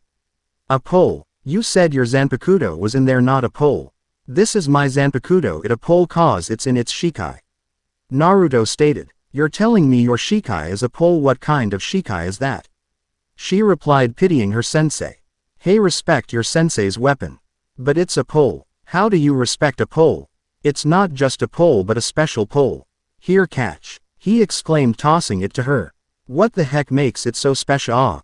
Soy said to her surprise once she caught the pole that Naruto tossed to her. As soon as her hands grabbed hold of it, it fell toward the ground, taking her hand along with it. Holy shit, sensei. Why is it so heavy? It feels like 100 pounds. How do you carry it? She asked him, letting it go, then standing up. That's what makes it so special. You see, my Zanpakuto won't let anybody but me wield her. So once someone else gets a hold of her when I'm not, she how gets heavier, which I still can't figure, and she won't tell me. He told her, putting one of his fingers on his chin, looking at the ceiling. So what else can it do besides get heavy? That, my little bee, is a secret. Not many people have seen my true power of my Zanpakuto. Not even the head captain himself seen its true power, and I'm not about to show you. Why not? I'm your student, aren't I? Place. You said you promised to show me something. Soy said, folding her arms. Naruto, hoping she would forget about that, cursed his clone once again. True, but I stayed here too long. Yoruichi probably figure out my real reason for coming here besides getting my Zanpakuto. He told her, trying to change the subject but chose the wrong one. And what could that be? She said, looking towards the ground once he mentioned Yoruichi's name. You, Soy Fan. The said woman looked at him, her eyes widen a bit. What other reason do I have? Yoruichi is gone. Yeah, I have a few friends still here, but they will have no choice but to report me. You're my student, my only student at that. Someone's got to look out for you, Naruto said, opening a senkaimon with his pole, which surprisingly it was able to, since it is not in its sealed state or in a shape of a sword. But he was not complaining. Turning back around to see his little bee staring at the ground. Hey, he called to her, but she kept on looking down. Using his new pole staff, he raised her head so he could see her face, which looked sad, probably because he was leaving. Don't look so down, it's no a very good look for you.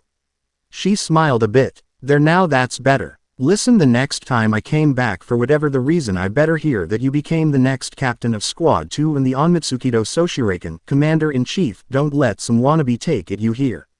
Hi, sensei. She, without any feeling. What was that? I could hear you. Hi, sensei. She repeats herself but with more determination. And goodbye. Not goodbye, that implies we'll never see each other again. It's more like see you later. Right. See you later then, sensei. You too. And with that said, Naruto jumped into the Senkaimon's open doors, leaving Soi Fo and rejoining the others who should be in his training ground if they haven't finished yet, but since they probably don't have anywhere to go, they most likely still there. In the world of the living, NTG. The gates of Naruto's Senkaimon appeared and opened in front of the house he had built, a rebuild after his inner hollow accident, but the house itself looks like a traditional Japanese house with sliding doors. He suspected Yoruichi would be somewhere waiting for him to return, and it so happened she was on his front porch. So how long have you been waiting? He asked her, stepping out of the Senkaimon. Once you left, she answered, pushing herself off against the wall. So, did you see her? See who? He answered, acting innocently. You know who I am talking about. Yeah, I know, but you look cute when you get mad. He told her, making her blush. Shut up. Making he chuckle. But really, how is she? She was upset. With you. Something to do with a promise you two made. The mention of a promise made her look away from his gaze. Why would you promise her something like that if you were going to leave? I made that promise before I found out what happened to Urahara and the others.